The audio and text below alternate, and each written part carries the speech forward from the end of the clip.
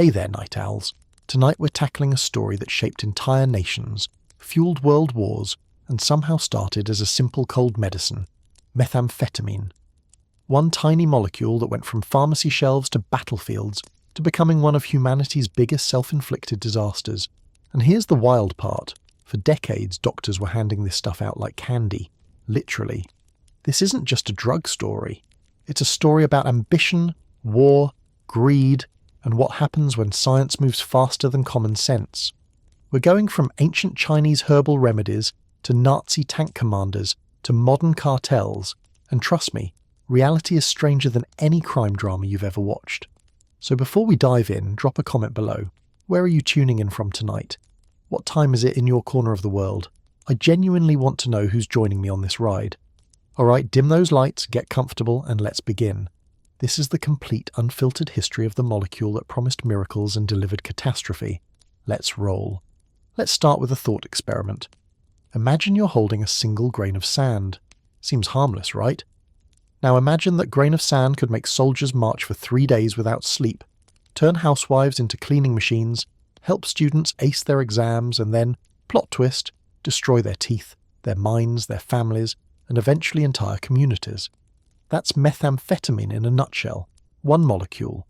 14 atoms arranged in a very specific pattern. Carbon, hydrogen, nitrogen. The same basic ingredients you'd find in a banana or a butterfly. And yet this particular arrangement has killed more people than many wars, filled more prisons than most crimes, and generated more money than several Fortune 500 companies combined. There's something almost poetic about it, in the darkest possible way. Here we have a substance that began its journey as a humble plant remedy in ancient China, used for thousands of years to treat coughs and help people breathe a little easier. Fast forward a few millennia, add some German precision, Japanese innovation, and American marketing genius, and suddenly you've got what some historians have called the most dangerous synthetic substance ever created by human hands. The transformation from healing herb to global catastrophe is one of those stories that makes you wonder whether humanity really learns anything from its mistakes, or whether we just keep finding new and creative ways to hurt ourselves. The philosophical weight of this story is staggering when you stop to think about it. We're talking about a single chemical formula, C10H15N, for those keeping score at home, that has touched virtually every corner of human experience. It's been in the bloodstreams of Nazi tank commanders and American fighter pilots. It's been prescribed to bored housewives and hyperactive children. It's been cooked in trailer parks and manufactured in pharmaceutical laboratories. It's been sold in pharmacies and distributed by some of the most violent criminal organizations on the planet. One molecule, countless contexts, and a body count that nobody can accurately measure, because frankly, we stopped counting somewhere around the point where it became too depressing. What makes this story particularly fascinating, and by fascinating I mean horrifying in a way that you can't look away from, is the sheer audacity of the scientific optimism that created it. The chemists and pharmacologists who synthesized and promoted methamphetamine weren't villains twirling their mustaches in dark laboratories. They were for the most part earnest researchers who genuinely believed they were improving human life.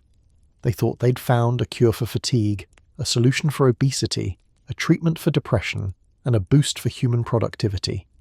They published papers and presented at conferences and patented their discoveries with all the pride of parents showing off a gifted child. The fact that their gifted child would grow up to become one of humanity's most destructive forces wasn't exactly in the brochure. This brings us to what I like to call the paradox of progress. Science moves forward, always forward, discovering new compounds and new applications and new ways to manipulate the fundamental building blocks of reality. But science doesn't come with a moral compass. It doesn't pause to ask whether a discovery should be pursued, only whether it can be. The chemists who created methamphetamine weren't thinking about the drug cartels of the 21st century. They weren't imagining the faces of addicts scratching their skin raw in pursuit of shadow people who don't exist.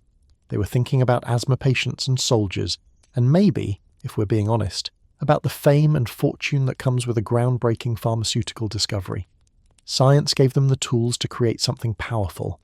Wisdom about how to use that power, well, that came later, if it came at all. The central question that haunts this entire history is deceptively simple. How does a medicine become a weapon? Not just any weapon, mind you, but what some public health officials have described as a weapon of mass destruction, operating in slow motion? The answer, unfortunately, isn't simple at all. It involves economics and politics and human psychology and the fundamental tension between individual freedom and collective safety. It involves the profit motives of pharmaceutical companies and the strategic calculations of military planners and the desperate choices of people living in poverty with no better options. It involves the way societies stigmatize some drugs while celebrating others, often based on nothing more than who's using them and how expensive they are. But before we get too deep into the philosophy, let's ground ourselves in the concrete reality of where this all began. Because methamphetamine didn't spring fully formed from a laboratory beaker. It has a lineage, a family tree, a prehistory that stretches back thousands of years to the windswept steppes of Central Asia and the ancient healing traditions of China. And that prehistory begins with a plant so unassuming, so genuinely boring looking, that you could walk past a field of it without a second glance. That plant is ephedra, and it's about to become the most important weed you've never heard of. Picture the landscape of ancient China, somewhere around 3,000 years ago. The terrain is harsh, the winters are brutal, and the concept of modern medicine is about 47 centuries away from being invented.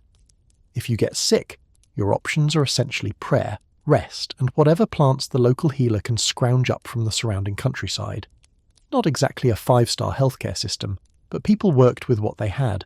And what they had, growing wild across the arid regions of northern China and Mongolia, was a scraggly, jointed plant that looked like someone had crossed a tiny pine tree with a piece of green coral. The plant grew in some of the most inhospitable environments imaginable. Rocky slopes, desert margins, places where sensible vegetation refused to go.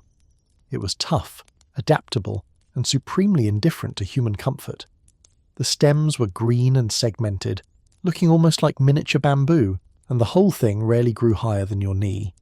If you were an ancient Chinese farmer walking past a patch of this stuff, you'd probably assume it was just another weed, barely worth noticing. You certainly wouldn't guess that inside those unremarkable stems was a chemical compound that would one day fuel world wars and destroy millions of lives. But ancient Chinese healers were nothing if not thorough. Over centuries of experimentation, some of it undoubtedly fatal, they had catalogued the medicinal properties of thousands of plants, minerals, and animal products. They had developed sophisticated theories about how the human body worked and how various substances affected it. They didn't have electron microscopes or mass spectrometers, but they had generations of accumulated observation and a willingness to try absolutely anything in the pursuit of health and longevity. Somewhere along the line, someone discovered that this particular scraggly weed could do remarkable things. The Chinese called it mahuang, which translates roughly to yellow hemp, or yellow astringent, depending on who you ask. The name doesn't exactly inspire confidence. It sounds more like something you'd use to make rope than something you'd put in your body. But ancient Chinese physicians discovered something remarkable about this unimpressive little shrub. When you dried its stems and brewed them into a tea, or ground them into a powder and mixed them with other herbs, something magical happened. Congested lungs cleared up. Asthmatic wheeze gave way to easier breathing. Fevers broke. People who had been coughing themselves raw suddenly found relief. The earliest written record we have of mahuang's medicinal use comes from a text called the Shen Nong Ben Chao Jing, attributed to the legendary Emperor Shen Nong, who may or may not have actually existed but definitely had excellent taste in pharmaceutical references. This text, compiled somewhere around 100 CE, but containing knowledge that was probably already ancient by then, lists mahuang as a treatment for respiratory ailments, fever, and chills. It was considered a medium-grade herb, not as powerful as the life-extending elixirs that emperors were always chasing, but solidly useful for the everyday problems that plagued ordinary people. What the ancient Chinese didn't know, because how could they, was exactly why mahuang worked so well. They understood the effects, but not the mechanism. They knew that drinking mahuang tea made your heart beat faster and your airways open up. They knew it could make you feel more alert and energetic. They knew it could suppress your appetite and help you stay awake through long nights of study or work. But the chemical explanation for all of this wouldn't come for another 2 millennia. They were, in essence, using a sophisticated stimulant without having the faintest idea what a stimulant was. The active ingredient hiding inside those scraggly green stems was ephedrine, an alkaloid compound that would eventually become the great-grandfather of the methamphetamine molecule. Ephedrine works by mimicking adrenaline in the body, triggering the same fight-or-flight responses that evolution designed to help us escape saber-toothed tigers. Your blood vessels constrict, raising your blood pressure. Your bronchial tubes dilate, letting more air into your lungs. Your heart pumps faster and harder. Your brain gets a little shot of alertness. For someone struggling to breathe through a nasty cold, this is excellent news. For someone with no medical problems who just wants to stay awake for 3 days straight, this is also pretty good news, though with some significant fine print that nobody bothered to read. What makes ephedrine particularly interesting from a pharmacological perspective is its durability. Unlike pure adrenaline, which breaks down almost immediately in the body, ephedrine is chemically stable enough to survive the digestive process and provide sustained effects over several hours. This was a huge advantage for medical applications. You could take a dose of mahuang tea in the morning and feel the effects well into the afternoon. But this same durability would prove to be a double-edged sword. A drug that stays active in your system for hours is a drug that's harder to get rid of when you've had enough. It's also a drug that's more likely to disrupt normal sleep patterns, which creates its own cascade of problems. The ancient Chinese physicians who used mahuang understood its power, even if they couldn't explain it in biochemical terms. Traditional Chinese medical texts warned against using the herb in excess. They noted that it could cause restlessness, insomnia, and a racing heart. They understood, on some level, that this was not a substance to be taken lightly. But these warnings were embedded in a broader medical system that emphasized balance and moderation. Mahuang was one tool among many, to be used carefully and in combination with other treatments. It would take Western pharmaceutical companies to isolate the active ingredient and turn a careful medicine into a blunt instrument. For centuries, mahuang remained a relatively obscure remedy, known primarily in China and the surrounding regions. It wasn't a cure-all or a wonder drug, just a useful tool in the traditional healer's kit, pulled out when respiratory problems struck and put back on the shelf otherwise. It spread slowly along trade routes, eventually making its way to Japan and Southeast Asia, where local healers incorporated it into their own medical traditions. But it remained fundamentally a plant medicine, limited by the natural concentrations of ephedrine in its stems and the relatively crude methods available for extracting and concentrating its active ingredients.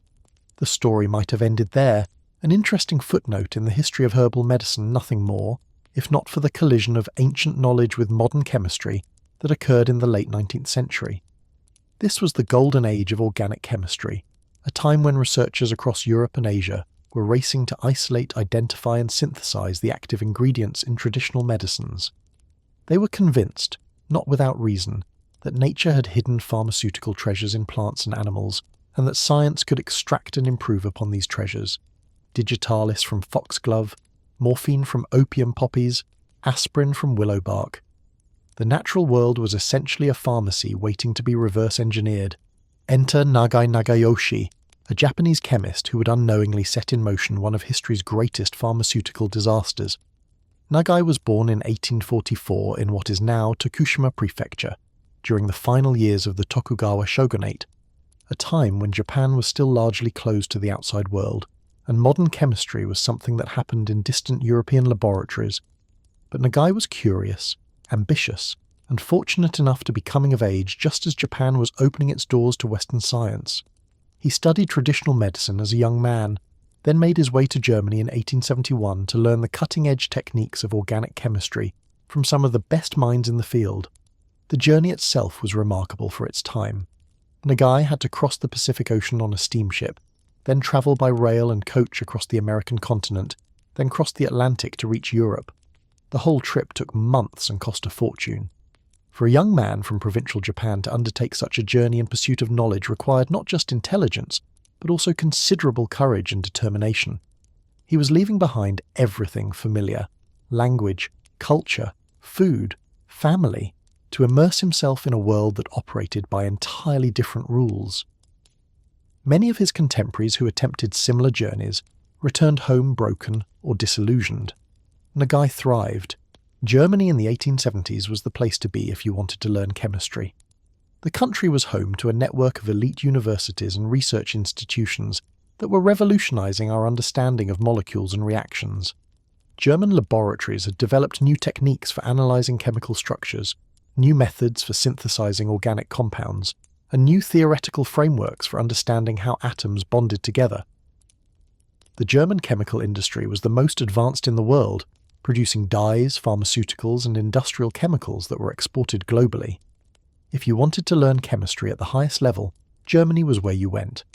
Nagai studied under August Wilhelm von Hofmann at the University of Berlin, learning the techniques of structural analysis and synthesis that would define his career.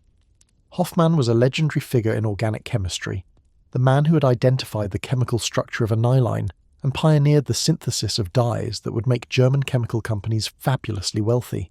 He was demanding, meticulous, and expected nothing less than excellence from his students. Working in his laboratory was like serving an apprenticeship with a master craftsman, except the craft involved manipulating invisible molecules, and the tools were glassware, reagents, and an almost superhuman attention to detail. Nagai absorbed the German approach to science, methodical, precise, relentlessly focused on practical applications, and he brought this approach back to Japan when he returned in 1883, armed with a newly minted doctorate and a head full of ideas about what he might accomplish. One of those ideas involved mahuang. Nagai knew about the plant's traditional uses in East Asian medicine, and he suspected that isolating its active ingredient might yield valuable pharmaceutical applications. In 1885, working at a laboratory in Tokyo, he succeeded in extracting ephedrine from mahuang in pure crystalline form. It was a significant achievement, the kind of discovery that gets your name into chemistry textbooks and earns you professional recognition. Nagai published his findings and continued with his research, moving on to other projects and other molecules, probably without any sense that he'd just taken the first step towards something catastrophic. Ephedrine, in its isolated form, turned out to be even more useful than mahuang tea. It could be precisely dosed, it could be standardized, it could be shipped and stored without losing potency. Pharmaceutical companies began producing it for medical use, initially for the same applications that had made mahuang valuable: asthma, congestion, respiratory ailments. But pure ephedrine was more powerful than the plant extract, and it soon found new applications. Athletes discovered it could boost performance. Students discovered it could help them cram for exams. Dieters discovered it could suppress appetite. The line between medicine and enhancement started getting blurry almost immediately.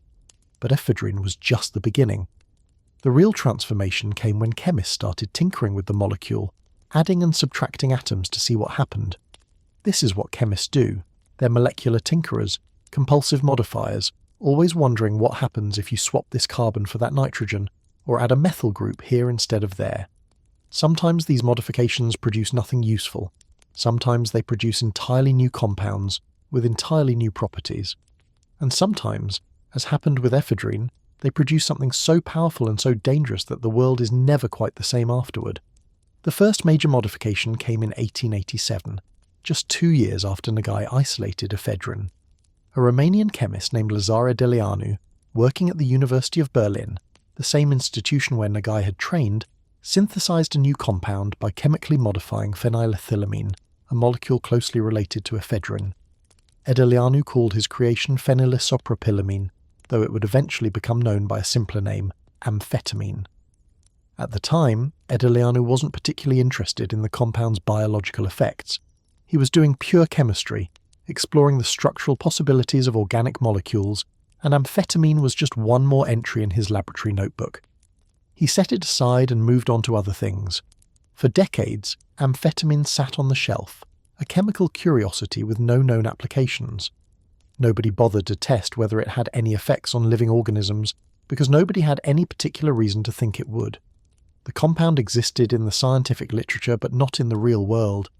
It took another 40 years before anyone got around to asking the obvious question: what happens when you give this stuff to people?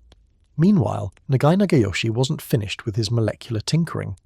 In 1893, working with his student Kanao Miura, he took the modification process one step further. Starting with ephedrine, Nagai and Miura added a methyl group to the nitrogen atom in the molecule's structure, a relatively simple chemical transformation that would have profound consequences. The result was a new compound they called methamphetamine, though they probably didn't realize they'd just created what would become one of the most addictive and destructive substances in human history. The transformation of these laboratory curiosities into substances that actually affected people, and eventually nations, began in earnest in the 1920s and 1930s. This was an era of pharmaceutical optimism, when drug companies were racing to find new treatments for everything from heart disease to depression to the common cold. Competition was fierce, patents were valuable, and anything that could be marketed as a medical breakthrough was worth pursuing. The moral and regulatory frameworks that might have slowed this process down were either non-existent or hopelessly inadequate. Drug companies could essentially test new compounds on the public and see what happened. In 1929, an American chemist named Gordon Alice was looking for a treatment for asthma. Alice knew about ephedrine and its effectiveness, but ephedrine had some significant drawbacks. It wasn't particularly stable, it was expensive to produce, and the supply from mahuang plants was unreliable. He wondered whether he could find a synthetic alternative that would work just as well, but be cheaper and easier to manufacture. In the process of his research, Alice rediscovered amphetamine, the compound that Idaliano had synthesized and forgotten 4 decades earlier. Alice decided to test amphetamine on himself, a practice that was common enough among researchers at the time, though it would give modern institutional review boards collective cardiac arrest.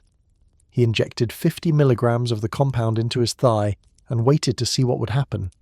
What happened was remarkable. Alice felt a surge of energy and alertness. His mood lifted, his fatigue evaporated. He felt confident, capable, ready to take on the world. He also noticed that his blood pressure rose and his appetite disappeared, but these seemed like minor side effects compared to the profound sense of well-being that had washed over him. Alice had just discovered what millions of people would eventually experience, the amphetamine high. He had also, without knowing it, uncovered the fundamental trap that would ensnare countless users in the decades to come. Amphetamine feels good, really, genuinely good, at least at first. It delivers a clean burst of energy and confidence that makes whatever you're doing seem easier and more enjoyable. The problem is that this feeling doesn't last, and chasing it leads down increasingly dark and destructive paths. But Alice didn't know that yet. In 1929, all he knew was that he'd found something powerful, and powerful meant profitable. The pharmaceutical industry moved quickly. Smith, Kline and French, a major American drug company, licensed Alice's discovery and began marketing amphetamine under the brand name Benzedrine. Initially, they sold it as an over-the-counter inhaler for nasal congestion, a remarkably casual approach to distributing a powerful stimulant that makes modern drug regulation look almost paranoid by comparison. The inhalers contained amphetamine-soaked cotton strips that users could sniff to relieve their stuffy noses. The fact that users also experienced a pleasant buzz and surge of energy was officially considered a side effect, though it was pretty clearly the main attraction for many customers. Benzedrine inhalers became wildly popular. You could buy them at any pharmacy without a prescription. They cost about 50 cents a piece, and they worked remarkably well for congestion, which gave users a convenient excuse to keep buying them even after their colds had cleared up. College students discovered that Benzedrine helped them study through the night. Truck drivers discovered it helped them drive through the night. Housewives discovered it helped them power through endless household chores while maintaining an appropriately cheerful attitude.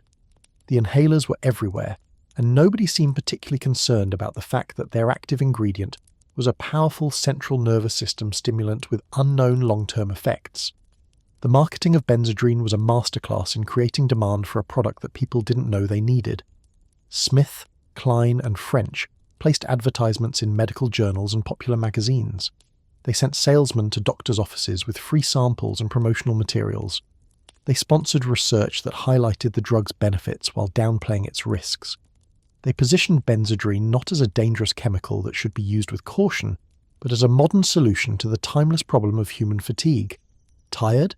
Take Benzedrine. Depressed? Take Benzedrine. Overweight? Benzedrine can help with that too. The message was that this was a wonder drug, a chemical key to unlock human potential, and the only people who weren't taking it were the ones who hadn't heard about it yet. The success of Benzedrine spawned a host of imitators. Other pharmaceutical companies developed their own amphetamine products under different brand names. Dexedrine, Methedrine, Desoxin. The market was suddenly flooded with stimulants, each promising to be slightly better than the competition. Doctors began prescribing these drugs for an ever-expanding list of conditions: depression, obesity, narcolepsy, fatigue, low motivation, hyperactivity in children. The underlying assumption was that if a little stimulation was good, more stimulation must be better.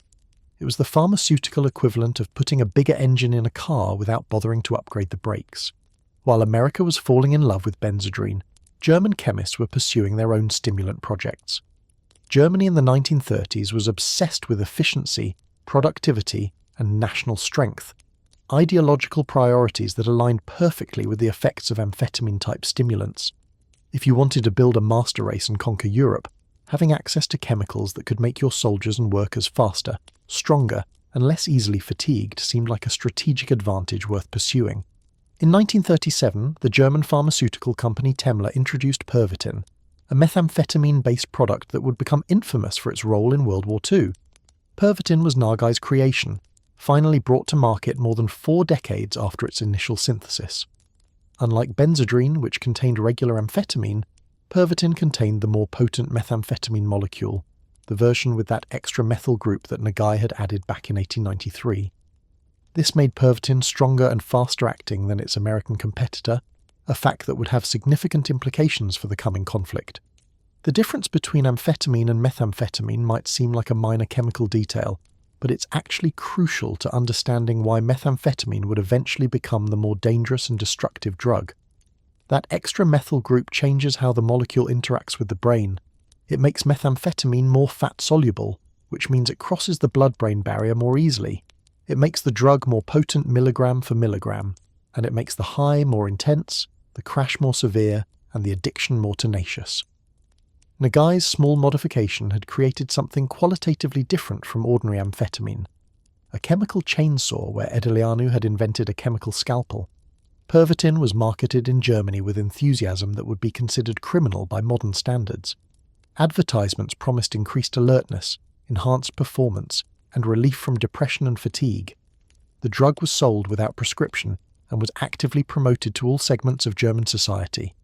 Factory workers took it to boost productivity. Students took it to improve academic performance. Housewives took it to manage the demands of domestic life. The slogan was essentially Pervitin, for when life is hard and you need to be harder. Nobody mentioned anything about addiction, psychosis, or the catastrophic consequences of long-term use. Why would they? That would be bad for sales. The Japanese, who had been pioneers in the initial synthesis of methamphetamine, were not about to let the Germans corner the market on chemical performance enhancement. In 1941, a Japanese pharmaceutical company began producing its own methamphetamine product under the brand name Philipon, a name derived from the Greek word for love of work, which tells you pretty much everything you need to know about how the drug was being positioned. Philipon was heavily promoted to the Japanese military, which saw obvious applications for a substance that could keep soldiers alert and functional for days on end without food or sleep. So by the eve of World War II, we had arrived at a remarkable situation.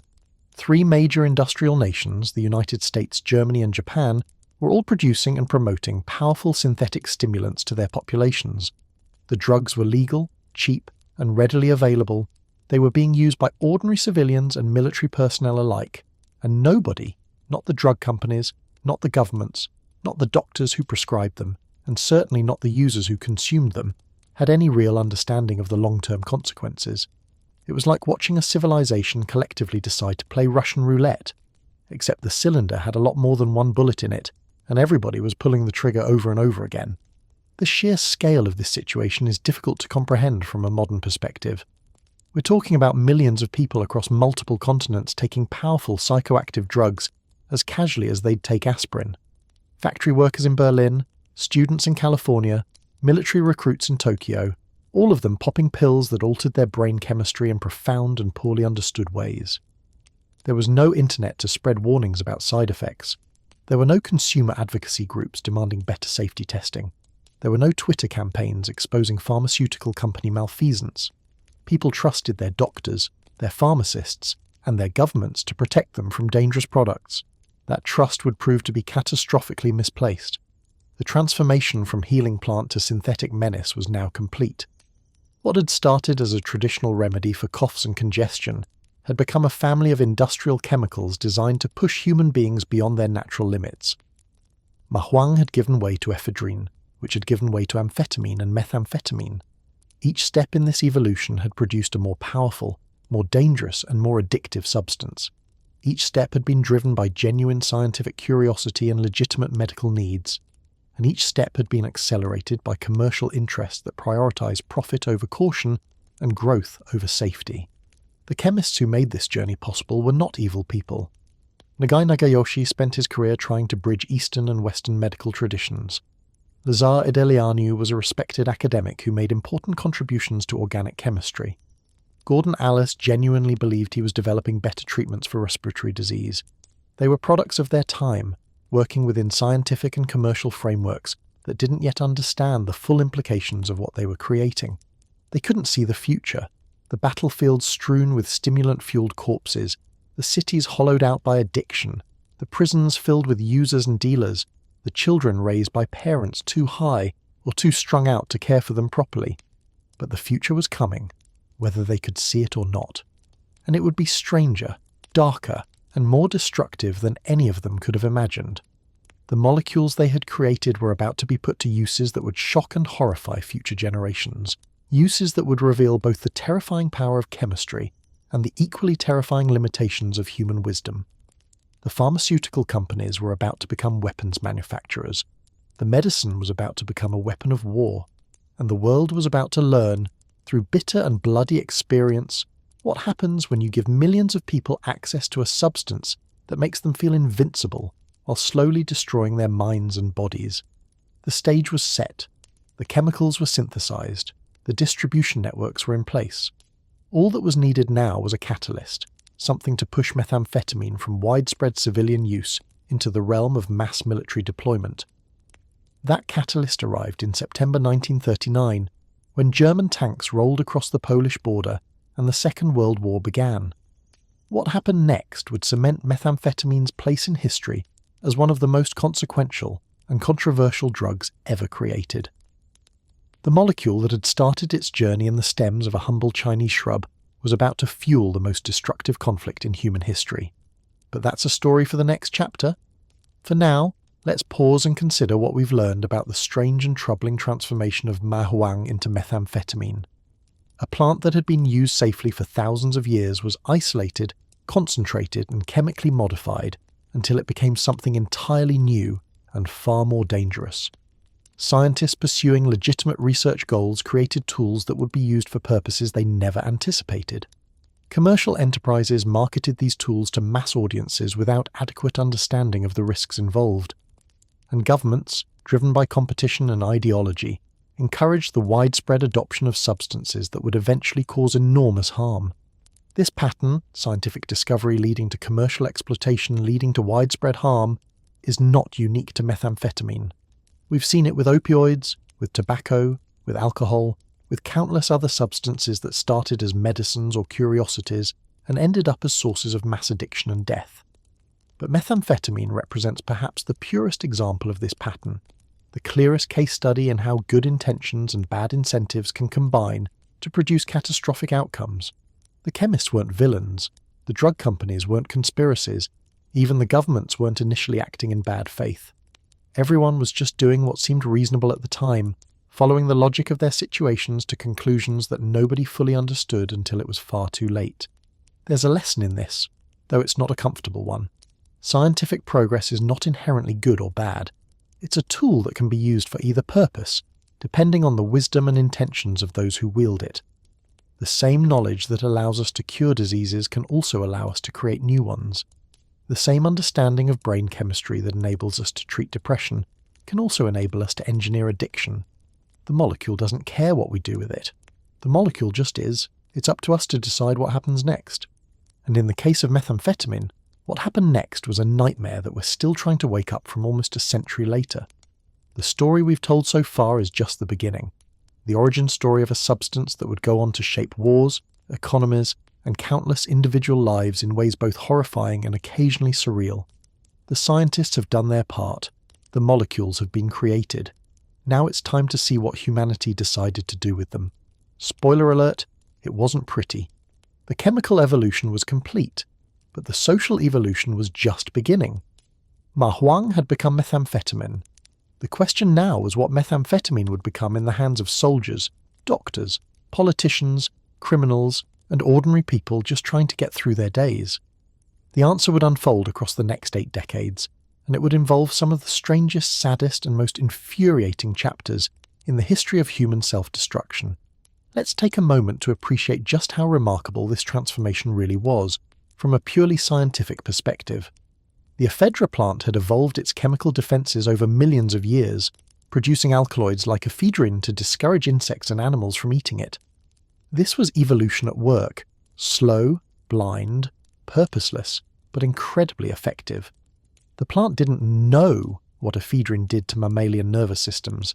It just happened to produce a chemical that made herbivores feel jittery and uncomfortable, so they moved on to easier meals. For eons, this arrangement worked perfectly. The plant thrived. The herbivores found other things to eat. Everybody was happy. Then along came humans, with our unique combination of curiosity, tool-making ability, and willingness to put absolutely anything in our mouths if we thought it might make us feel better. We discovered that the same chemical that made sheep nervous made humans feel alert and clear-headed. We figured out how to concentrate and purify this chemical, and then, because we apparently can't leave well enough alone, we figured out how to modify it into something far more powerful than nature ever intended. In the space of about 50 years, we took a plant's evolutionary accident and turned it into one of the most addictive substances known to science. If that's not a metaphor for human ingenuity and human folly wrapped into one package, I don't know what is. The timing of these discoveries is worth noting as well. The late 19th and early 20th centuries were a period of almost manic optimism about the potential of chemistry to solve human problems. This was the era that gave us synthetic dyes, artificial fertilizers, new explosives, and revolutionary medicines. Scientists were uncovering the fundamental rules that governed how atoms combined and recombined, and they were using this knowledge to create materials and substances that had never existed before. The mood in the scientific community was something like the mood in Silicon Valley in the 1990s, a sense that anything was possible, that every problem had a solution, and that the future was going to be better than anyone could imagine. This optimism was not entirely unfounded. Chemistry really was delivering remarkable improvements in human life. Anesthesia made surgery survivable, antiseptics reduced infection, vaccines prevented diseases that had killed millions. Synthetic drugs offered new treatments for conditions that had been death sentences for centuries.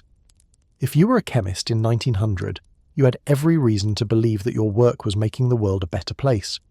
The dark side of this progress, the environmental pollution, the industrial accidents, the unforeseen consequences of new substances, was either invisible or easily dismissed as the price of advancement.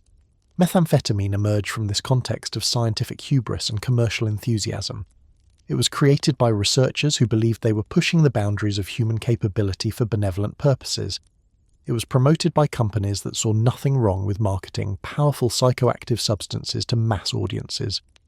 It was embraced by governments that saw chemical enhancement of their populations as a legitimate tool of national policy. Nobody involved in this process thought they were doing anything wrong. They were just following the logic of their time, which said that science was good, progress was inevitable, and the future belonged to those bold enough to seize it. The tragedy is that they weren't entirely wrong. Amphetamines and methamphetamines do have legitimate medical uses.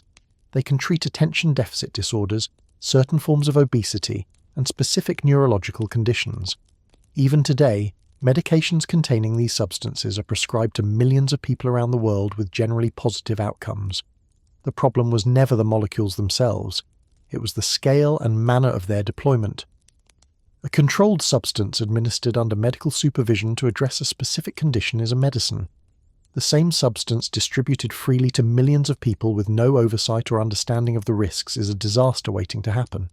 Consider the contrast between how we handle methamphetamine today versus how it was handled in the 1930s.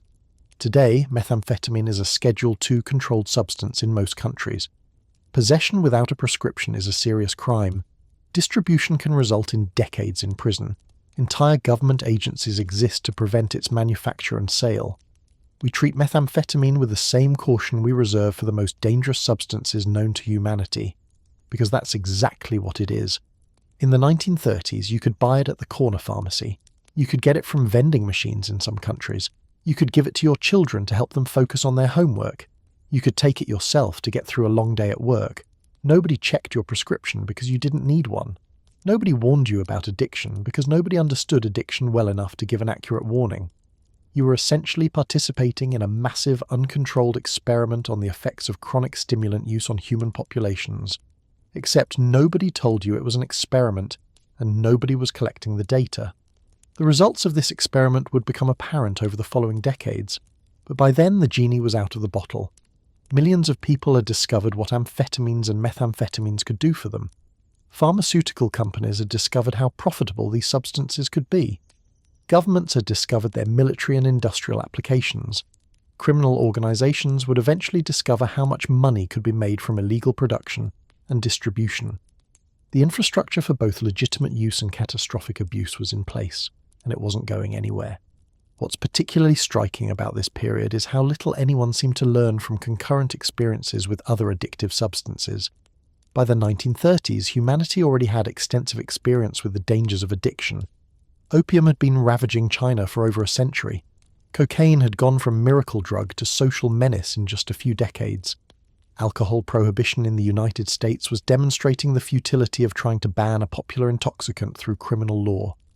All the warning signs were there, blinking in neon letters, screaming that powerful psychoactive substances require careful handling and robust safeguards. Yet none of these lessons were applied to amphetamines. The pharmaceutical industry promoted them aggressively.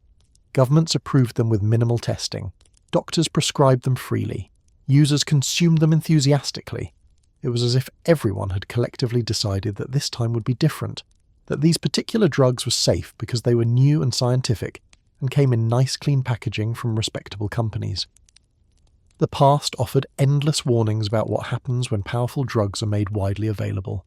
The present chose to ignore every single one of them. Part of the problem was the nature of stimulant addiction itself. Unlike opioid addiction, which produces obvious physical dependence and dramatic withdrawal symptoms, stimulant addiction develops more insidiously.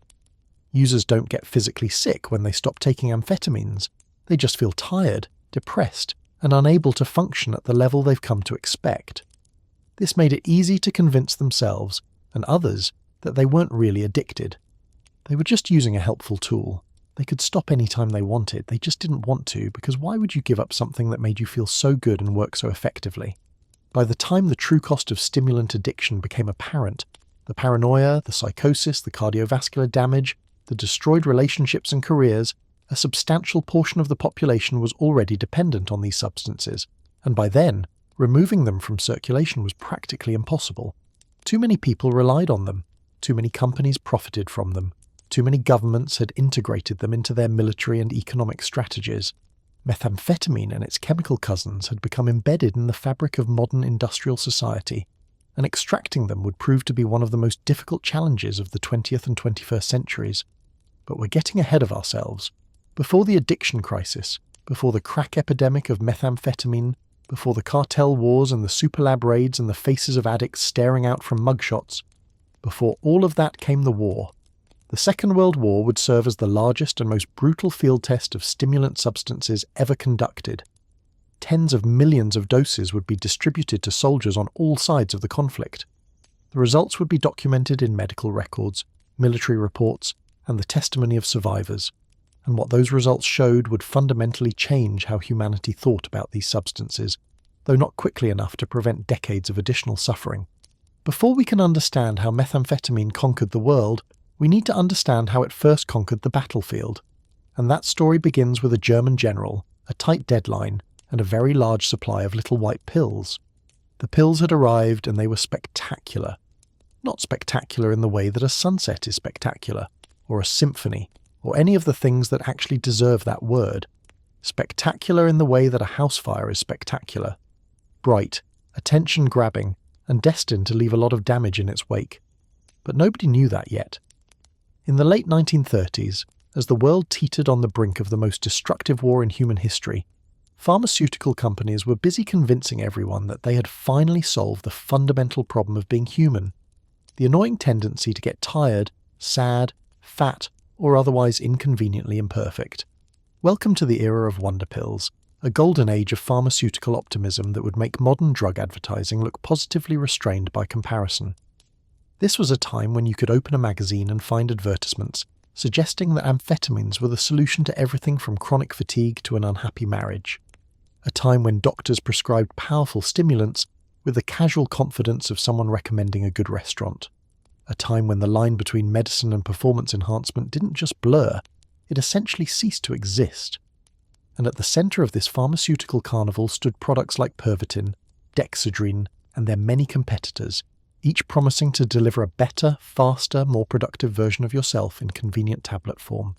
The marketing of these drugs was nothing short of genius, if your definition of genius includes a complete disregard for long-term consequences and an almost sociopathic focus on short-term profits. Pharmaceutical companies had figured out something important. People don't just want to be healthy, they want to be better than healthy. They want to be optimized.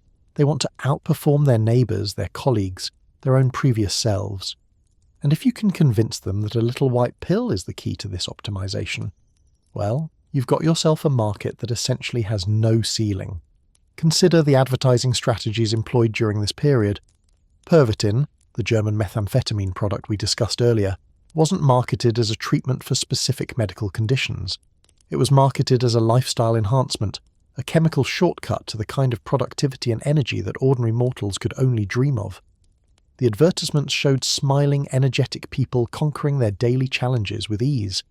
They used phrases like mental alertness and physical performance and enhanced concentration. They positioned the drug not as something you took when you were sick, but as something you took when you wanted to be more than you currently were. It was essentially the original biohacking product, except nobody called it that because the word hadn't been invented yet, and also because it was methamphetamine. The German pharmaceutical company Temmler, which produced Pervitin, understood something crucial about consumer psychology. People are much more willing to take a drug if they don't think of it as a drug. Call it medicine, and you've limited your market to sick people.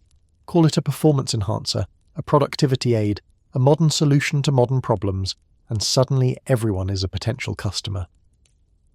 Temmler's marketing materials emphasized that Pervitin was suitable for healthy individuals who simply wanted to function at a higher level. Tired after a long day at work? Pervitin. Struggling to meet a deadline? Pervitin. Want to stay alert during a long drive? You know the answer.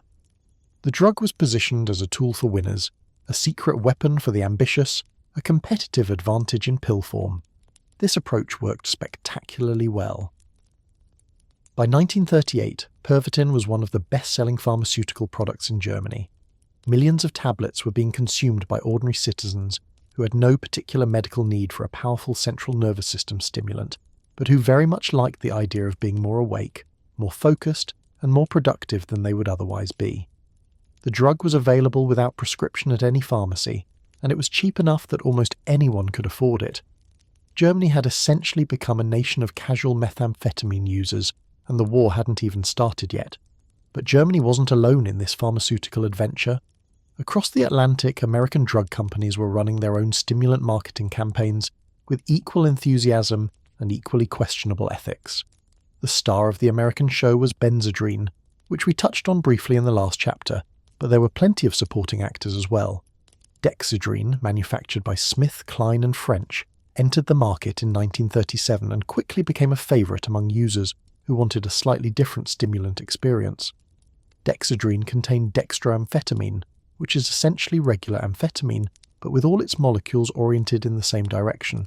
A chemical distinction that sounds minor, but actually makes the drug more potent and longer lasting. If Benzedrine was beer, Dexedrine was whiskey. Both would get you where you wanted to go, but one would get you there faster and keep you there longer. The marketing of Dexedrine was particularly clever in its targeting. While Benzedrine had been positioned primarily as a treatment for congestion and fatigue, Dexedrine was marketed more aggressively towards specific demographics. Students preparing for exams, professionals facing demanding deadlines, athletes seeking competitive advantages. The message was clear: this isn't a drug for sick people. This is a drug for people who want to win. Smith, Kline and French even sponsored research suggesting that Dexedrine could improve academic performance, research that was enthusiastically cited in marketing materials, despite being funded by the company that stood to profit from positive results. Not exactly the gold standard of scientific objectivity, but nobody seemed particularly bothered by this conflict of interest at the time. The academic market for stimulants deserves particular attention because it established patterns that would persist for decades. College campuses in the late 1930s were competitive environments, where students faced enormous pressure to perform. Exam periods were particularly intense, with students cramming weeks of material into days of frantic study. The pharmaceutical companies recognized this as a market opportunity of remarkable potential. Here was a captive audience of young, ambitious people who would do almost anything to get ahead, and who had easy access to pharmacies and disposable income to spend on study aids. The marketing to students was both subtle and effective. Direct advertising to young people might have raised eyebrows, so the companies took a different approach. They published articles in academic journals about the cognitive enhancing properties of amphetamines. They provided free samples to university health clinics. They encouraged doctors to recommend stimulants to students who complained of difficulty concentrating. The message percolated through campus culture until taking pills to study became as normal as drinking coffee to stay awake. By the end of the decade, stimulant use was endemic on American college campuses, and the pharmaceutical companies had established a market that would prove remarkably durable. The targeting of professional workers followed a similar pattern but with different messaging. Here the pitch wasn't about getting better grades, it was about getting ahead in your career. Advertisements in business publications suggested that stimulants could give ambitious professionals the edge they needed in competitive markets. The pills were positioned as tools for the modern executive, chemical aids for the man, and it was usually presented as a man who wanted to work longer hours, close more deals, and climb the corporate ladder faster than his rivals. The message was seductive because it tapped into anxieties that were very real. Competition for good jobs was fierce, economic security was fragile, and the promise of a pharmaceutical shortcut to success was hard to resist. What's particularly interesting about the professional market is how it intersected with changing norms around work and productivity. The late 1930s saw the emergence of what we might call the cult of overwork, the idea that true success required sacrificing everything else, health, relationships, leisure, on the altar of career advancement. Stimulants fit perfectly into this ideology. They allowed workers to push beyond normal human limits, to ignore their body's signals of exhaustion, to keep going when every instinct screamed for rest. The drugs weren't just solving a problem, they were enabling a fundamentally unsustainable approach to work. But unsustainability sells, at least in the short term, and the pharmaceutical companies were very focused on the short term. The most remarkable aspect of this marketing free-for-all was how completely it normalized the casual use of powerful psychoactive substances. Today, if a pharmaceutical company suggested that healthy people should take stimulants to enhance their productivity, there would be congressional hearings and front-page exposés and probably a few class-action lawsuits. In the 1930s, it was just good advertising. The assumption was that if a drug was legal and sold by a reputable company, it must be safe. The idea that pharmaceutical companies might prioritize profits over patient welfare was simply not part of the public consciousness. People trusted their doctors, trusted their pharmacists, and trusted the smiling faces in the advertisements. That trust would prove to be extraordinarily expensive. Let's talk about doctors for a moment, because they played a crucial role in this pharmaceutical illusion. In the late 1930s and early 1940s, the medical profession was undergoing a transformation. The old model of the country doctor who knew every patient personally and prescribed treatments based on decades of experience was giving way to a new model based on scientific medicine and pharmaceutical intervention. Doctors were increasingly relying on drugs to treat conditions that previous generations had managed through rest, diet, and time. This wasn't necessarily a bad thing. Scientific medicine saved countless lives and continues to do so. But it also created an environment where reaching for the prescription pad became the default response to almost any complaint. Pharmaceutical companies recognized this shift and moved quickly to exploit it. They sent armies of sales representatives, known in the industry as detail men, to doctors' offices across the country. These representatives came bearing gifts, free samples, promotional materials, sponsored lunches, and an endless supply of studies suggesting that their products were safe, effective, and appropriate for a wide range of conditions. The detail men were trained in the art of persuasion, taught to build relationships with physicians and to position their products as solutions to problems the doctors didn't even know they had. A patient complaining of fatigue? That sounds like a case for Benzedrine. A housewife feeling overwhelmed by her responsibilities? Perhaps Dexedrine would help her cope. A student struggling to concentrate? There's definitely a pill for that. The detail man system was a masterpiece of pharmaceutical marketing, and it deserves examination because it established patterns that persist in modified form to this day. These weren't just salesmen pushing products, they were relationship builders, trusted advisors, sources of information that doctors came to rely on. A detail man who visited regularly, who remembered the doctor's birthday, who always had the latest research at his fingertips, became a fixture in the medical practice. And because doctors were busy people with limited time to read the endless stream of medical literature, they often relied on detail men to keep them informed about new treatments and new applications for existing drugs. The obvious problem with this arrangement is that detail men worked for pharmaceutical companies, not for patients. Their job was to increase sales, and they were evaluated and compensated based on how much product they moved. This created an inherent conflict of interest that should have been obvious to everyone involved but somehow wasn't. Detail men naturally emphasized the benefits of their products while downplaying the risks. They naturally suggested that drugs were appropriate for a wider range of conditions than the evidence supported. They naturally built relationships that made doctors feel obligated to prescribe their products. None of this was illegal, and much of it wasn't even consciously manipulative. It was just business, operating according to its own internal logic, with consequences that no one wanted to acknowledge. The medical schools of the era bear some responsibility as well. Future doctors were being trained to think of pharmaceutical intervention as the default response to patient complaints.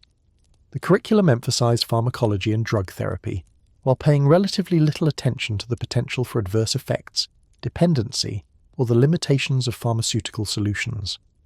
Medical students learned about the wonders of modern medicine, the miracles that drugs could achieve, but they received far less education about the ways that drugs could harm patients, or about the pharmaceutical industry's commercial incentives. They graduated with impressive knowledge of how drugs worked, but limited skepticism about whether they should be used. The result was a feedback loop that steadily expanded the market for stimulants.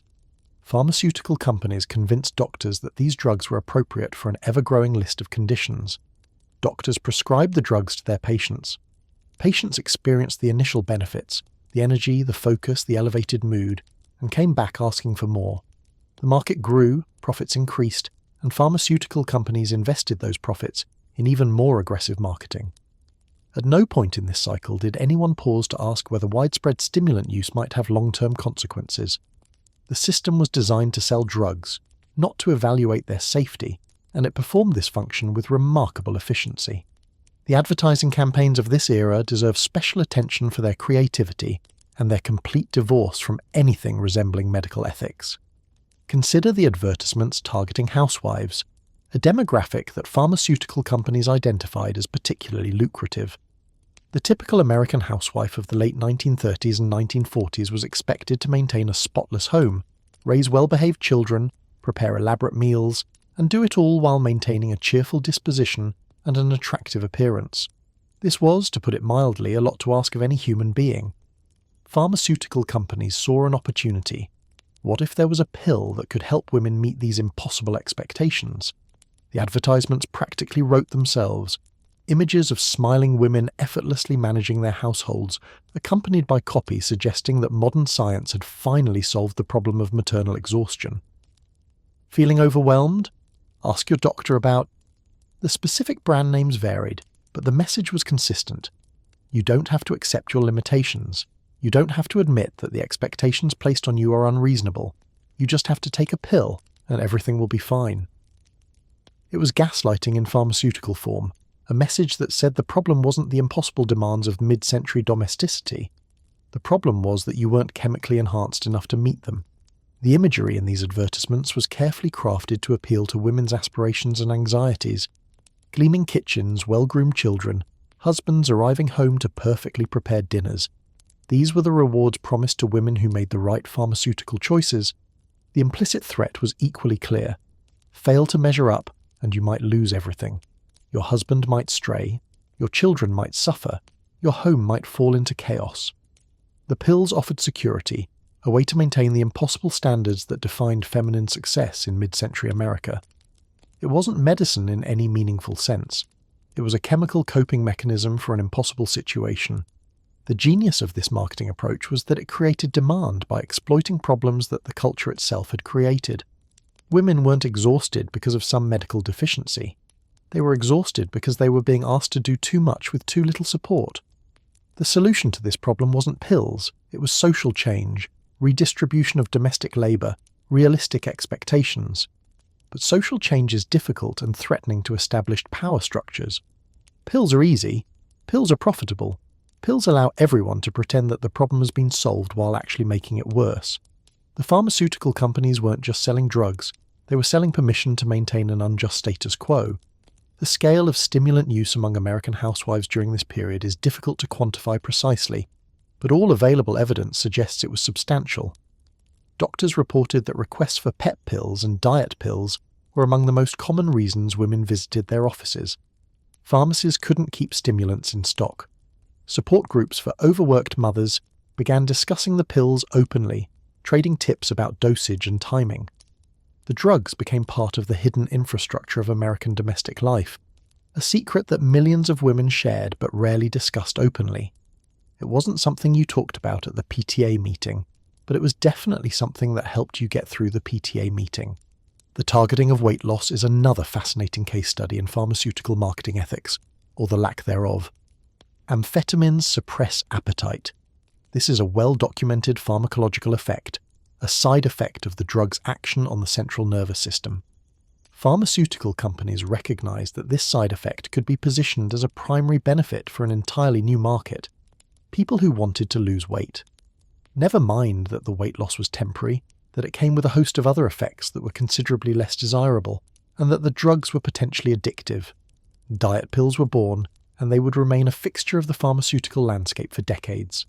The marketing of amphetamines for weight loss was particularly aggressive in targeting women, who faced intense social pressure to maintain slender figures despite having limited access to gyms, personal trainers, or any of the other resources that modern weight management relies on.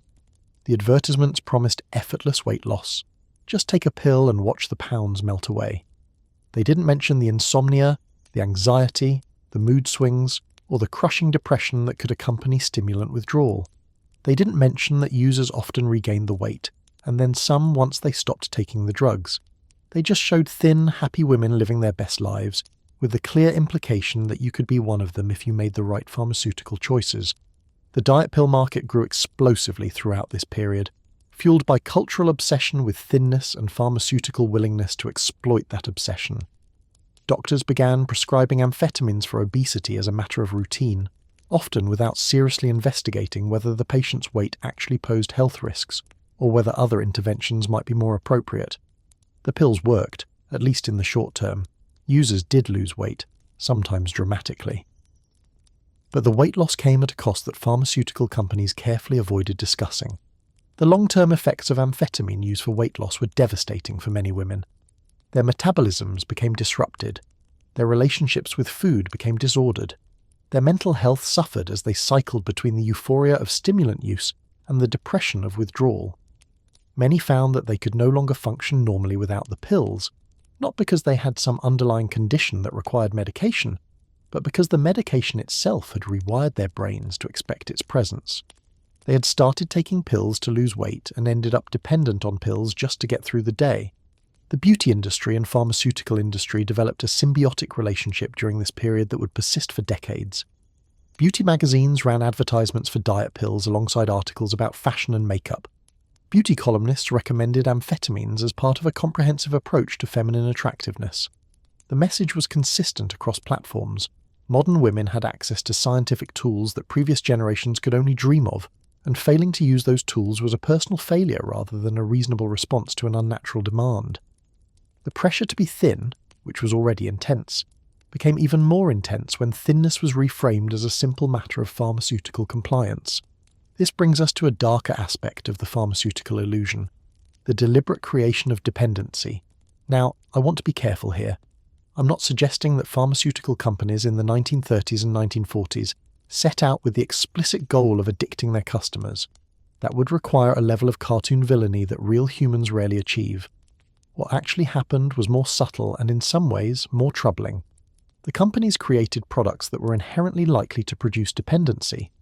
They marketed these products in ways that encouraged regular ongoing use. They downplayed or ignored warning signs about addiction potential, and they profited enormously from the resulting epidemic of stimulant dependence. The mechanics of stimulant dependency are well understood today, though they were less clear to researchers in the pre-war era. When you take an amphetamine or methamphetamine, your brain releases a massive surge of dopamine, the neurotransmitter associated with pleasure and reward. This surge feels good, really good. Your mood lifts, your energy increases, you feel confident and capable and ready to take on the world. The problem is that your brain wasn't designed to handle this level of dopamine on a regular basis. With repeated exposure, it starts to adapt. It becomes less sensitive to dopamine, requiring larger doses to achieve the same effect. It also becomes less capable of producing normal amounts of dopamine on its own, which means that when you're not on the drug, you feel worse than you did before you started using it. This is the trap of stimulant dependency, and pharmaceutical companies walked millions of customers right into it. The initial prescription or purchase was just the beginning. Users who experienced the initial benefits, the energy, the focus, the weight loss, naturally wanted to continue experiencing them. But as tolerance developed, they needed larger doses or more frequent doses to maintain the same effect. When they tried to cut back or quit, they experienced withdrawal symptoms, crushing fatigue, depression, inability to concentrate, weight gain. The obvious solution from the user's perspective was to keep taking the drug, and the pharmaceutical companies were happy to keep supplying it. What makes this particularly troubling is that the companies had access to information suggesting that their products were more dangerous than they let on. Reports of adverse effects were accumulating. Doctors were noting cases of patients who couldn't stop taking the drugs, who were developing paranoid symptoms, who were experiencing cardiovascular problems. These reports weren't systematically collected or analysed. The modern system of pharmacovigilance didn't exist yet, but they were there, available to anyone who bothered to look. The pharmaceutical companies, by and large, did not bother to look. They were selling a product that people wanted, and that was enough. The lack of regulatory oversight during this period was breathtaking by modern standards.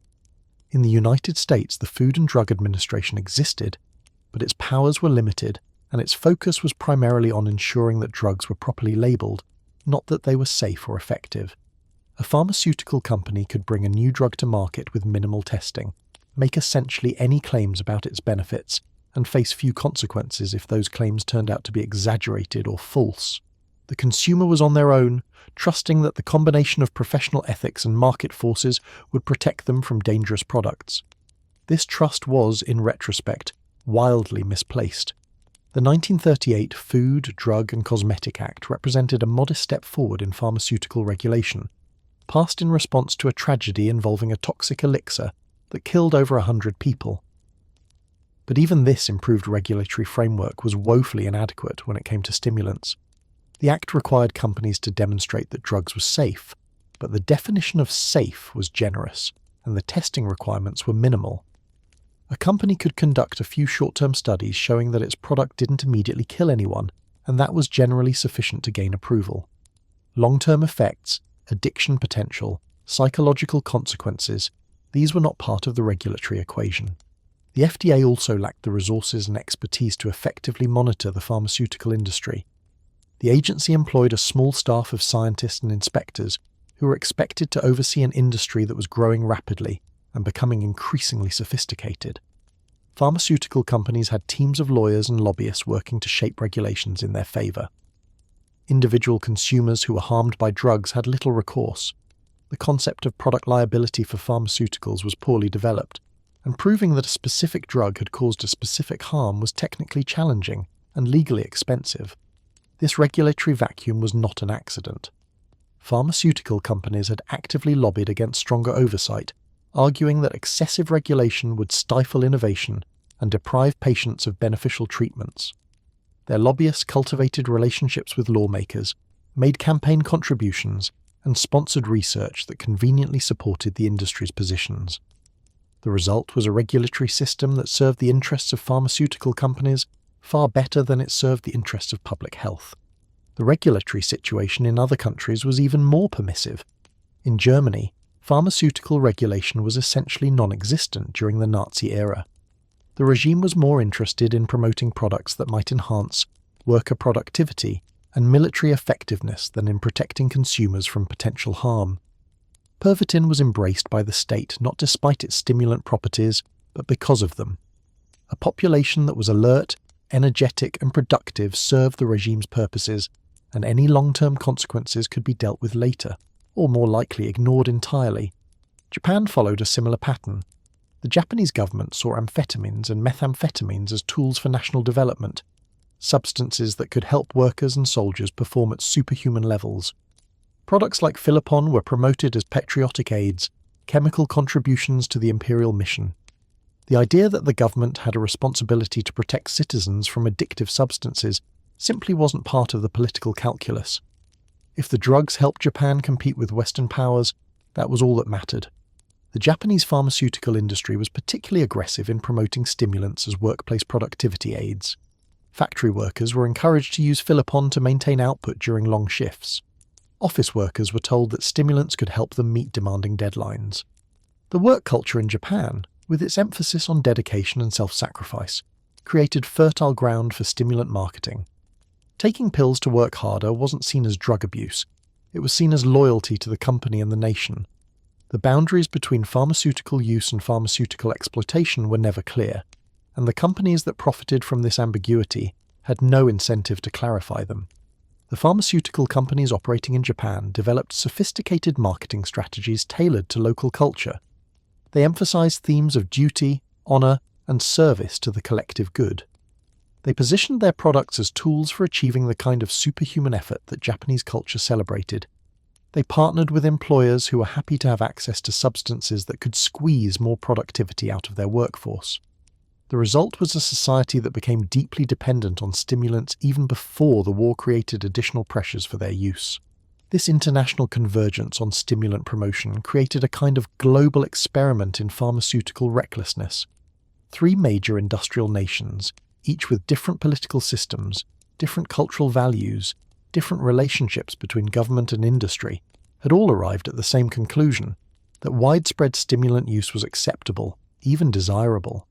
They had all embraced the pharmaceutical illusion, the belief that human limitations could be overcome through chemistry, and they were all about to discover, through bitter experience, the consequences of this belief. The culture that emerged around these wonder pills was fascinating in its combination of naivety and sophistication. Users developed elaborate rituals and justifications for their consumption. Students would carefully time their benzodrine doses to maximize study efficiency. Workers would calibrate their Pervitin intake to get through demanding shifts. Housewives would take their diet pills in the morning to suppress appetite throughout the day. Everyone had a system, a method, a belief that they were using the drugs intelligently and responsibly. They were in control, not the other way around. This is, of course, exactly what addiction feels like from the inside. The conviction that you're making rational choices, that you could stop any time you wanted, that you're different from those other people who have problems with drugs. The sharing of tips and techniques among users created informal networks of knowledge that operated parallel to official medical channels. Women would trade advice about which brands worked best, what dosages to use, how to time doses to avoid insomnia. Students would share strategies for exam preparation that involved carefully planned stimulant regimens. These networks normalized drug use by creating communities of practice around it. If everyone you knew was using pills, and everyone seemed to be doing fine, then obviously the pills must be safe. The absence of immediate dramatic harm was mistaken for evidence of long-term safety. Some users became informal evangelists for their pharmaceutical discoveries. A housewife who found that stimulants helped her manage her household would enthusiastically recommend them to friends and neighbours. A student who aced an exam after a benzodrine-fueled study session would tell everyone he knew about his secret weapon. This word-of-mouth marketing was perhaps even more effective than professional advertising because it came from trusted sources and was delivered with genuine enthusiasm. People believe their friends more than they believe advertisements, and their friends were telling them that these pills were amazing. The entertainment industry played its own role in normalizing stimulant use. Actors and musicians who used amphetamines to maintain grueling performance schedules became inadvertent advertisements for the drugs. Jazz musicians spoke openly about using benzodrine to fuel all-night jam sessions. Hollywood stars maintained their glamorous images with the help of pharmaceutical support that was barely concealed. The message to ordinary people was clear. Successful, attractive, creative people used these drugs. If you wanted to be more like them, maybe you should use them too. The social normalization of pill popping during this era had effects that extended far beyond the individual users. It changed how society thought about human performance and human limitations. If someone couldn't keep up with their workload, The solution wasn't to reduce the workload, it was to enhance the worker. If someone couldn't maintain an impossible standard of thinness, the solution wasn't to question the standard, it was to take a pill that would suppress appetite. The drugs became a band-aid for systemic problems, a way of avoiding difficult conversations about expectations and sustainability. Why redesign the workplace when you can just chemically modify the workers? Why challenge beauty standards when you can sell pills that help women conform to them? This pharmaceutical approach to human imperfection would have lasting consequences for how we think about mental health and human performance. The seed planted during this era, the idea that there's a pill for everything, that chemical intervention is the first response to any problem, would bloom into a pharmaceutical culture that persists to this day. The specific drugs have changed, the regulations have tightened, the marketing has become more subtle, but the fundamental assumption remains: human beings are problems to be solved through chemistry. Whether you call them wonder pills or smart drugs or performance enhancers, the underlying premise is the same one that Temler and Smith, Klein and French were selling in the 1930s. We've just gotten more sophisticated about how we package it. The legacy of this pharmaceutical approach extends far beyond stimulants. The playbook developed during the wonder pill era, aggressive marketing, targeted advertising, exploitation of cultural anxieties, cultivation of medical gatekeepers, would be applied to countless other drug categories in the decades that followed.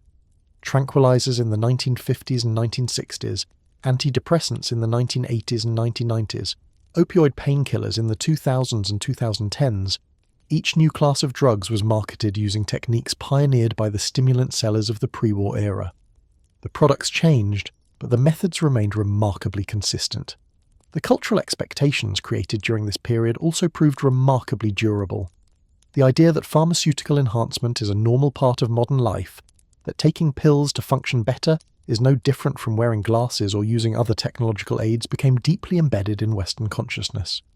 Each generation has inherited this assumption from the previous one, so that it now seems natural and obvious rather than historically contingent and potentially problematic. We are all to some degree children of the wonder pill era, shaped by beliefs about chemistry and human potential that were formed decades before most of us were born. The human cost of this pharmaceutical illusion is impossible to calculate precisely, but it was substantial. Thousands of people became dependent on stimulants during this pre-war period. Many of them would struggle with addiction for years, even decades. Some would experience psychotic episodes, cardiovascular damage, or other serious health consequences. Families were disrupted, careers were derailed, lives were shortened. All of this was happening in plain sight, documented in medical records and pharmaceutical sales figures, but somehow it didn't add up to a crisis that demanded intervention.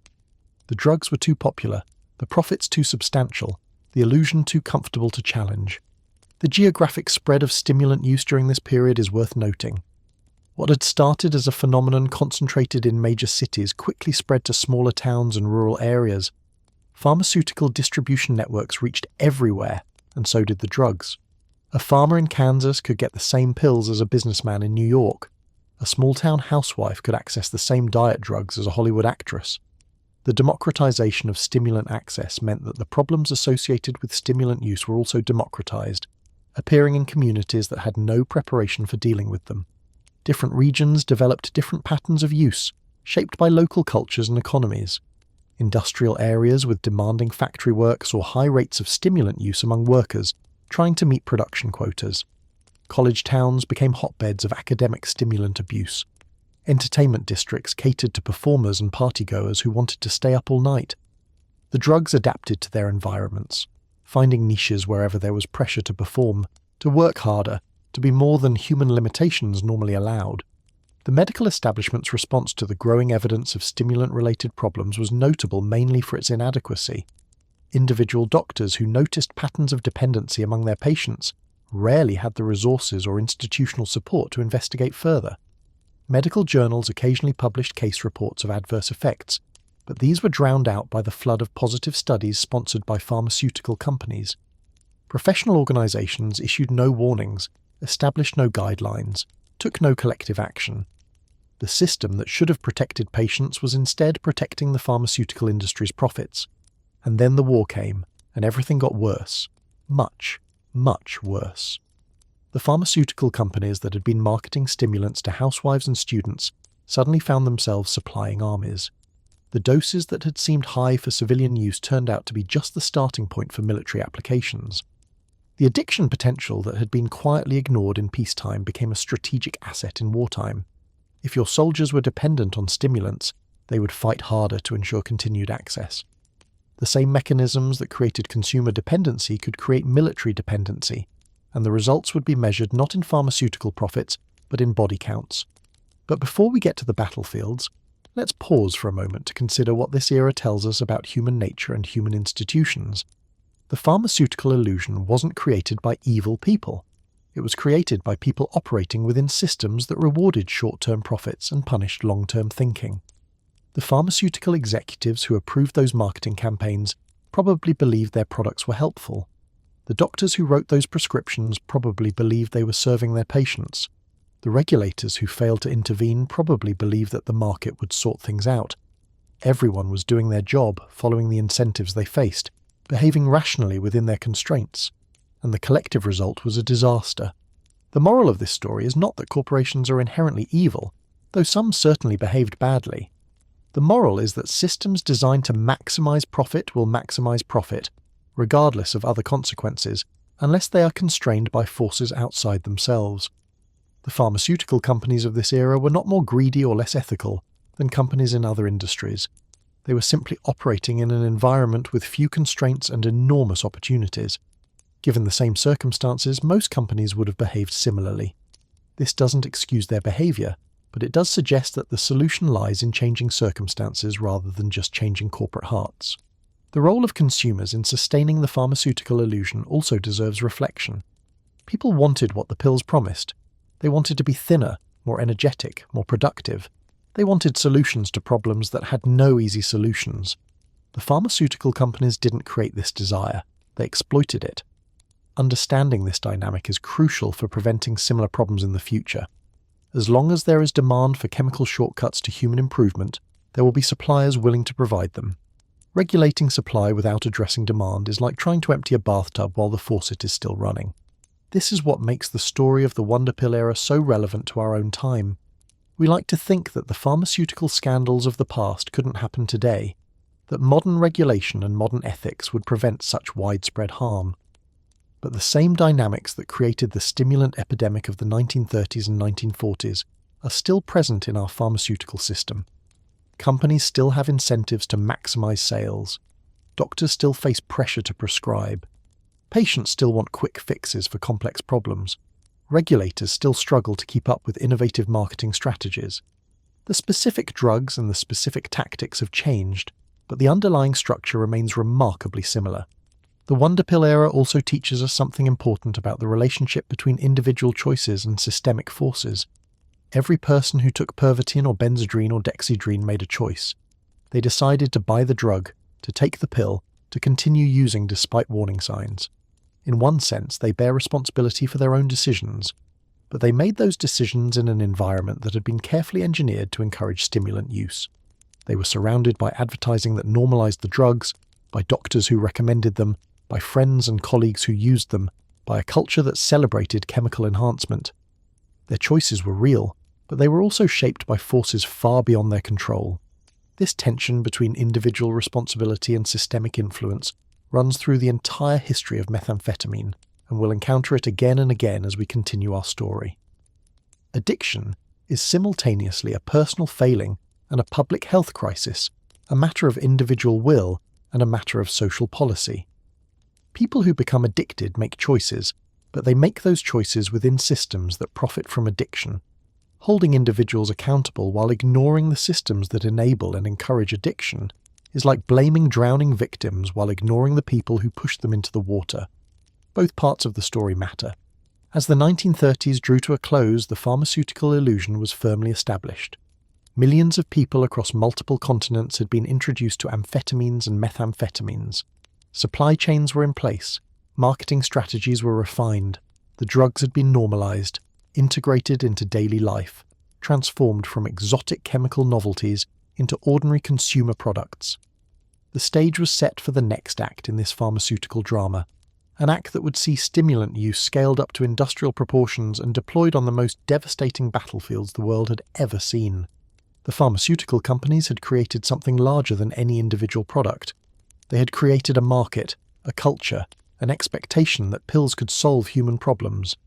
They had established the template that would be followed, with variations for generations to come. And they had, perhaps most significantly, demonstrated that it was possible to make enormous profits by selling addictive substances to people who didn't fully understand what they were buying. This lesson would not be forgotten. It would be learned, refined, and applied again and again, with consequences that continue to reverberate through our society today. The irony of the Wonder Pill era is that the companies achieved exactly what they set out to achieve. They created products that people wanted. They marketed those products effectively. They expanded their markets and increased their profits. By the standards of business success, they did everything right. The problem was that business success and public health are not the same thing, and the systems that governed pharmaceutical companies were designed to optimize for business success alone. The Wonder Pills were a triumph of capitalism and a tragedy of public health, and understanding how these two outcomes could coexist is essential for preventing similar tragedies in the future. The lessons of this era should be carved into the walls of every pharmaceutical company boardroom and every regulatory agency office. When profit motives are allowed to dominate healthcare decisions, patients suffer. When marketing is allowed to substitute for science, public health pays the price. When regulators fail to constrain industry power, industry will always expand into the space that regulation vacates. These lessons seem obvious in retrospect, but they were learned at enormous cost by the millions of people who became dependent on wonder pills that turned out to be anything but wonderful. The pills had arrived and they weren't going anywhere. What happened next would determine whether the pharmaceutical illusion could be sustained, or whether reality would eventually intrude in ways that no marketing campaign could spin. Spoiler alert, reality always wins eventually. But the pharmaceutical companies would put up one hell of a fight before admitting defeat. They had built too much, invested too heavily, profited too greatly to simply walk away from the stimulant market. The infrastructure of the illusion, the distribution networks, the marketing strategies, the medical relationships, the regulatory capture, all of it was too valuable to abandon. The stage was set for an escalation that would make everything that came before look like a dress rehearsal. And in the meantime, there was a war to win and a lot of pills to sell. The intersection of pharmaceutical ambition and military necessity was about to produce one of the strangest and most troubling chapters in the history of modern warfare. The wonder pills were about to become weapons of war, and the consequences would reshape not just the pharmaceutical industry, but the course of human history itself. The war began on September 1st, 1939, when German tanks rolled across the Polish border and changed everything. But here's something your history teacher probably didn't tell you. Those tanks weren't just fueled by diesel. They were fueled by methamphetamine.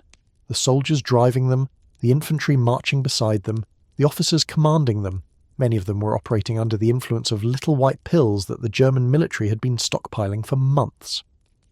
Welcome to the world's first chemically enhanced military campaign, a terrifying experiment in pharmaceutical warfare that would demonstrate both the awesome power and the catastrophic limitations of drugging your army into superhuman performance.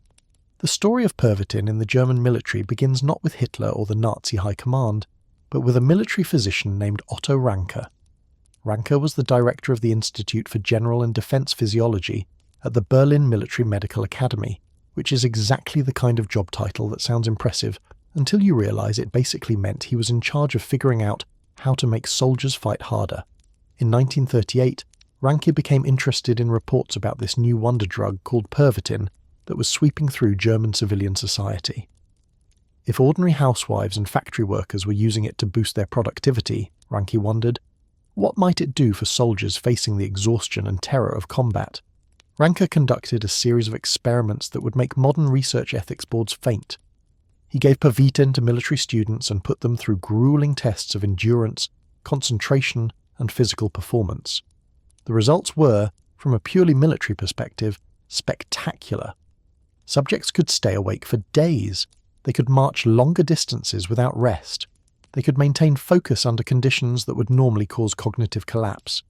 They reported feeling invincible, confident, ready to take on any challenge.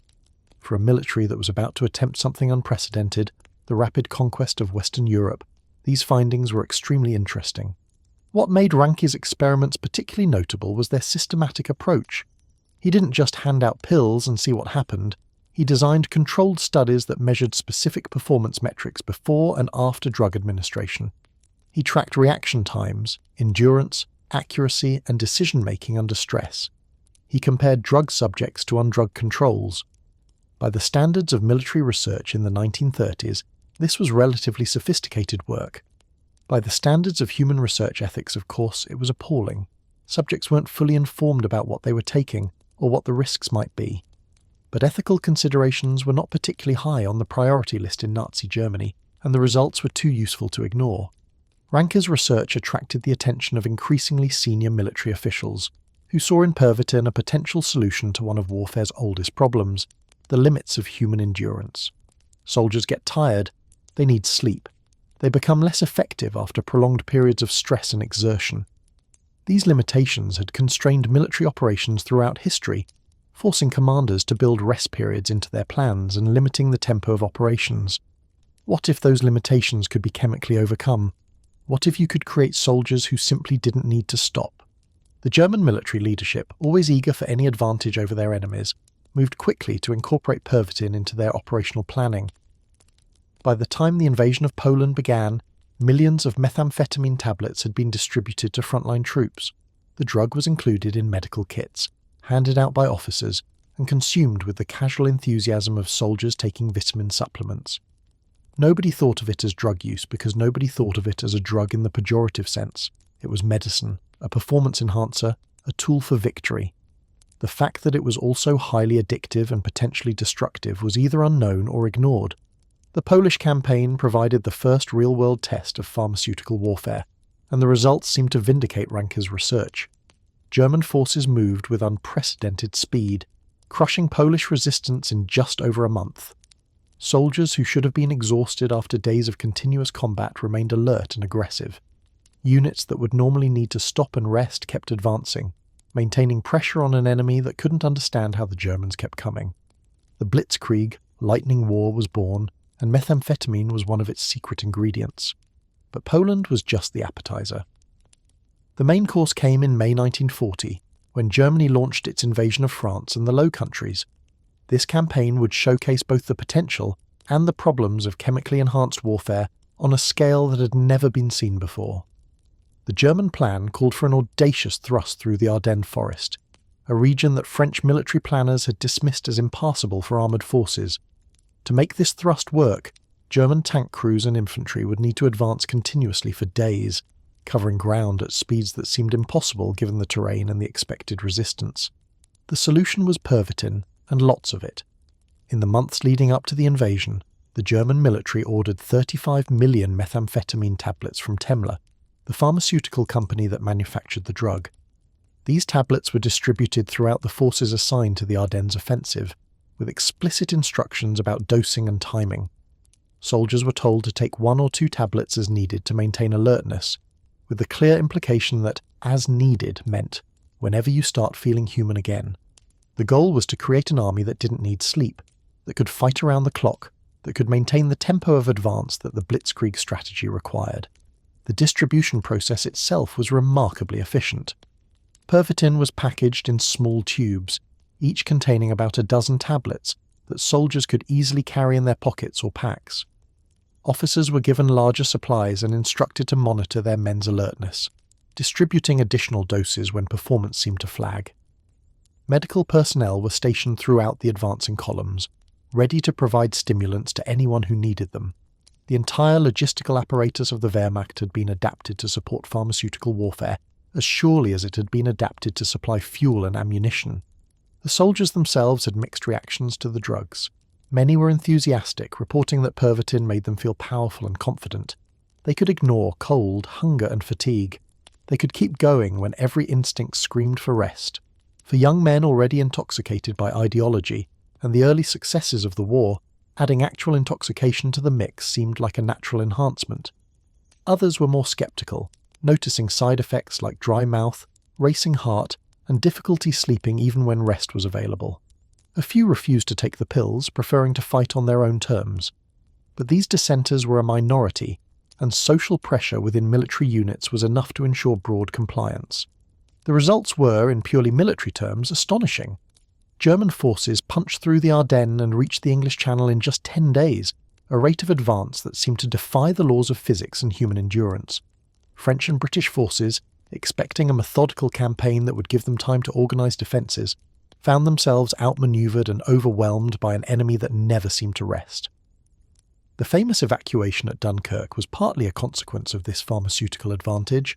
The Allies simply couldn't keep up with opponents who didn't need to stop and sleep. But the German commanders who celebrated this victory were perhaps too quick to credit the strategy, and not quick enough to notice the costs. Because even as the tanks rolled and the armies advanced, signs of trouble were appearing. Soldiers who had been taking Pervitin for days on end began experiencing severe side effects.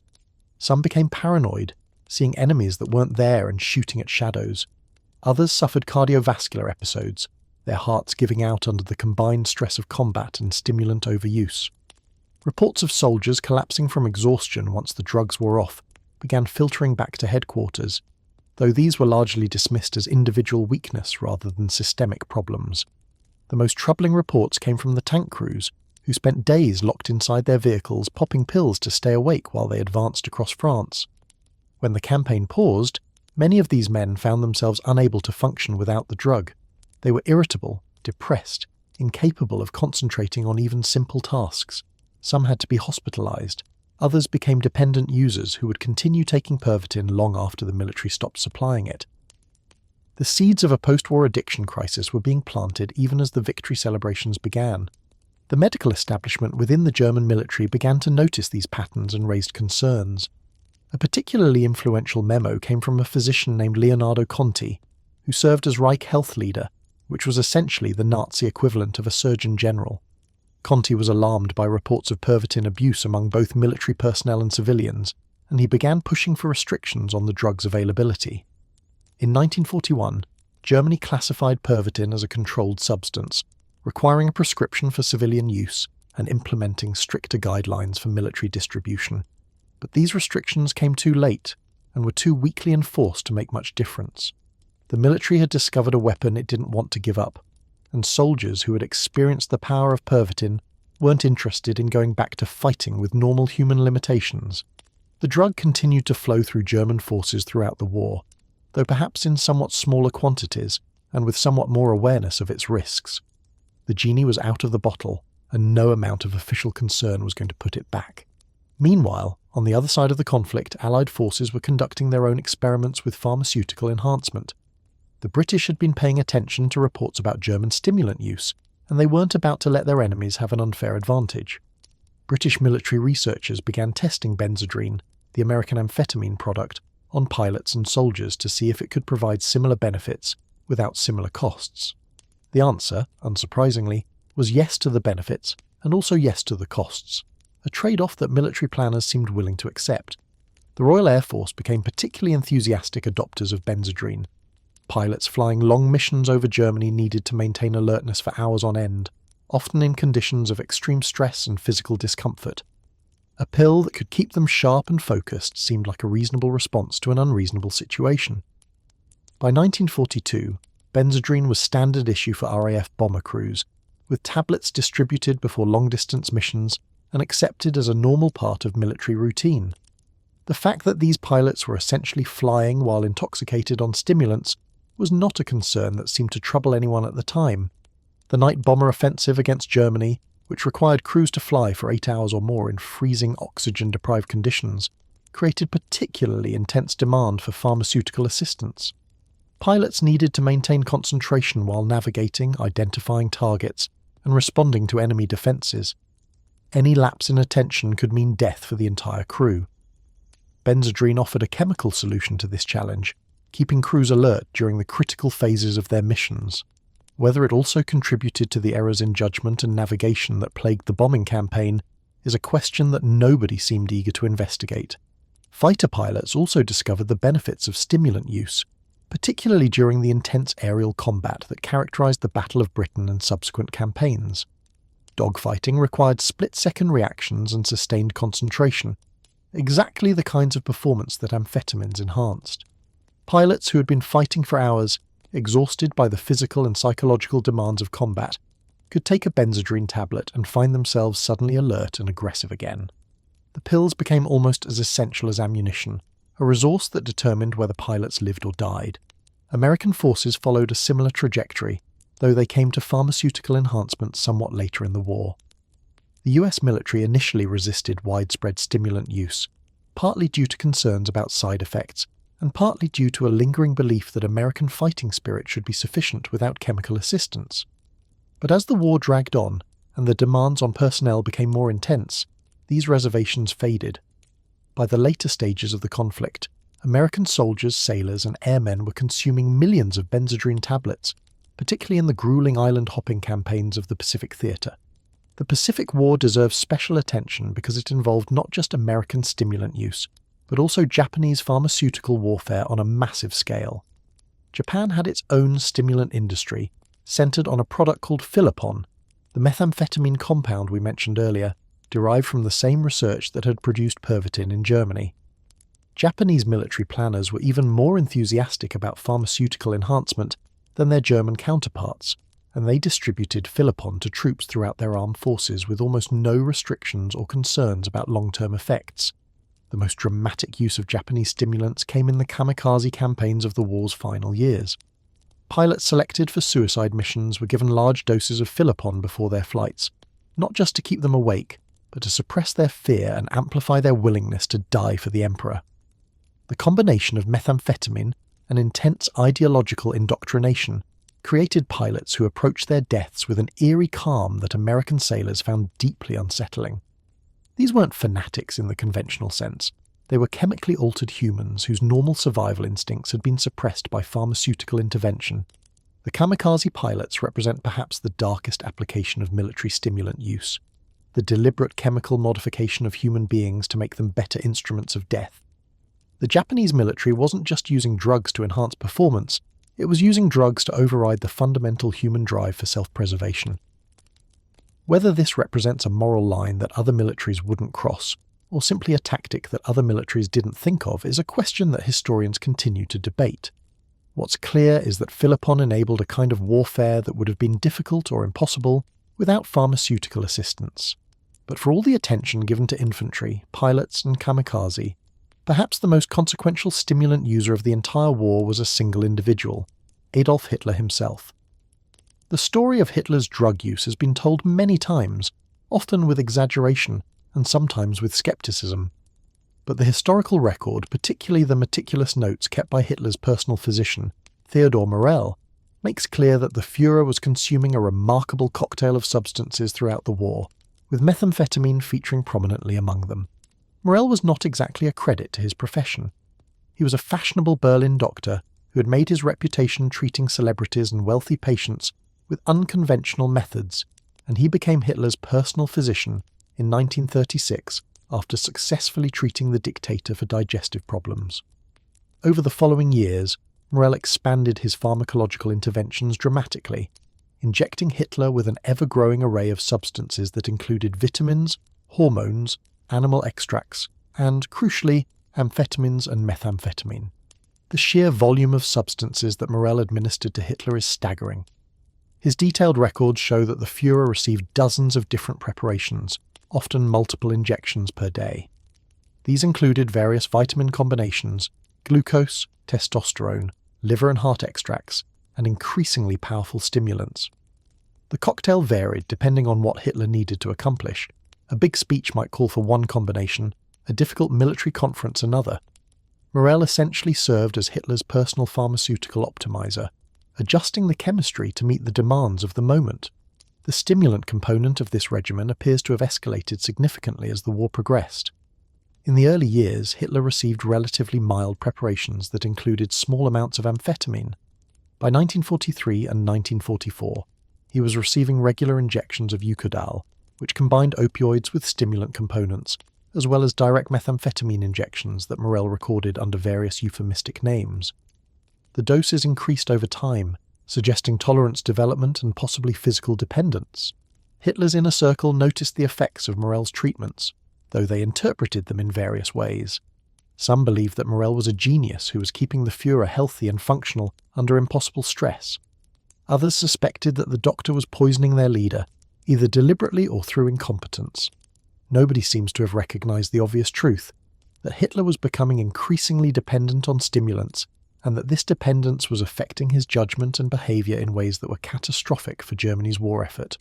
The precise details of Hitler's drug regimen are difficult to establish with certainty, but Morell's records suggest that injections containing methamphetamine became regular occurrences by the early 1940s. Hitler received these injections to boost his energy before important meetings and speeches, to help him cope with the stress of military command, and increasingly to manage the physical and psychological deterioration that marked his final years. The trembling hands, the paranoid outbursts, the increasingly erratic decision-making that characterized Hitler's wartime leadership may all have been influenced by his methamphetamine consumption. The implications of having the leader of Nazi Germany operating under the influence of methamphetamine are difficult to overstate. Major strategic decisions, the invasion of the Soviet Union, the declaration of war on the United States, the refusal to allow retreats that might have saved German armies, were made by a man whose brain chemistry was being continually altered by powerful stimulants. Whether Hitler would have made different decisions if he'd been sober is impossible to know, but it's reasonable to suspect that methamphetamine-induced paranoia and overconfidence contributed to some of his most catastrophic miscalculations. The Battle of Stalingrad provides a possible example. Hitler's refusal to allow the Sixth Army to break out of the Soviet encirclement, his insistence that they stand and fight to the last man, his denial of reality as the situation became increasingly hopeless. All of these decisions bear the hallmarks of stimulant-induced rigid thinking. Methamphetamine tends to make users feel certain of their judgments and resistant to contradictory information. For a dictator who already had trouble accepting advice that conflicted with his wishes, adding stimulants to the mix may have eliminated any remaining capacity for flexibility. As the Allied leaders, by contrast, seem to have avoided the pharmaceutical trap that ensnared their opponent. There's no evidence that Churchill, Roosevelt or Stalin were taking stimulants to enhance their performance, though all three dealt with the stresses of wartime leadership in their own ways. Churchill relied on alcohol and cigars, Roosevelt managed chronic health problems with more conventional medications, and Stalin apparently sustained himself through sheer brutality and paranoia that needed no chemical enhancement. The contrast with Hitler's pharmaceutical regimen is striking, and perhaps instructive about the dangers of chemically assisted leadership. The war ended in May 1945 for Europe and August 1945 for Asia, leaving behind destruction on a scale that humanity had never experienced. But while the shooting stopped, the pharmaceutical consequences of the conflict were just beginning. Millions of soldiers who had been introduced to stimulants during their service were now returning to civilian life, many of them carrying habits and dependencies that they had acquired in uniform. The military-industrial complex had created a population of stimulant users, and nobody had any plan for what to do with them. Nowhere was this problem more severe than in Japan, where the post-war stimulant crisis would become one of the most dramatic public health disasters of the 20th century. Japan had produced enormous quantities of Philipon during the war, far more than could be consumed by military personnel alone. When the war ended, these stockpiles didn't disappear. They were dumped onto the civilian market, sold off by pharmaceutical companies, and distributed through networks that had previously served the military. The result was an explosion of methamphetamine use that would consume the devastated nation. The context of post-war Japan made this explosion almost inevitable. The country had been shattered by conventional bombing, atomically incinerated in 2 cities, and occupied by foreign forces for the first time in its history. The economy was in ruins. Millions of people were homeless, hungry and traumatized. The social structures that had given Japanese life meaning and order had been discredited by defeat. Into this void came Philipon, promising energy, euphoria, and escape from unbearable reality. It was in a sense exactly what the moment called for, and exactly what the moment should have been protected from. The physical devastation of Japan created conditions that were almost perfectly designed to promote drug abuse. Major cities had been reduced to rubble by American firebombing campaigns, leaving millions without shelter. Food was scarce, with caloric intake falling below subsistence levels in many areas. The infrastructure that had supported normal economic activity was destroyed, leaving people scrambling for any work they could find. Families had been torn apart by the war, with millions of soldiers dead or missing and millions of civilians displaced. The psychological trauma of defeat, occupation, and nuclear destruction was compounded by the daily struggle for survival. In this context, a pill that could make you feel better, work harder, and forget your troubles for a few hours was almost irresistible. Philipon didn't just offer escape, it offered functional escape, the ability to keep working and earning money even when your body and mind were screaming for rest. For people living on the edge of starvation, the choice between using stimulants and using nothing at all wasn't really a choice. The drugs were a survival tool, not a recreational indulgence. The fact that they were also creating a new and different kind of dependency was a problem that people couldn't afford to think about. The drug found particularly eager customers among the labourers who were rebuilding Japan's destroyed infrastructure. Construction workers, factory hands, and manual labourers discovered that Philipon let them work longer hours with less fatigue, which meant more money and more food for their families. In a country where starvation was a real possibility, and every extra hour of work could mean survival, the appeal of a pill that extended your productive capacity was almost impossible to resist. Employers, desperate for any advantage in the struggle to rebuild, were happy to look the other way as their workers dosed themselves into superhuman productivity. Students became another major market. The Japanese education system, which had been geared toward producing soldiers and colonial administrators, was being reformed to emphasize academic achievement and competitive examination. Students faced enormous pressure to perform, and Philipon offered a shortcut to the sustained focus that examination success required.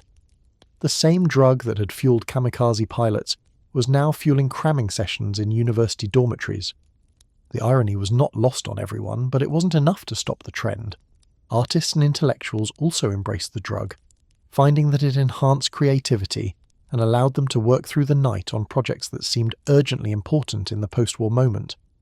Writers, musicians, and painters used Philipon to fuel their creative output, producing work that reflected both the trauma of the war years and the frenetic energy of pharmaceutical enhancement.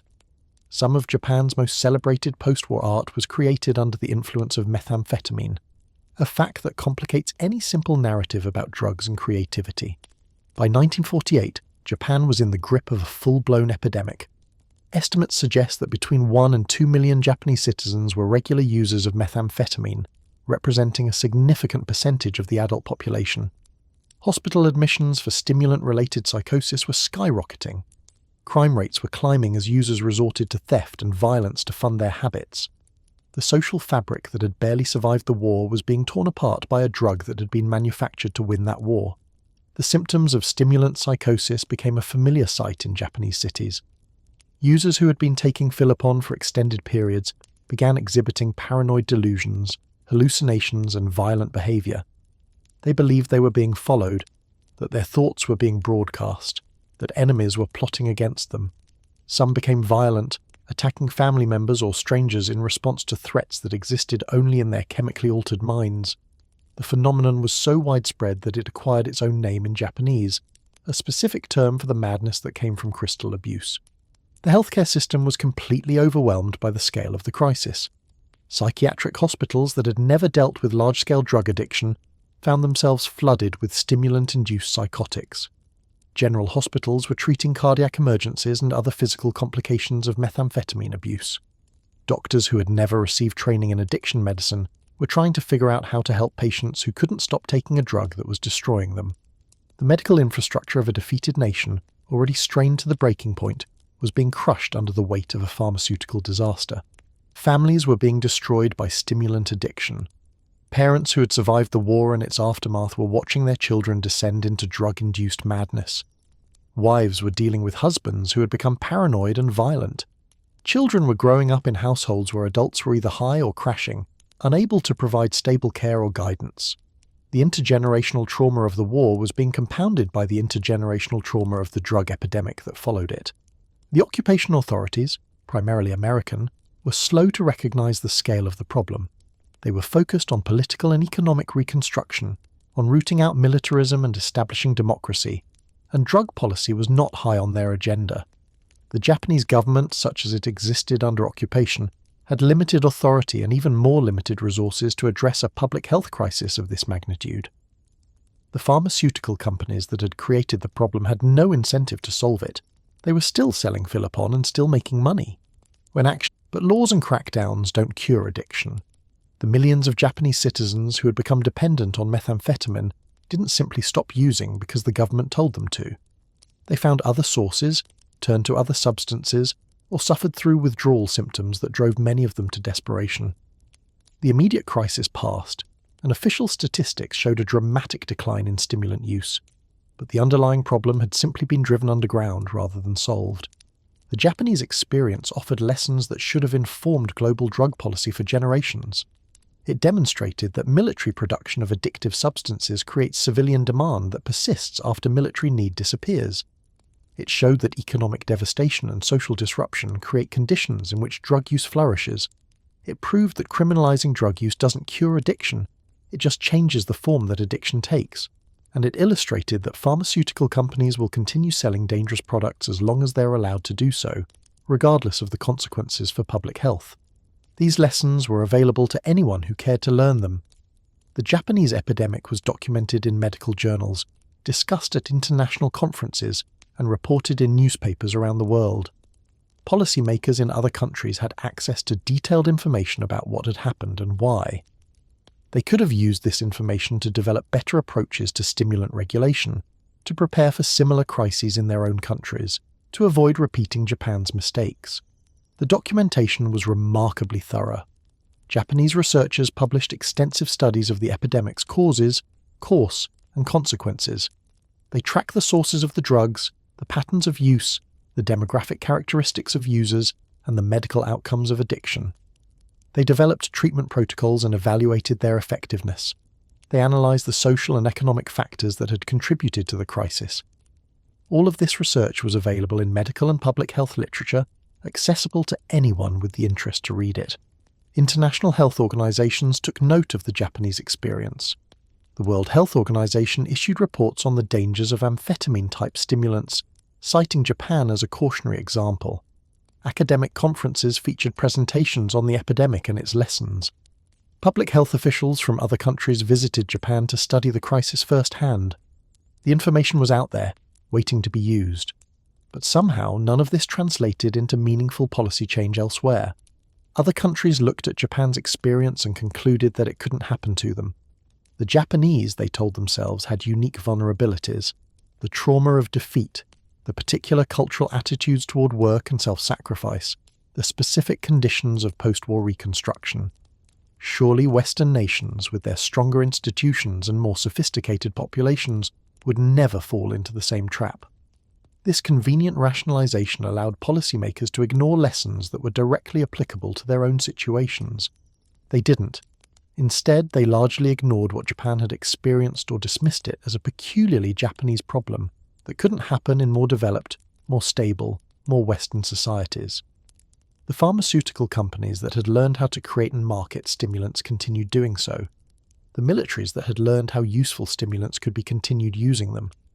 The civilian populations that had learned to want chemical enhancement continued wanting it. The cycle that had begun with ephedra tea in ancient China and accelerated through pervitin and benzodrine continued spinning, with no one willing or able to stop it. The years immediately following World War II also saw stimulant epidemics of various sizes in other countries, though none matched Japan's scale. In Germany, soldiers returning from the Eastern Front brought their pervitin habits home with them, creating pockets of addiction that persisted for decades. In the United States, veterans who had discovered benzodrine in the Pacific or Europe found it increasingly easy to obtain through civilian channels, as pharmaceutical companies marketed stimulants for an ever-expanding range of medical conditions. The patterns in each country were remarkably similar, suggesting that the problem was not cultural, but pharmacological. Wherever stimulants were introduced at scale, dependency followed. Wherever dependency developed, social problems emerged. The specific manifestations varied: different drugs, different distribution channels, different cultural contexts. But the underlying dynamic was the same. Stimulants created their own demand, their own markets, their own victims, regardless of the society in which they were introduced. The post-war period also saw the first serious attempts at international drug control, though these efforts were largely ineffective when it came to stimulants. The international community, still focused primarily on opioids and cannabis, paid relatively little attention to amphetamines and methamphetamines. These were pharmaceutical products, after all, produced by legitimate companies and prescribed by licensed doctors. The framework that governed illicit drugs didn't quite apply, and no alternative framework was developed to fill the gap. This regulatory failure would have long-lasting consequences. By the time international drug control regimes began seriously addressing stimulants, the pharmaceutical infrastructure for their production and distribution was firmly established. Companies had invested billions in manufacturing capacity. Marketing networks reached into every doctor's office. Cultural expectations about pharmaceutical enhancement had been normalized across multiple generations. Rolling back this infrastructure would prove far more difficult than preventing it from being built in the first place. The economic stakes were enormous, and the pharmaceutical companies knew it. Every attempt at regulation was met with intense lobbying, legal challenges, and public relations campaigns designed to minimize the perceived risks of stimulant use. The companies had resources, expertise, and political connections that public health advocates couldn't match. The result was a series of compromises that gave the appearance of regulation while leaving fundamental practices largely unchanged. The transformation of stimulants from military resource to civilian menace was, in retrospect, entirely predictable. The same factors that made these drugs useful in wartime made them appealing in peacetime. The same marketing techniques that had normalized their military use could normalize their civilian use. The same lack of regulatory oversight that had allowed their wartime deployment continued into the post-war era. Everything that happened was foreseeable, and much of it was foreseen. The difference between prediction and prevention is political will, and political will was nowhere to be found. The transformation of stimulants from military resource to civilian menace happened quietly, without the dramatic headlines or urgent policy responses that the crisis deserved. Pharmaceutical companies simply continued doing what they had always done, selling drugs to people who wanted them, through doctors who were willing to prescribe them, with marketing that emphasized benefits and minimized risks. The veterans who had learned to rely on pills during the war became the housewives, students, and workers who relied on pills after the war. The supply chains that had served military needs pivoted seamlessly to serving civilian demand. This transition was facilitated by the unique economic conditions of the post-war period. The pharmaceutical industry had expanded dramatically to meet wartime demand, building production capacity that far exceeded peacetime military needs.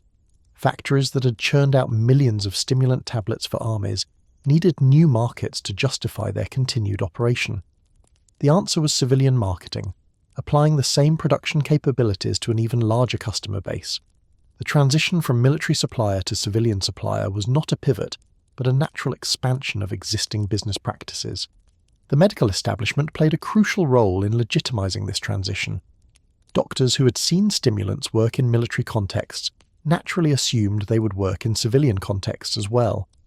They prescribed amphetamines and methamphetamine for an expanding range of conditions, from genuine medical needs to vague complaints about fatigue and mood. The line between legitimate medical use and casual enhancement, already blurry during the war, became essentially invisible afterward. If stimulants could help soldiers fight, surely they could help civilians live. Veterans themselves contributed to the normalization of stimulant use. Millions of men who had taken pills during the war continued taking them afterward, introducing family members and friends to the drugs that had sustained them through combat. Their endorsement carried weight. These were heroes, men who had fought for their countries, and if they said the pills were helpful and safe, who was going to argue?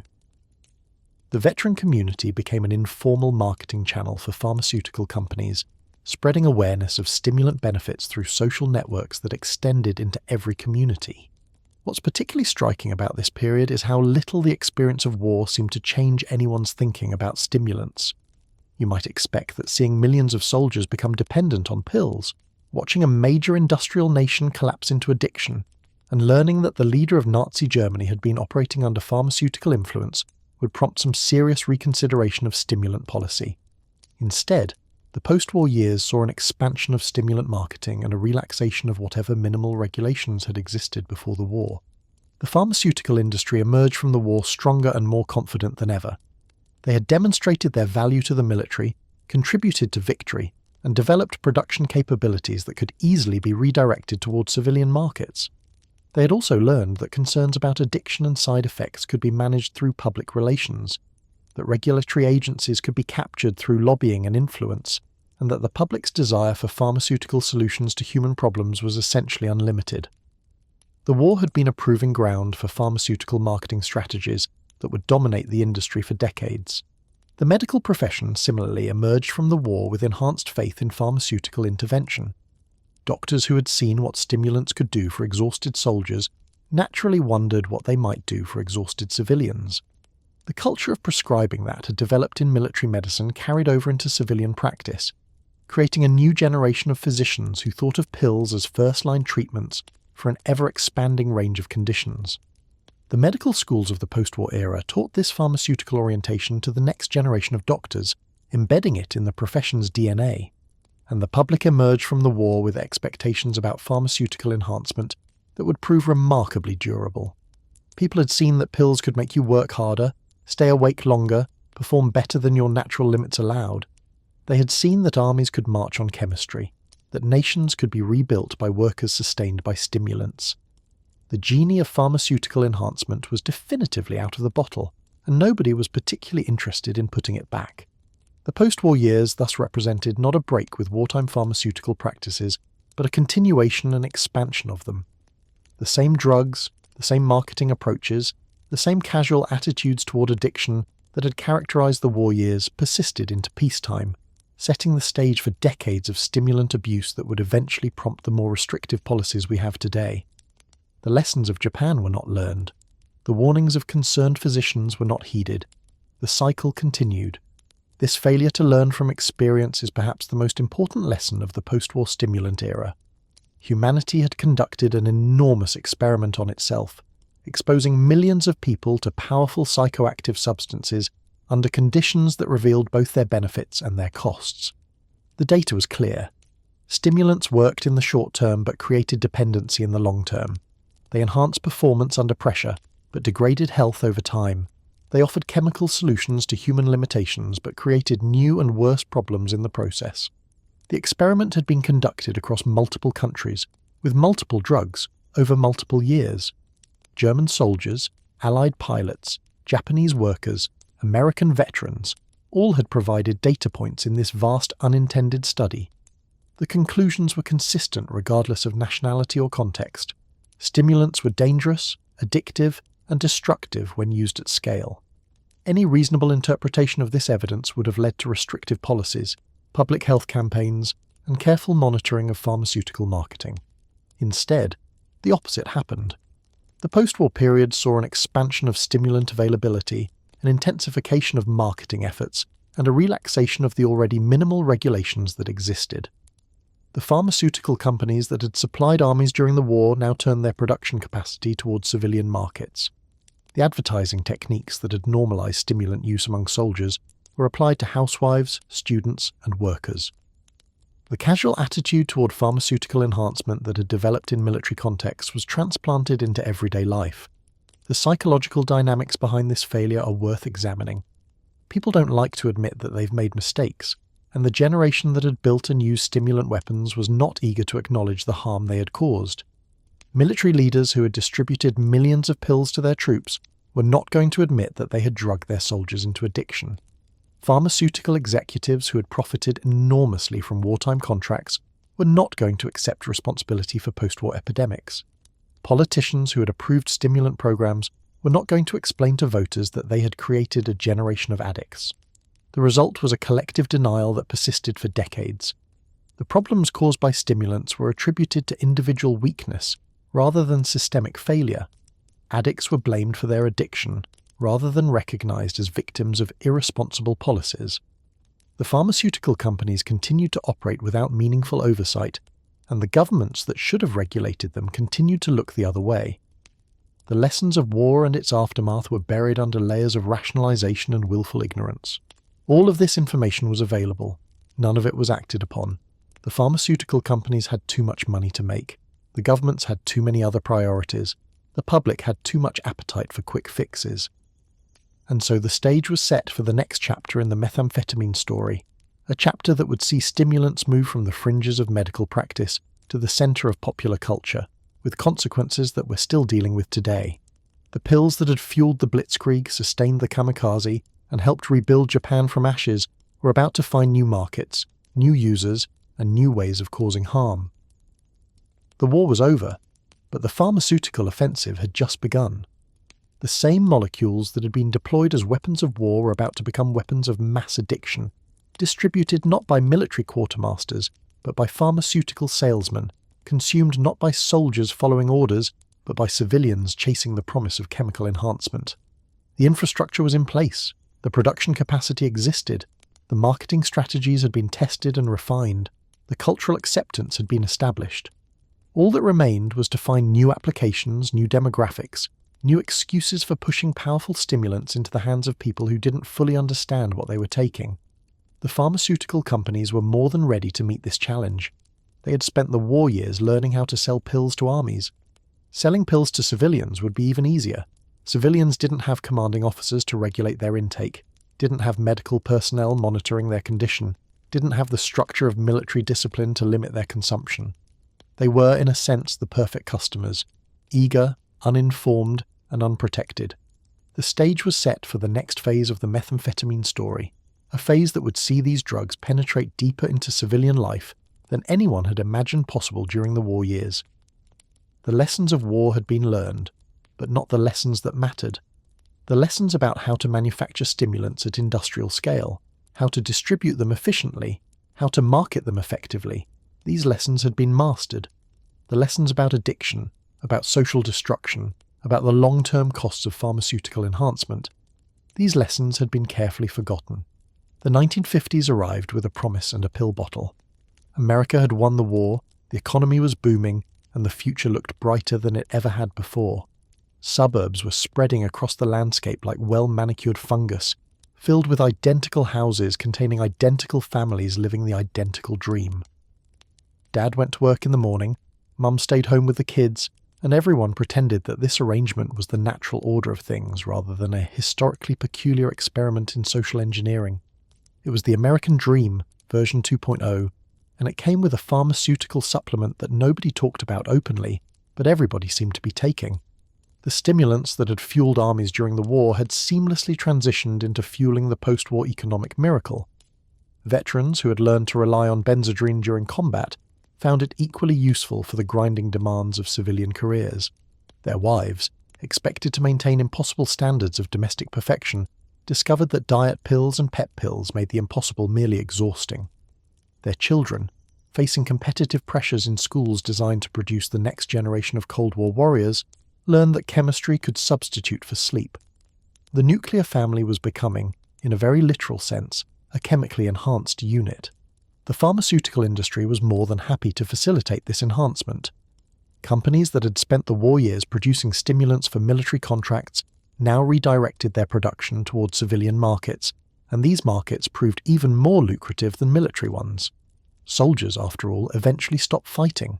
Civilians never stopped needing to be thinner, more energetic, more productive, more perfect. The demand was essentially infinite, limited only by the creativity of marketers and the complicity of doctors. Neither of these limitations proved particularly constraining.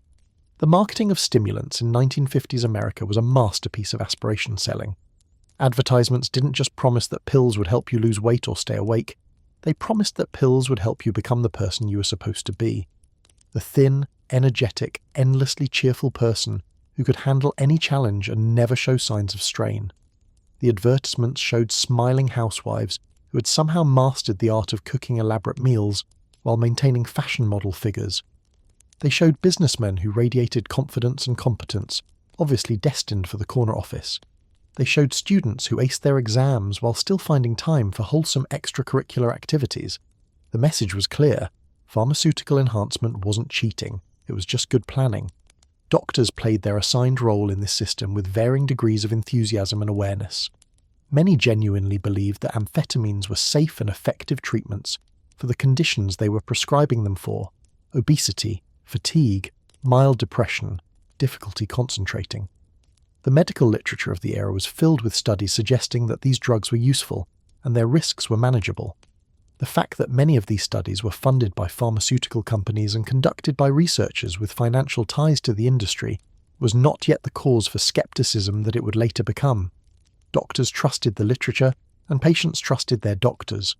The system worked, at least if you measured success by the number of prescriptions written. The conditions for which stimulants were prescribed expanded continuously throughout the decade. Obesity was an early and obvious application.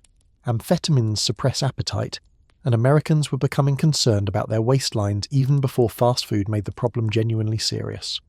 Fatigue was another popular indication, covering everything from genuine exhaustion to the ordinary tiredness that comes from living a normal human life.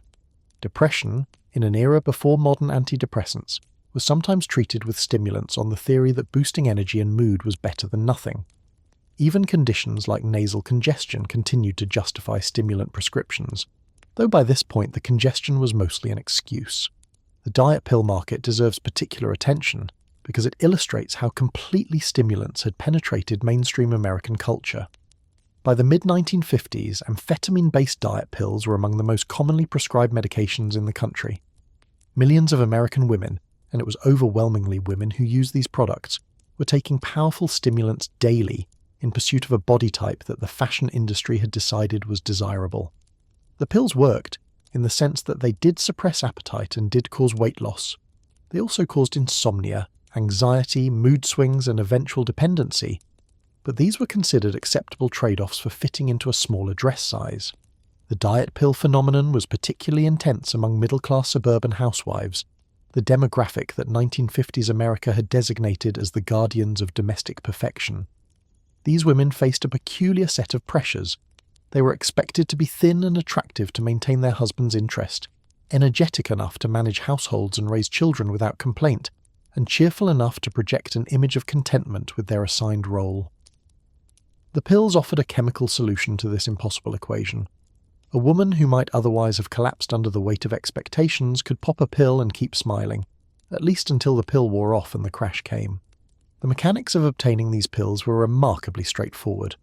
A woman would visit her doctor, often a family physician who had been treating her since childhood, and mention that she was having trouble with her weight or feeling unusually tired. The doctor, trained to see these complaints as medical problems requiring medical solutions, would reach for his prescription pad. No special tests were required, no psychiatric evaluation, no investigation of whether the symptoms might have causes that pills couldn't address. The system was designed for efficiency, and efficiency meant moving patients through quickly, with solutions that seemed to work. The prescriptions were typically for products with names that sounded vaguely medicinal and completely harmless: Deximil, Obertrol, Escatrol, Bifetamine. These were brand names for various combinations of amphetamines, sometimes mixed with barbiturates or other sedatives to take the edge off the stimulant effects. The packaging was professional, the dosing instructions were clear, and nothing about the experience of obtaining and taking these pills suggested that they were dangerous or habit-forming. They came from pharmacies, not back alleys. They were prescribed by doctors, not sold by dealers. How could they possibly be the same thing as drugs? The experience of taking these pills for the first time was often revelatory. Women who had been struggling through their days, feeling perpetually behind and inadequate, suddenly found themselves energized and capable. The house got cleaned, the meals got prepared, the children got attended to, and somehow, despite all this activity, the pounds started coming off. It was like a miracle, a modern miracle delivered by modern science. The initial enthusiasm was genuine and understandable. The pills really did make life easier, at least in the short term. What the women didn't understand, because nobody told them, was that their brains were being fundamentally altered by this chemical intervention. The dopamine surge that made them feel so capable and energetic was not sustainable. Their neural systems were adapting to expect this artificial stimulation, becoming less responsive to natural rewards and less capable of generating normal levels of energy without pharmaceutical assistance. They were, in the technical language that would later be developed to describe this process, developing tolerance and dependency. But nobody used those words in the 1950s, at least not in connection with pills that came from the pharmacy. The culture of denial that surrounded this pharmaceutical use was remarkable. Women who were taking stimulants daily didn't think of themselves as drug users. They were following their doctor's advice, taking medication for a legitimate condition, doing what was necessary to fulfill their responsibilities. The pills were just another household tool, like a vacuum cleaner or a dishwasher, something that made modern life manageable. The fact that they were also profoundly altering brain chemistry, and creating physical dependency was not something that polite society discussed. It would have been as inappropriate as discussing one's bathroom habits or marital difficulties. This denial was enabled by the medicalization of stimulant use. As long as the pills came from a pharmacy with a doctor's prescription, they were medicine rather than drugs. The same chemicals that would have been scandalous in a different context were rendered respectable by the white coat of medical authority.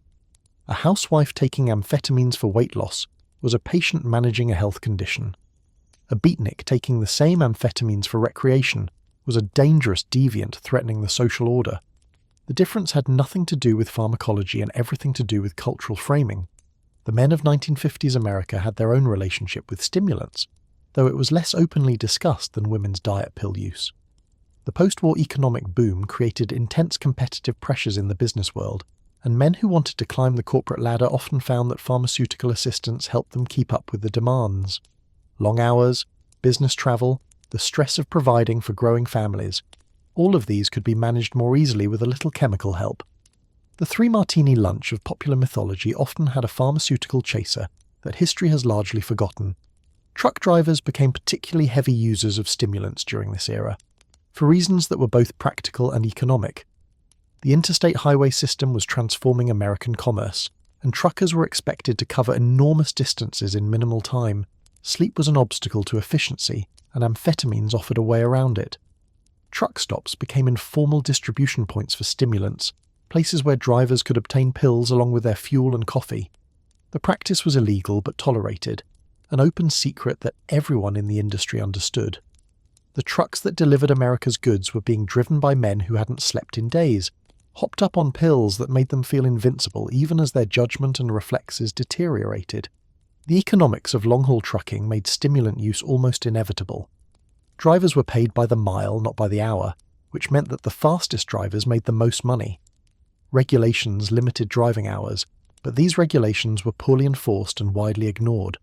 A driver who could push through fatigue and keep rolling was a driver who could support his family. A driver who stopped to rest was a driver who fell behind on payments.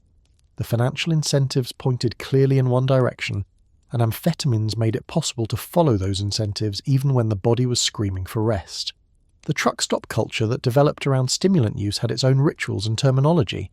Drivers traded tips about which pills worked best, which dosages were optimal for different types of runs, which combinations of stimulants and coffee could maximize alertness while minimizing side effects. There were preferred brands and despised brands, reliable sources and unreliable sources. The knowledge was passed from experienced drivers to newcomers, part of the informal education that every long-haul trucker received. Nobody talked about addiction because the concept didn't fit how they understood their situation. They were just using tools that helped them do their jobs. The consequences of this widespread trucking stimulant use were visible on the highways, though the connection wasn't always made explicit.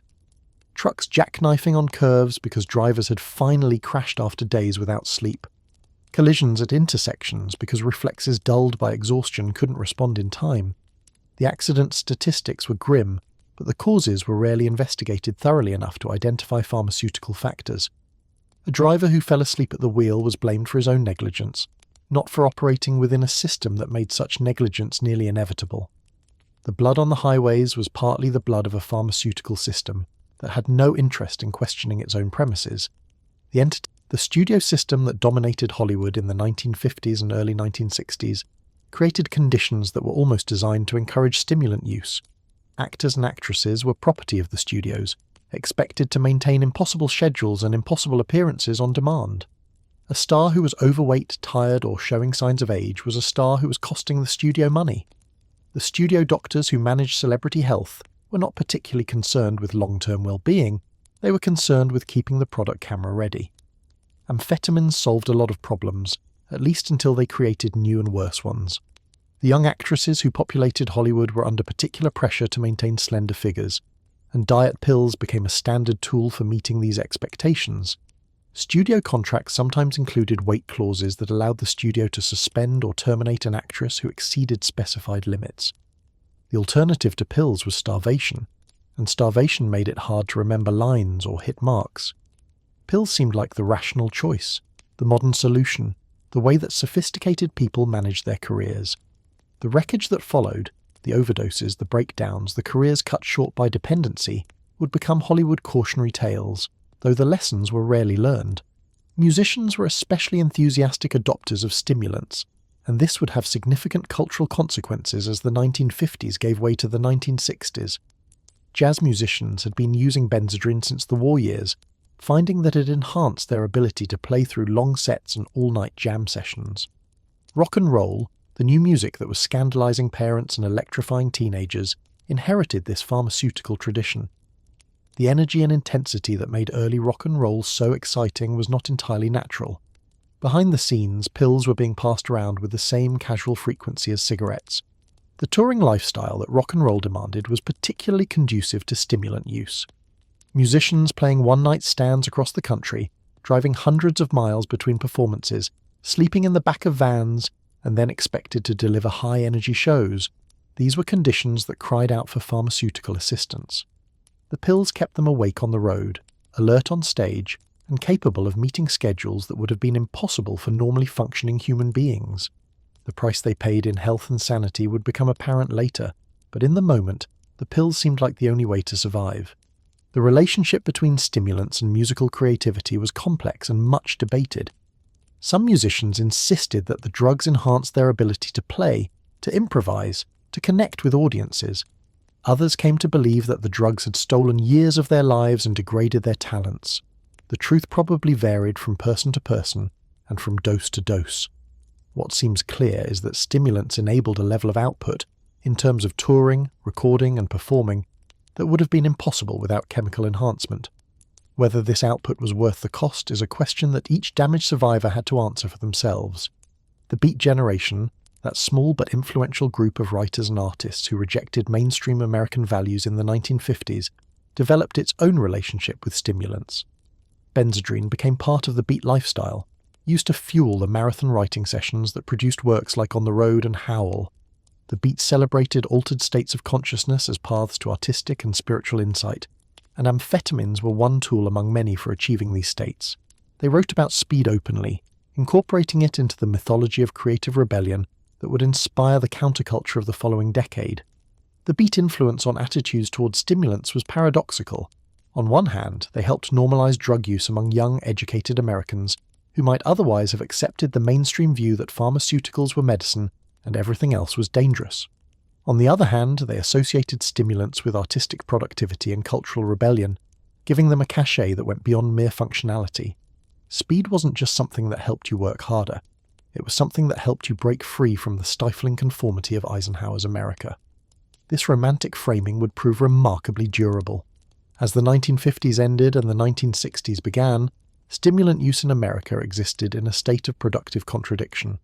On one hand, millions of respectable citizens were taking amphetamines prescribed by their doctors for conditions that range from genuine to dubious. On the other hand, a growing subculture was using the same chemicals for purposes that mainstream society condemned as deviant and dangerous. The difference between acceptable use and unacceptable use had nothing to do with the drugs themselves and everything to do with who was using them and why. A suburban housewife and a beatnik poet might be taking identical pills, but one was a patient and the other was a menace. The 1960s would blow this contradiction wide open. The counterculture that emerged in the middle of the decade rejected the hypocrisy of a society that condemned some drug use while embracing other drug use, that criminalized marijuana while normalizing amphetamines. Young people who had watched their parents pop pills for every ailment and inconvenience were not inclined to accept lectures about the dangers of drugs. The pharmaceutical culture of the 1950s had inadvertently prepared the ground for the drug culture of the 1960s, teaching an entire generation that chemical solutions to human problems were not just acceptable, but expected. The generational dynamic was crucial to understanding how the counterculture approached drugs. Baby boomers had grown up in households where mum's diet pills sat next to dad's blood pressure medication in the family medicine cabinet. They had watched their parents reach for pills to manage stress, to sleep, to wake up, to get through difficult days. The message they absorbed was that drugs were a normal part of adult life, a routine tool for managing the challenges of existence. When they discovered marijuana and LSD and yes, amphetamines, they were simply extending this logic into new territory. The parents who were horrified by their children's drug use rarely recognized their own complicity in creating the culture that made such use seem reasonable. A mother who had spent years on diet pills was not well positioned to explain why her daughter's marijuana use was dangerous. A father who needed scotch every evening to unwind from work couldn't credibly argue that altered states of consciousness were inherently wrong. The children saw the hypocrisy clearly, even if the parents couldn't see it themselves. The double standard, legal drugs good, illegal drugs bad, seemed obviously arbitrary and obviously self-serving. The relationship between stimulants and the counterculture was complicated from the beginning. On one hand, amphetamines were associated with the straight world, with productivity and competition, and the rat race that the counterculture rejected. On the other hand, they were drugs, and drugs were part of the countercultural toolkit for expanding consciousness and challenging social norms.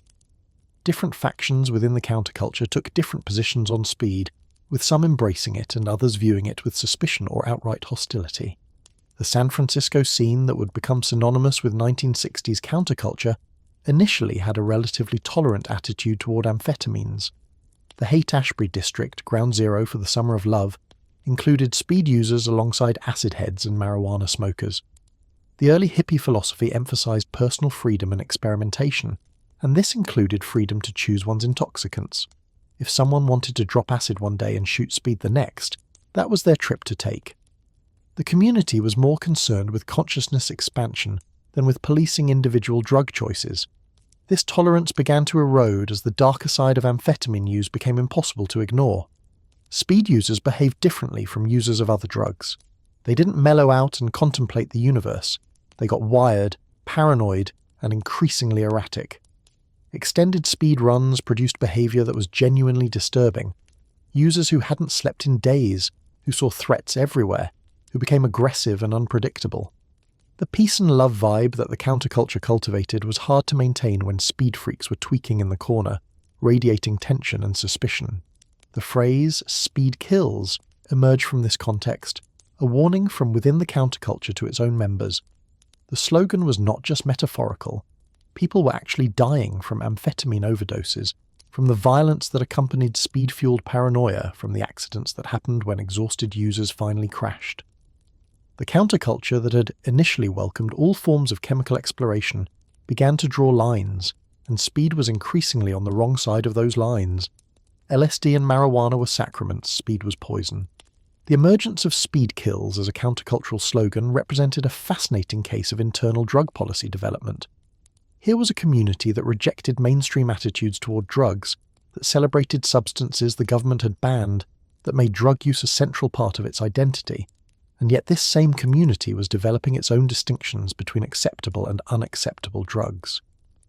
The criteria were different from those used by the mainstream, based more on observed effects than on legal status, but the impulse to categorize and judge was similar. The speed freaks who were being excluded from countercultural spaces didn't simply disappear. They found other communities, other scenes, other contexts where their drug use was tolerated or even celebrated. The motorcycle clubs welcomed them. The working-class bars didn't ask questions. The network of users and dealers that operated parallel to both the mainstream and the counterculture absorbed those who had been rejected by the peace and love crowd. The exclusion from one community simply meant inclusion in another. The health consequences that had prompted the speed kills warning were becoming impossible to deny. Extended amphetamine use was producing psychotic episodes that required hospitalization. Cardiovascular damage was showing up in users who were far too young to be having heart problems. Malnutrition was common among people who had been suppressing their appetites for months or years. The teeth of chronic users were rotting from the inside out. The bright promise of chemical enhancement was giving way to the grim reality of chemical destruction. The medical establishment was beginning to pay attention, though its response was characteristically slow and conflicted. Doctors who had been prescribing amphetamines for years were reluctant to admit that their treatments might be causing harm. The pharmaceutical companies that profited from stimulant sales had no interest in publicizing negative effects, and the regulatory agencies that should have been protecting the public were underfunded, understaffed, and politically captured. The machinery of public health protection was not prepared to deal with a pharmaceutical problem of this magnitude. The Hells Angels and other outlaw motorcycle clubs occupied a strange position in the stimulant landscape of the 1960s. These groups had emerged from the post-war veteran subculture, inheriting both the amphetamine habits and the aggressive individualism of men who had returned from combat to find civilian life unsatisfying. The bikers were simultaneously part of the counterculture and opposed to it, sharing the rejection of mainstream values but despising the peace and love ideology that many hippies embraced. They used speed not for consciousness expansion, but for raw energy, for the ability to ride and fight and party for days without rest. The culture of the outlaw motorcycle clubs was built around values that mainstream society rejected: violence, lawlessness, and contempt for conventional morality.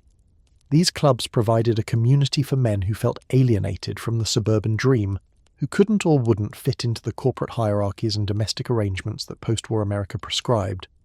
The methamphetamine use that became characteristic of biker culture fit this rejection of bourgeois values. Where suburban housewives took their pills discreetly, pretending they were just medicine, the bikers embraced their drug use openly, making it part of their outlaw identity. The violence that accompanied biker methamphetamine use was not incidental, but central to the subculture's self-image. Men who had been trained for combat and then abandoned to civilian life found in the clubs a context where their skills and inclinations were valued. The paranoia and aggression that stimulants induced amplified tendencies that were already present. The result was organizations that were genuinely dangerous, capable of extreme violence, and increasingly involved in criminal enterprises that went far beyond recreational drug use. The Angels and similar clubs became significant players in the amphetamine trade, initially as consumers and eventually as distributors. Their organizational structure, their willingness to use violence, and their networks that stretched across state lines made them effective drug traffickers. They obtained amphetamines from various sources, diverted pharmaceuticals, clandestine laboratories, connections in the legitimate chemical industry, and distributed them through channels that operated parallel to and sometimes intersecting with the broader counterculture. The romantic image of the biker as a free spirit obscured the reality of organized criminal enterprise. The involvement of outlaw motorcycle clubs in the amphetamine trade marked a significant shift in how the drug was produced and distributed. Previously, most amphetamines had come from legitimate pharmaceutical sources, either through prescription or through diversion from the legal supply chain. Now, a parallel production system was emerging, one that operated entirely outside legal channels and was controlled by criminal organizations. The club set up clandestine laboratories, often in rural areas where they could operate without interference, and began producing methamphetamine in quantities that rivaled legitimate manufacturers. This shift from pharmaceutical to criminal production had profound consequences for the nature of the drug itself. Legitimate pharmaceutical companies produced amphetamines and methamphetamines under controlled conditions, with standardized dosages and predictable purity. Clandestine laboratories operated without such controls, producing drugs of varying quality and potency. Users never knew exactly what they were getting, or how strong it might be. The risks of overdose and adverse reaction increased dramatically as the production of stimulants moved from the laboratory to the motorcycle club's kitchen. The chemistry of clandestine methamphetamine production was not particularly complex, which was part of the problem. The basic synthesis could be learned by anyone with a high school chemistry background and access to the right precursor chemicals. Recipes circulated through underground networks, passed from one amateur chemist to another, refined through trial and error.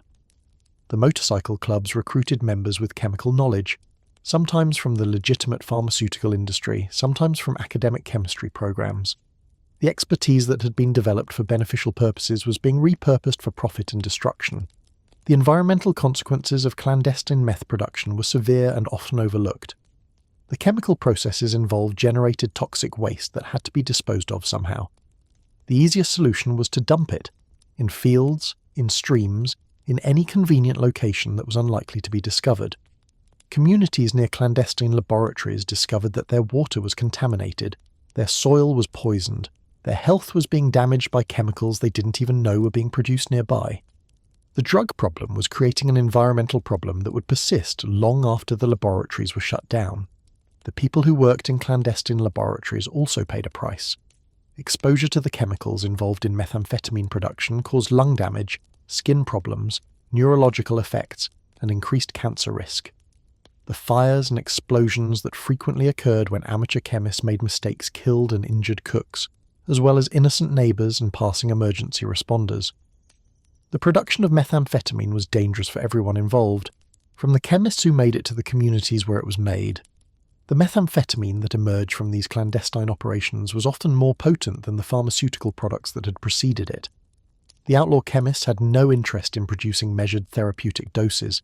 They wanted drugs that would get their customers as high as possible, as cheaply as possible. The result was a product that delivered more intense effects and created more severe dependency. The relatively mild amphetamines that doctors had been prescribing for decades were being replaced by something altogether more dangerous. The geographic spread of clandestine methamphetamine production during this period established patterns that would persist for decades. The outlaw motorcycle clubs were particularly strong in California, and California became the center of illegal meth production. Rural areas in the western states offered the isolation and space that clandestine laboratories needed. The social networks of the biker subculture provided distribution channels that reached into communities across the country. By the end of the 1960s, the infrastructure for a nationwide illegal methamphetamine trade was firmly in place. The transformation of stimulants from pharmaceutical products to street drugs changed who used them and how they were perceived. Middle-class users who had obtained their pills through doctors began to distance themselves from a substance that was increasingly associated with criminal subcultures.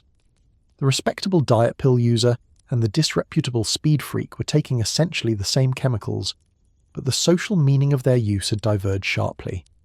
This divergence would accelerate in the following decades, as stimulants became more closely associated with poverty, crime, and social marginality. The working class had its own relationship with stimulants that was distinct from both suburban pharmaceutical use and countercultural experimentation. Factory workers, construction labourers, and other manual workers discovered that amphetamines could help them endure long shifts and physically demanding work. Unlike the middle-class users who obtained their pills through doctors, working-class users often acquired their stimulants through informal channels, from friends, from dealers, from the same truck stops that served long-haul drivers. Their use was functional rather than recreational, aimed at maintaining productivity rather than achieving altered states. This working-class stimulant use was particularly prevalent in industries with demanding physical requirements and minimal job security. Workers who needed to keep up with quotas, who faced injury if their attention flagged, who couldn't afford to take time off when they were tired. These were ideal customers for a drug that promised to extend their productive capacity beyond natural limits. The employers who benefited from this enhanced productivity rarely acknowledged its pharmaceutical basis, but they also rarely complained about workers who seemed capable of superhuman effort. The invisibility of working-class stimulant use was itself significant. When middle-class housewives took diet pills, the phenomenon was discussed in magazines and medical journals, debated by doctors and health experts. When factory workers took speed to make their quotas, nobody noticed or cared. The class dynamics of drug attention meant that the pharmaceutical habits of the poor were largely invisible to the broader culture. This invisibility would persist as stimulant use evolved, with media and policy attention consistently focusing on the drug use of those who already had other ways of being seen. The agricultural sector developed its own patterns of stimulant use that rarely attracted public attention. Farm workers, facing brutal physical demands and often working under piece-rate systems that penalized rest, found in amphetamines a way to extend their productive hours. Migrant laborers, already vulnerable and exploited, added drug dependency to their burdens. The fields that fed America were being worked by people whose exhaustion was being managed chemically, whose bodies were being pushed beyond sustainable limits by pills that promised strength and delivered damage. The military connection to stimulant use continued through this period, though it attracted less attention than it had during World War II. American forces in Korea and later in Vietnam were supplied with amphetamines for use in combat situations, continuing the tradition of pharmaceutical warfare that had been established in the previous conflict. Soldiers who were introduced to stimulants during their military service often continued using them after returning to civilian life, adding another stream of users to an already swelling population. The Vietnam War, in particular, created a generation of stimulant users who would carry their habits into the civilian world. The nature of the conflict, the ambushes, the night operations, the constant uncertainty about when and where enemy forces might appear, made stimulants seem essential for survival. Soldiers who had spent months or years relying on pills to stay alert and functional found it difficult to stop once the immediate danger had passed. The war that was being fought in the jungles of Southeast Asia would have consequences in the trailer parks and inner cities of America for decades to come. The distribution of stimulants to American troops in Vietnam was systematic and extensive. Military physicians prescribed amphetamines for a wide range of conditions, from weight management to fatigue to vague complaints about difficulty concentrating. The drugs were also available through informal channels, traded among soldiers, obtained from local sources, purchased through the black market that flourished wherever American forces were stationed. A young man who had never used stimulants before his deployment might return home with a habit that would prove extremely difficult to break. The psychological trauma of combat created additional vulnerability to stimulant addiction. Soldiers returning from Vietnam often struggled with what would later be called post-traumatic stress disorder, nightmares, hypervigilance, difficulty readjusting to civilian life. Stimulants offered a way to manage some of these symptoms, to push through the exhaustion of sleepless nights, to maintain functionality when every instinct screamed that danger was imminent. The drugs that had helped soldiers survive combat became the drugs that helped veterans cope with the aftermath of combat. The Veterans Administration, which should have been helping these men recover from their wartime experiences, was woefully unprepared for the addiction problems that were developing. The VA system was designed to treat physical injuries and conventional illnesses, not to address the complex interplay of trauma and substance abuse that many veterans were experiencing. Men who sought help were often given more pills rather than actual treatment. The system that was supposed to support them was instead enabling their deterioration. The intersection of Vietnam veteran status and stimulant addiction would shape American drug culture for decades. Many of the men who became prominent in the illicit drug trade during the 1970s and 1980s had military backgrounds. The skills they had learned in service, organization, logistics, violence, translated readily to criminal enterprise. The connections they had made overseas provided access to supply chains that reached across the Pacific. The war had created not just a generation of users but also a generation of suppliers. By the end of the 1960s, stimulant use in America had fragmented into multiple distinct patterns, each with its own demographics, supply chains, and cultural meanings. There was still the pharmaceutical stream, with doctors prescribing amphetamines for weight loss, attention disorders, and various other conditions, though regulatory pressure was beginning to constrain this flow. There was the countercultural stream, though the counterculture itself was increasingly ambivalent about speed. There was the criminal stream, dominated by outlaw motorcycle clubs and increasingly sophisticated trafficking organizations. And there was the working-class stream, functional and largely invisible, enabling the labor that kept the economy running. These streams would continue to evolve in the following decades, sometimes merging and sometimes diverging, responding to changes in law, culture, and economics. The regulatory crackdowns of the 1970s would squeeze the pharmaceutical stream without eliminating it. The decline of the counterculture would remove some of the romantic associations that had attached to stimulant use. The growth of the criminal production would continue, with Mexican cartels eventually replacing outlaw motorcycle clubs as the dominant suppliers. And through it all, people would continue using stimulants for the same basic reasons they always had: to work harder, to play longer, to be more than their natural limitations allowed. The cultural meaning of stimulants would also prove surprisingly stable despite surface changes.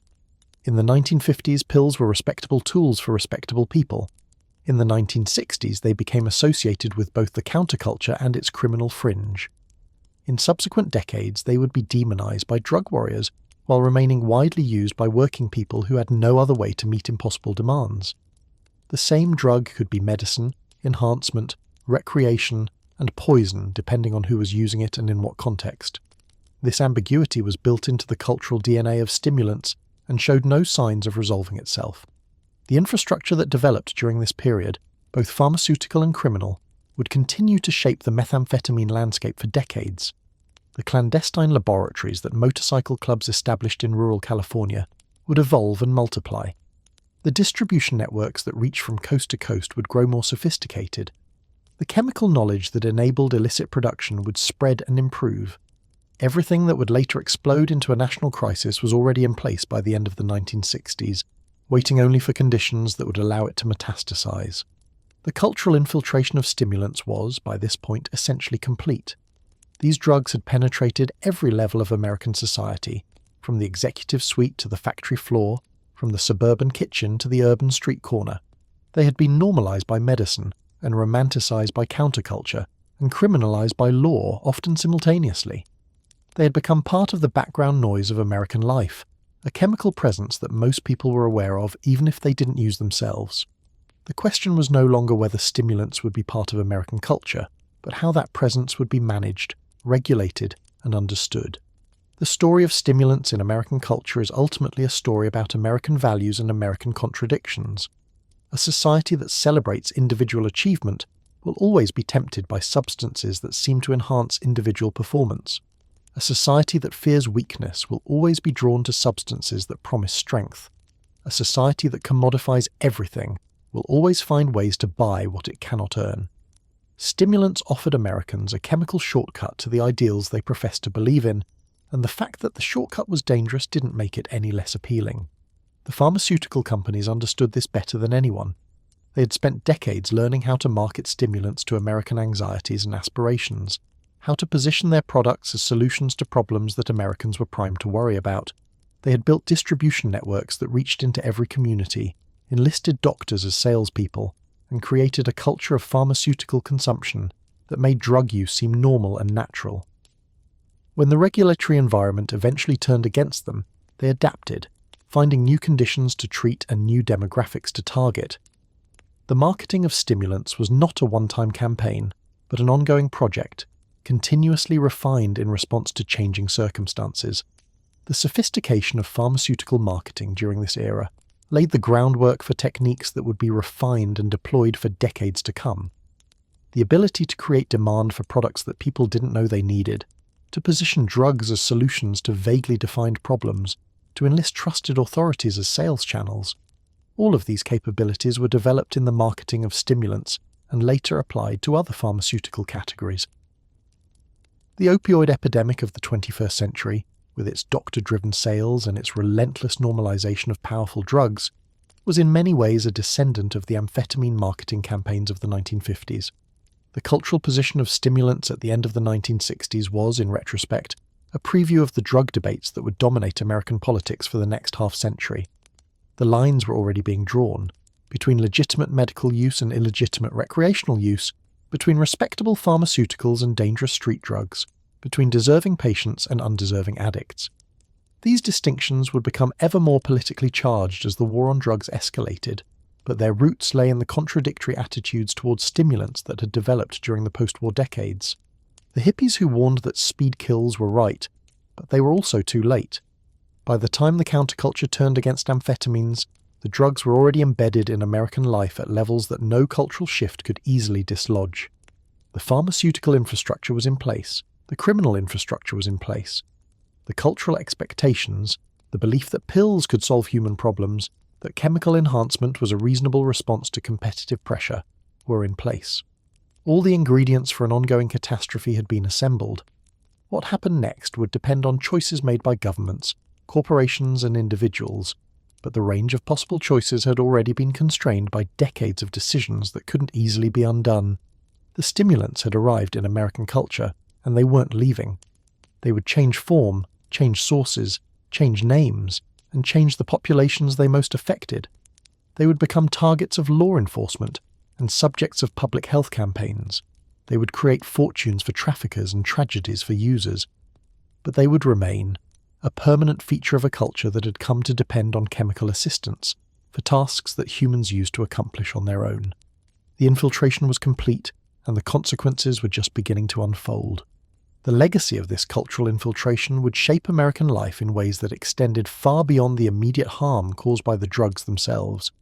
The normalization of pharmaceutical enhancement, the expectation that pills could solve human problems, the infrastructure of production and distribution that developed during this period, all of these would prove remarkably durable.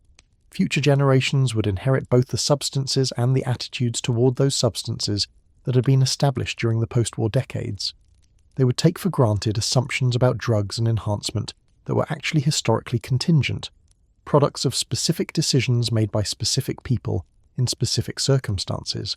The story of how stimulants conquered American culture is ultimately a story about choice and constraint. Individuals chose to take pills, companies chose to sell them, doctors chose to prescribe them. regulators chose not to regulate. Each of these choices made sense in context, responded to immediate pressures and incentives, but the aggregate effect of all these reasonable choices was a culture of chemical dependency that constrained future choices in ways that nobody had anticipated. The freedom to enhance became the compulsion to enhance, and the enhancement itself became a prison that was very difficult to escape. The statistics we've been discussing throughout this story, the millions of users, the billions of dollars, the tons of product crossing borders, are impressive in their scale, but fundamentally inadequate to capture the human reality of the methamphetamine crisis. Statistics are abstractions, numbers on a page, data points that can be analysed and debated by policy experts who have never seen what methamphetamine actually does to families and communities. Behind every number is a person, and behind every addicted person is a constellation of other people whose lives have been damaged in ways that rarely make it into the official counts. These are the invisible victims, the collateral damage of a drug war that counts arrests and seizures, but somehow misses the children, the neighbours, the first responders, and the communities that bear the burden of this crisis every single day. Let's start with the children, because they're the most vulnerable and the least able to advocate for themselves. When we talk about methamphetamine addiction, we usually focus on the adult user, their choices, their treatment options, their criminal liability. We rarely talk about the children who happen to live in the same household, breathing the same air, dependent on the same adults who are now more interested in getting high than in providing care. These children are victims in the most complete sense of the word. They didn't choose their circumstances, they can't escape them, and they often suffer consequences that will shape the rest of their lives. The phenomenon of meth homes, residences where methamphetamine is used or manufactured, has created a category of childhood trauma that previous generations never had to contemplate. When meth is smoked or manufactured inside a home, the residue settles on every surface: walls, floors, furniture, toys, clothing, bedding. Children who live in these environments are constantly exposed to methamphetamine through skin contact, inhalation, and accidental ingestion. They're being dosed with a powerful stimulant against their will every hour of every day simply by existing in spaces that their parents have contaminated. The health effects on these children are exactly what you'd expect from chronic low-level exposure to a neurotoxic stimulant. They show developmental delays, learning disabilities, and behavioural problems at rates far exceeding the general population. They're irritable, anxious, and unable to concentrate, symptoms that are often misdiagnosed as ADHD and treated with medications that only compound the underlying problem. They suffer from respiratory issues, skin conditions, and immune system dysfunction, and they carry elevated levels of methamphetamine in their blood and urine, physical evidence of an exposure that would be considered child abuse if anyone bothered to test for it. But the chemical exposure is almost the least of their problems. The children of meth-addicted parents grow up in chaos, neglected by adults who are too focused on getting high or coming down to attend to basic childcare. They go hungry because nobody remembers to feed them. They miss school because nobody wakes them up or takes them to class. They live in squalor because the normal maintenance of a household has been abandoned in favour of drug use. The most fundamental needs of childhood, safety, stability, predictable care from loving adults, are simply absent from their lives. The psychological trauma is profound and lasting. Children learn that they can't trust the adults who are supposed to protect them. They learn that love is conditional on factors beyond their control. They learn that the world is fundamentally unsafe and that they must fend for themselves because nobody else will. These lessons become encoded in their developing brains, shaping their neural architecture in ways that will affect every relationship and every challenge they face for the rest of their lives. The damage done in these early years is not easily repaired, even with the best therapeutic interventions. When law enforcement or child protective services eventually intervenes, and they often do, though usually not soon enough, the children face the additional trauma of removal from their homes. Whatever dysfunction their parents represented, those parents were still the only family they knew. Being placed in foster care, however necessary, means separation from siblings, from familiar surroundings, from everything that anchored their chaotic existence. Many of these children bounce from placement to placement, never finding the stability they desperately need, accumulating additional traumas with each transition. The moment of removal is often itself traumatic, regardless of how necessary it may be. Police or social workers arriving at a home, the confusion and fear in the child's eyes, the screaming or absence of parents who may be high or in custody. Children don't understand that they're being rescued. They understand that strangers are taking them away from everything they know. The night they spend in an emergency shelter or a stranger's foster home may be safer than any night they spent with their parents, but it doesn't feel safer. It feels terrifying. Siblings who are placed together have a slightly better chance of maintaining some sense of family continuity, but the foster care system often separates siblings due to placement constraints. A teenager and a toddler require different types of care, and families willing to take one may not be equipped for the other. Brothers and sisters who have been each other's only reliable support through years of parental neglect are suddenly cut off from each other, their bond severed by a system that means well but lacks the resources to keep families intact. The foster care system itself is overwhelmed by the methamphetamine crisis. Social workers carry caseloads that make meaningful intervention nearly impossible. Foster families are in short supply, particularly families willing to take on the challenging behaviours that traumatised children often display. Group homes and institutional placements become the default option for children who can't be matched with families, warehousing young people in environments that are barely better than the homes they were removed from. The system that's supposed to rescue these children often just transfers them from one form of institutional neglect to another. The long-term outcomes for children raised in meth-affected households are grim. They're more likely to become addicted to drugs themselves, continuing the cycle into another generation. They're more likely to struggle in school and to drop out before graduation. They're more likely to become involved with the criminal justice system. They're more likely to experience mental health problems, relationship difficulties, and chronic health conditions. The trauma of their childhoods echoes through their entire lives, limiting their opportunities and shaping their choices in ways that would have been unimaginable to them if they'd been born into different circumstances. The number of children affected by parental methamphetamine use is almost certainly in the millions, though precise figures are difficult to establish. Child welfare agencies don't always test for meth exposure or track meth-related placements systematically. Many affected children never come to official attention at all, suffering in silence until they age out of childhood and become statistics in other categories: homeless youth, juvenile offenders, high school dropouts. They're invisible victims in a very literal sense. The systems that count things simply don't count them. Beyond the children in meth-affected households, there are the families that have been torn apart by addiction, even when children aren't directly involved. Parents who have watched their adult children disappear into methamphetamine addiction. Siblings who have lost brothers and sisters to a drug that consumed everything they were. Spouses who have tried to hold together marriages while their partners descended into paranoia and psychosis. The ripple effects of a single addiction extend outward through social networks, touching dozens of people who never used the drug themselves, but whose lives have been fundamentally altered by its presence in their family.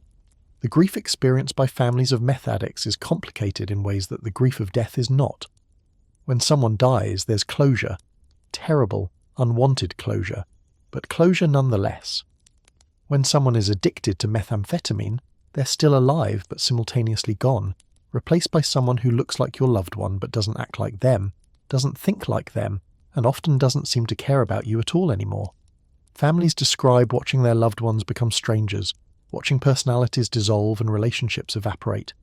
It's a kind of living death that offers neither the finality of actual death nor the hope of actual life. The stages of family response to addiction often follow a predictable pattern, though knowing this doesn't make the experience any easier. First comes denial. Surely this can't be as bad as it seems. Surely they'll snap out of it. Then comes heroic effort. Interventions, treatment programs, ultimatums, moving heaven and earth to save someone who may not want to be saved. Then comes despair. The realization that you cannot fix this problem no matter how much you love the person. And finally, for many families comes acceptance and detachment. The painful recognition that you have to protect yourself and any other family members from the destruction the addict is causing. Each of these stages exacts its own toll. The denial phase often involves covering for the addict, making excuses, hiding the problem from friends and extended family. The heroic phase can drain financial resources and emotional energy that the family desperately needs for other purposes. The despair phase can lead to depression, anxiety, and health problems for family members who have neglected their own needs. And the acceptance phase, while necessary for survival, often comes with crushing guilt, the sense that you're abandoning someone who needs you, even though continuing to enable them is making things worse. The emotional toll on these family members is substantial but largely unmeasured. They suffer from anxiety, depression, and symptoms of post-traumatic stress. They often blame themselves, wondering what they could have done differently, whether they missed warning signs, whether their love wasn't enough. They may have their own financial resources drained by attempts to help, paying for treatment programs, bailing addicts out of jail, covering expenses that the addict can no longer manage. Many of them eventually reach a point where they have to cut ties entirely, making the agonizing decision to prioritize their own survival over the impossible project of saving someone who refuses to be saved. Support services for families of addicts are woefully inadequate. Al-Anon and similar groups provide some help, but they're volunteer-run organizations that can't substitute for professional treatment and support. Insurance often doesn't cover therapy for family members, since they're not the ones with the diagnosis. The mental health system, already stretched thin, treats family members as secondary concerns if it acknowledges them at all. Like so many aspects of the methamphetamine crisis, the damage to families is real but invisible, significant but uncounted. Now let's talk about an aspect of the meth crisis that's often overlooked entirely: the environmental destruction caused by clandestine manufacturing. When we think about pollution and environmental harm, we usually think about factories and power plants and cars, large-scale industrial activities that release contaminants into air and water. We don't usually think about drug labs, but the production of methamphetamine, particularly the small-scale mom-and-pop operations that proliferated across rural America in the 1990s and 2000s, has created environmental contamination on a scale that rivals many industrial polluters. The chemistry of methamphetamine production generates a staggering amount of toxic waste. For every pound of meth produced, approximately 5 to 6 pounds of hazardous chemical waste are generated. This waste includes solvents, acids, bases, and various reactive compounds that are dangerous to human health and destructive to ecosystems. The amateur chemists who run clandestine labs typically have no idea how to safely dispose of these materials, and even if they did, they certainly wouldn't want to attract attention by doing so properly. So the waste gets dumped wherever it's convenient, in backyards, in fields, in streams, in storm drains, anywhere that's out of sight and out of mind. The specific chemicals involved in meth production read like a shopping list from a horror movie. Red phosphorus, iodine, anhydrous ammonia, lithium from batteries, various acids and solvents. These substances are dangerous individually and can be catastrophically dangerous in combination. The fumes produced during synthesis can cause immediate respiratory damage. The residues left behind can persist for years. The explosion risk from improper handling of reactive chemicals has destroyed countless properties and killed numerous lab operators and innocent bystanders. These aren't the carefully controlled conditions of a legitimate laboratory. They're improvised operations run by people whose chemistry knowledge might consist entirely of a recipe they found online. The waterways near meth lab sites have shown contamination levels that would be alarming from any industrial source. Streams that once supported fish and wildlife become dead zones, their ecosystems poisoned by chemicals that have no business being in the natural environment. Groundwater contamination can persist for decades, affecting wells and aquifers that serve entire communities. The environmental damage from a single lab can affect an area far larger than the property where production occurred, as contaminants migrate through soil and water systems in ways that are difficult to predict or contain. The contamination from a single meth lab can render a property uninhabitable and can spread to affect neighbouring properties, groundwater, and local waterways. Cleanup costs for contaminated properties routinely run into tens or hundreds of thousands of dollars, costs that typically fall on property owners, local governments, or federal agencies rather than on the lab operators themselves. Properties with known meth contamination become virtually unsaleable, stranding owners in homes that are actively poisoning them or forcing them to abandon their investments entirely. The rural areas where meth labs proliferated most aggressively have been particularly hard hit. These were often communities with limited resources to begin with, economically depressed regions where property values were low and regulatory oversight was minimal. The meth labs exploited these vulnerabilities, setting up in places where nobody would ask too many questions and leaving behind contamination that these communities lack the resources to address. The environmental justice implications are stark. Poor rural communities bear the burden of contamination created by a drug trade that ultimately serves users across the economic spectrum. The property disclosure requirements around meth contamination create their own complications. In many jurisdictions, sellers must disclose if a property was used for meth production, but the definition of production varies and enforcement is inconsistent.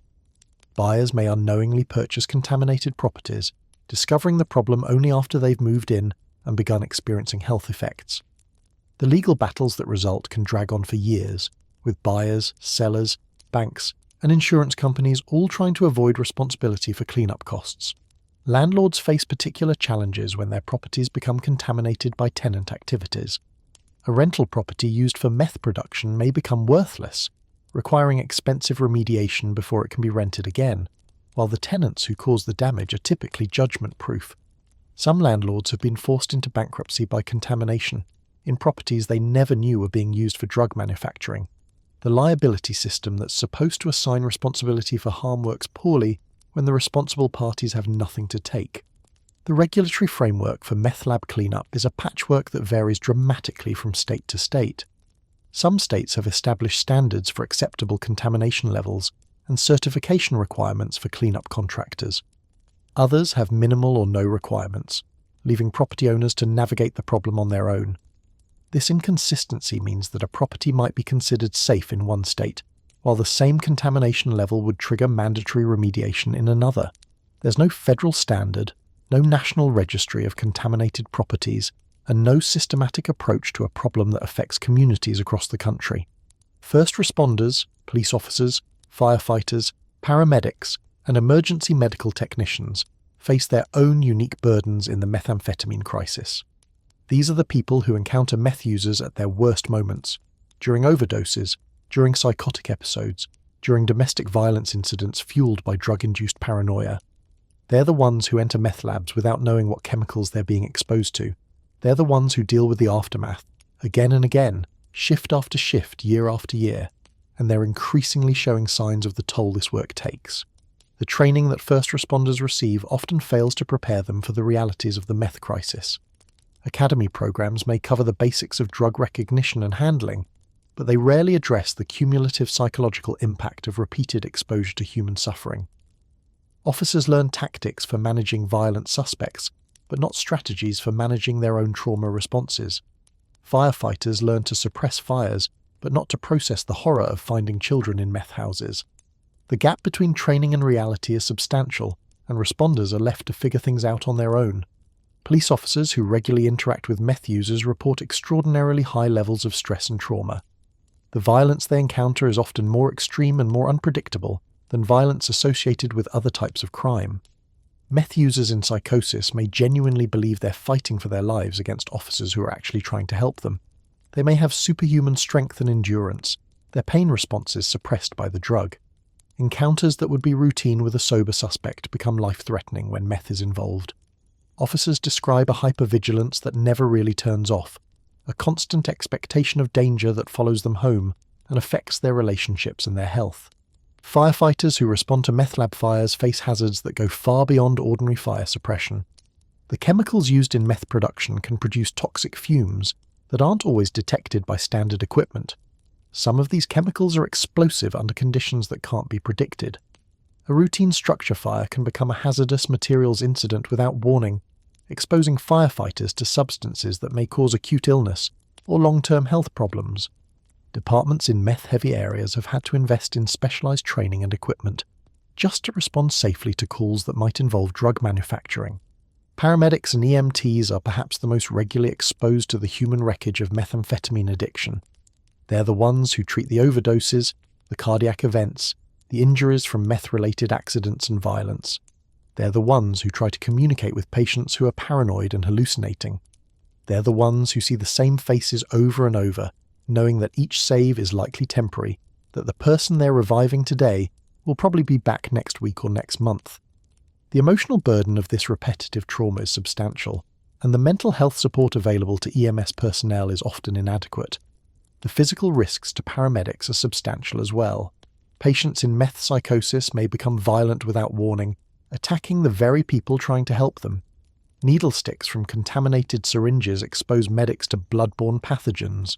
The environments where they work, filthy apartments, abandoned buildings, the sides of roads, present hazards that wouldn't be tolerated in any other medical setting. And unlike doctors and nurses who work in hospitals, paramedics often work alone or with a single partner, without the backup systems that institutional medicine provides. The shortage of mental health resources for first responders creates a compounding problem. Many departments offer minimal psychological support, perhaps an employee assistance program with limited sessions or occasional critical incident debriefings that research suggests may actually be counterproductive. The culture of first responder professions often discourages seeking help.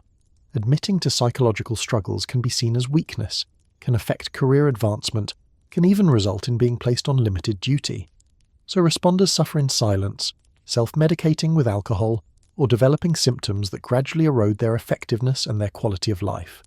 The phenomenon of secondary traumatic stress, sometimes called vicarious trauma or compassion fatigue, is increasingly recognized as a major problem for first responders dealing with the drug crisis. Repeated exposure to the suffering of others, particularly when that suffering seems endless and largely preventable, takes a psychological toll that accumulates over time. First responders develop symptoms that mirror PTSD: intrusive thoughts, emotional numbness, difficulty sleeping, and a pervasive sense of hopelessness. Rates of depression, anxiety, and substance abuse among first responders are elevated well above the general population, and suicide rates in some departments have reached crisis levels. The communities served by these first responders also suffer when their protectors are burned out and traumatized. Officers who are emotionally exhausted may become cynical, aggressive, or disengaged. Firefighters who have lost their sense of purpose may take risks they shouldn't or miss, hazards they should notice. Paramedics who have stopped believing their interventions matter may provide care that's technically competent, but lacking in the compassion that patients need. The secondary effects of first responder trauma ripple outward through the communities they serve. Having examined the invisible victims of the methamphetamine crisis, the children, the families, the environments, the first responders, we now need to confront an uncomfortable truth. The approaches we've been using to address this crisis for the past half-century haven't worked. The war on drugs, declared by President Nixon in 1971 and prosecuted with varying intensity ever since, has been a spectacular failure by almost any measure. Drugs are more available, more potent, and more deadly than they were when the war began. The United States spends more on drug enforcement than ever before while achieving less, and the collateral damage from our prohibition approach, mass incarceration, racial disparities in enforcement, diversion of resources from treatment to punishment, has created problems that may be as serious as the drug use we were trying to prevent. Let's talk numbers for a moment, because the scale of investment in the war on drugs is genuinely staggering. Since 1971, the United States has spent well over $1 trillion on drug enforcement and interdiction. $1 trillion! That's enough to fund the entire Apollo program about 15 times over. It's more than the GDP of most countries. It represents decades of investment in police, prosecutors, prisons, border patrol, Coast Guard interdiction, international eradication programs, and countless other enforcement activities. By any standard of resource allocation, this has been one of the largest sustained government initiatives in American history. To put this spending in perspective, consider what else we might have done with $1 trillion. We could have funded universal addiction treatment for everyone who needed it, for decades. We could have provided housing and employment assistance to eliminate the poverty that drives much drug abuse. We could have rebuilt the mental health infrastructure that was dismantled in the 1980s. We could have funded research into addiction treatment that might have produced breakthrough therapies. Instead, we spent the money on enforcement activities that have manifestly failed to achieve their objectives. The bureaucracies that have grown up around drug enforcement represent another form of investment, or perhaps waste, depending on your perspective. The Drug Enforcement Administration employs over 10,000 people. State and local drug enforcement units add tens of thousands more. Private prison companies that house drug offenders have become substantial businesses. Drug testing companies, probation services, court systems, an entire economic ecosystem has developed around drug prohibition, and all of these entities have an interest in maintaining the current approach regardless of its effectiveness. What have we gotten for this investment? Drug use rates have remained essentially stable over decades. fluctuating in response to market conditions and fashion, rather than enforcement pressure. The purity of illegal drugs has generally increased while prices have generally decreased, exactly the opposite of what should happen if enforcement were effective at constricting supply. Overdose deaths have skyrocketed, reaching levels that would have been unimaginable when the war on drugs began. By the metrics that matter most, availability, harm, death, we are worse off than we were before we started spending all this money. The economic logic of drug prohibition was always questionable, and experience has confirmed its flaws. Prohibition attempts to reduce drug consumption by restricting supply, which in theory should raise prices and make drugs less accessible. But drug markets don't operate like ordinary markets. Demand for addictive substances is relatively inelastic. Users will make extraordinary sacrifices to obtain their drugs regardless of price. And the enormous profits created by prohibition attract suppliers who are willing to take extraordinary risks for those profits. Enforcement may disrupt particular trafficking organizations, but it can't change the fundamental economics that make drug trafficking so attractive. The result is what economists call the balloon effect. Squeeze the drug trade in one location, and it bulges out somewhere else. Shut down production in one country and it migrates to another. Arrest one drug lord and another takes his place. The resources devoted to enforcement are always playing catch-up with an industry that adapts faster than bureaucracies can respond. We've been squeezing this balloon for 50 years, and the air inside has never decreased. It's just moved around. The mathematical reality of drug enforcement is sobering. To significantly affect drug availability, enforcement would need to intercept a substantial majority of supply. Estimates suggest 70% or more. Actual interception rates are typically in the single digits, occasionally reaching 10 or 15% during particularly intensive operations. The margin between what we're achieving and what would be needed to make a difference is so vast that incremental improvements in enforcement are essentially meaningless. We would need to multiply our effectiveness by a factor of 10 or more just to start affecting the market. The drug trade also benefits from what might be called the vacancy chain effect. When enforcement removes a dealer or supplier from the market, the resulting vacancy creates an opportunity that is almost immediately filled. Other participants in the trade compete to capture the newly available market share. The price briefly rises, creating additional profit incentive, and new suppliers enter the market to chase those profits.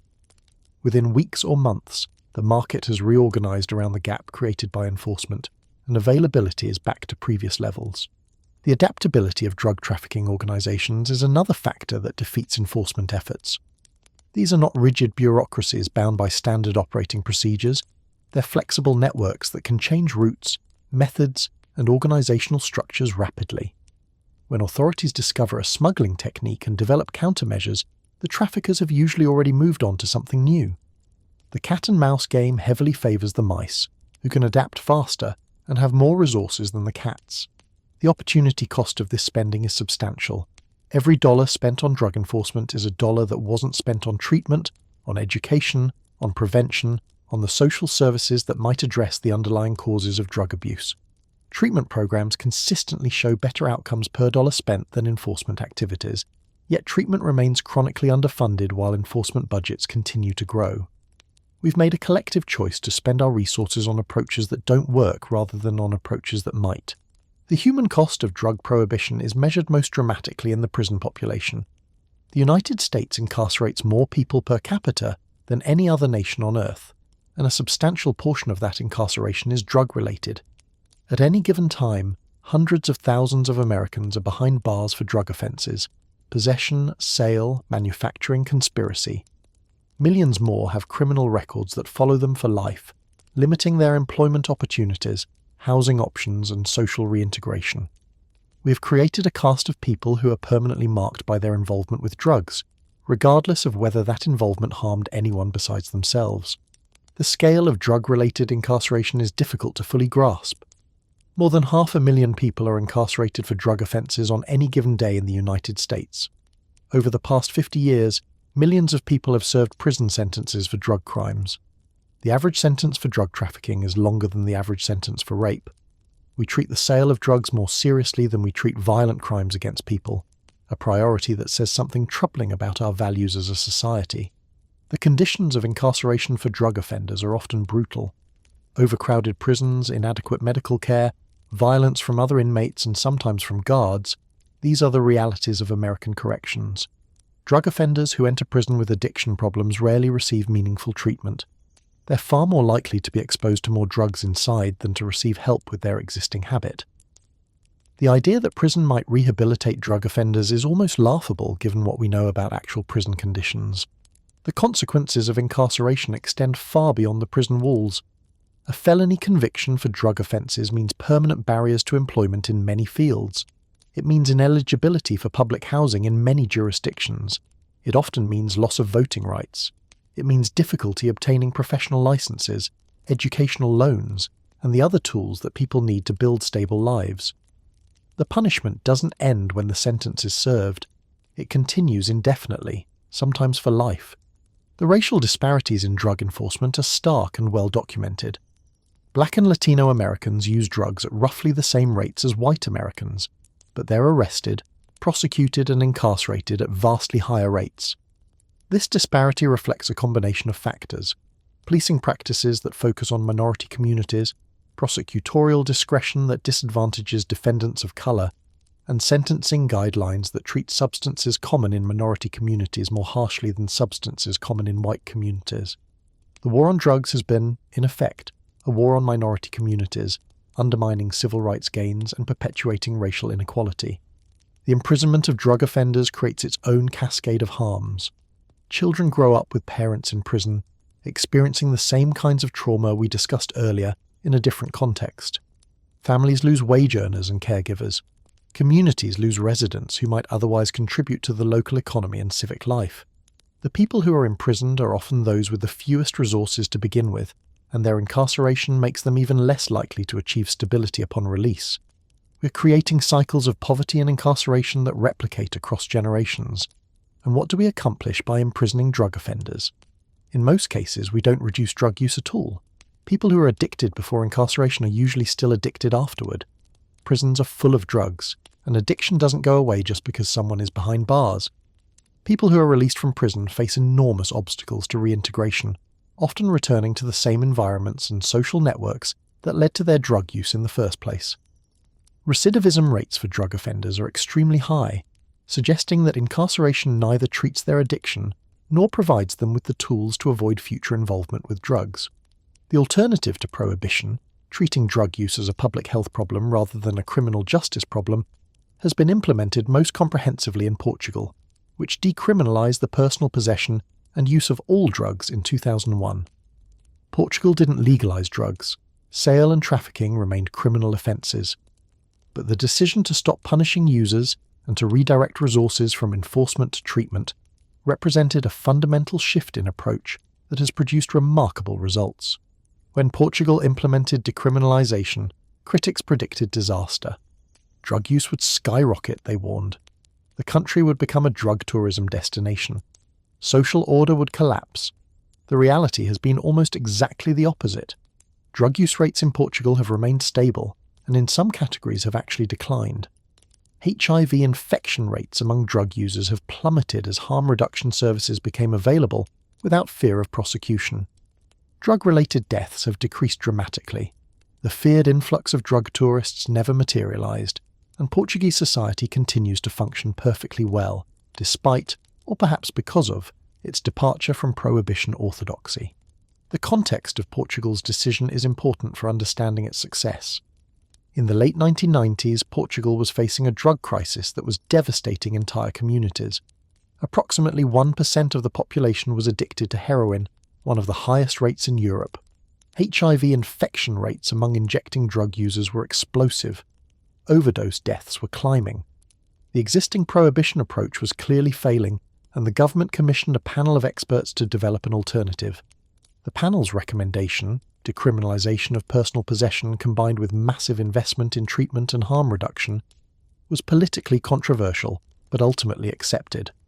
The new policy went into effect in 2001, and the government committed substantial resources to making it work. Drug courts were replaced by dissuasion commissions. Police were retrained to refer users to services rather than arresting them. Treatment capacity was dramatically expanded. The entire infrastructure of how Portugal dealt with drug users was fundamentally redesigned. The results took time to manifest, but they have been consistent. Over the 2 decades since decriminalisation, Portugal has seen dramatic improvements in public health outcomes related to drug use. HIV infections among drug users fell by more than 90%. Drug-related deaths decreased by more than 80% from their peak. The proportion of drug offenders in Portuguese prisons dropped from over 40% to less than 25%. The feared consequences of decriminalisation, increased use, social breakdown, simply did not materialise. The Portuguese model works through a system called dissuasion commissions, panels of social workers, lawyers, and medical professionals who meet with people caught in possession of drugs. The goal is not punishment, but assessment and referral. Users who are struggling with addiction are connected to treatment services. Users who are using recreationally are warned about risks and monitored for signs of escalation. Nobody goes to jail simply for possessing drugs for personal use. The system treats drug use as what it actually is, a health issue, rather than pretending it's a crime problem that can be solved through incarceration. The resources that Portugal freed up by not prosecuting drug users were redirected to treatment, harm reduction, and social services. Portugal expanded access to medication-assisted treatment for opioid addiction. It established needle exchange programs and safe consumption facilities. It invested in housing, employment assistance, and mental health services for people struggling with addiction. The comprehensive approach recognized that drug addiction is rarely just about drugs. It's usually entangled with poverty, trauma, mental illness, and social isolation that must all be addressed if recovery is to be possible. The cost savings from reduced incarceration alone have been substantial. Portugal spends far less per capita on drug enforcement than the United States, while achieving far better public health outcomes. The money that isn't being spent on police, prosecutors, and prisons is available for treatment and prevention. The people who aren't being incarcerated are able to work, pay taxes, and contribute to their communities. The economic case for the Portuguese approach is as strong as the public health case. The social acceptance of the Portuguese model has grown over time as results have become apparent. Initial skepticism has given way to broad public support as the predicted disasters failed to materialise and the promised benefits became evident. Politicians who supported decriminalisation are no longer political outliers. Their approach has become mainstream. The taboo against discussing alternatives to prohibition has been broken, allowing for more honest and productive conversations about drug policy. The lesson of Portugal is that there is an alternative to the approach that has failed so spectacularly in the United States. Decriminalisation is not surrender to drug abuse. It's a recognition that the tools of criminal justice are poorly suited to addressing a public health problem. Countries that have moved away from prohibition haven't seen drug use explode. They've seen public health outcomes improve. The evidence is increasingly clear that our current approach is making things worse, not better, and that fundamentally different strategies might produce fundamentally different results. Whether the United States will ever implement the lessons of Portugal remains uncertain. Political incentives favour the appearance of being tough on crime, even when toughness manifestly fails to produce results. The industries that have grown up around drug enforcement, private prisons, law enforcement agencies, drug testing companies, have a vested interest in maintaining the current approach. And the cultural conviction that drug use is a moral failing deserving punishment runs deep in American society, particularly among constituencies with political power. The political obstacles to reform are substantial and should not be underestimated. Politicians who advocate for decriminalisation risk being labelled as soft on crime, an accusation that can end careers. Law enforcement unions lobby aggressively against policies that might reduce their budgets or missions. Private prison companies contribute to political campaigns and employ lobbyists who work to maintain incarceration rates. The system has developed its own immune system, defending itself against reforms that would improve public health but reduce the power and resources of enforcement institutions. There are, however, signs of change. Public opinion on drug policy has shifted substantially over the past 2 decades, with majorities now supporting treatment over incarceration for drug offences. Several states have decriminalised or legalised marijuana, demonstrating that drug policy reform is politically viable. Oregon became the first state to decriminalise possession of all drugs in 2020, following the Portuguese model more closely than any previous American jurisdiction. The conversation has shifted, even if the policy has not fully caught up. The opioid crisis, which has devastated white rural and suburban communities, that were previously insulated from drug-related harm, has also changed the political calculus. When the victims of drug addiction looked more like the constituents of Republican legislators, the rhetoric shifted from lock them up to get them help. Whether this represents genuine learning about addiction or simply racial bias in drug policy is debatable, but the effect has been to make treatment-oriented approaches more politically acceptable across the ideological spectrum. The methamphetamine crisis has revealed, perhaps more starkly than any previous drug epidemic, the limitations of our traditional approaches. The drug is too addictive to be discouraged by threat of punishment. The supply chains are too sophisticated to be disrupted by enforcement. The users are too sick to be helped by incarceration. The collateral damage, to children, to families, to environments, to first responders, continues to accumulate regardless of how many people we arrest or how much money we spend. Something different is clearly needed, even if we lack the political will to pursue it. The invisible victims we've discussed in this chapter, the children breathing contaminated air, the families watching loved ones disappear, the communities dealing with poisoned land and water, the first responders absorbing trauma after trauma, are paying the price for our failed policies. They're not statistics that show up in government reports. They're not the focus of political campaigns or policy debates. They're simply absorbing the damage day after day in communities across the country, while we continue doing what we've always done and expect different results. The path forward remains unclear. Perfect solutions don't exist for problems as complex and entrenched as methamphetamine addiction. But imperfect solutions that actually address the problem would be far better than the perfect failure we've been implementing for decades. The children deserve better. The families deserve better. The first responders deserve better. Even the addicts themselves, damaged and damaging as they may be, deserve an approach that offers some genuine hope of recovery, rather than simply cycling them through jails and prisons that make their situations worse. What might such an approach look like? Based on the evidence from Portugal and other countries that have moved away from prohibition, certain elements seem essential. First, decriminalisation of personal use and possession, removing the criminal penalties that drive users away from treatment and into the shadows. Second, massive investment in treatment capacity, ensuring that anyone who wants help can access it without waiting lists or financial barriers. Third, harm reduction services that keep users alive and connected to the healthcare system, even if they're not ready to stop using. Fourth, social services that address the underlying causes of addiction: poverty, trauma, mental illness, social isolation. None of these elements is sufficient on its own, and implementing all of them would require political will that currently doesn't exist. But the alternative, continuing to do what we've been doing, is clearly not working. The invisible victims we've discussed in this chapter will continue to accumulate. The billions of dollars we spend on enforcement will continue to be wasted. The cartels will continue to profit. The crisis will continue to worsen. At some point, the cost of change becomes less than the cost of staying the same. The story of methamphetamine has always been a story of unintended consequences, of science creating tools it didn't understand, of commerce pursuing profits without counting costs, of societies responding to problems in ways that create worse problems. The invisible victims are the latest chapter in this story, the latest consequence of choices made decades ago by people who couldn't foresee where those choices would lead. Understanding their suffering is essential for anyone who wants to think clearly about what might be done differently. The solutions aren't obvious, but the failure of the status quo is undeniable. The methamphetamine crisis is not an inevitable feature of human society.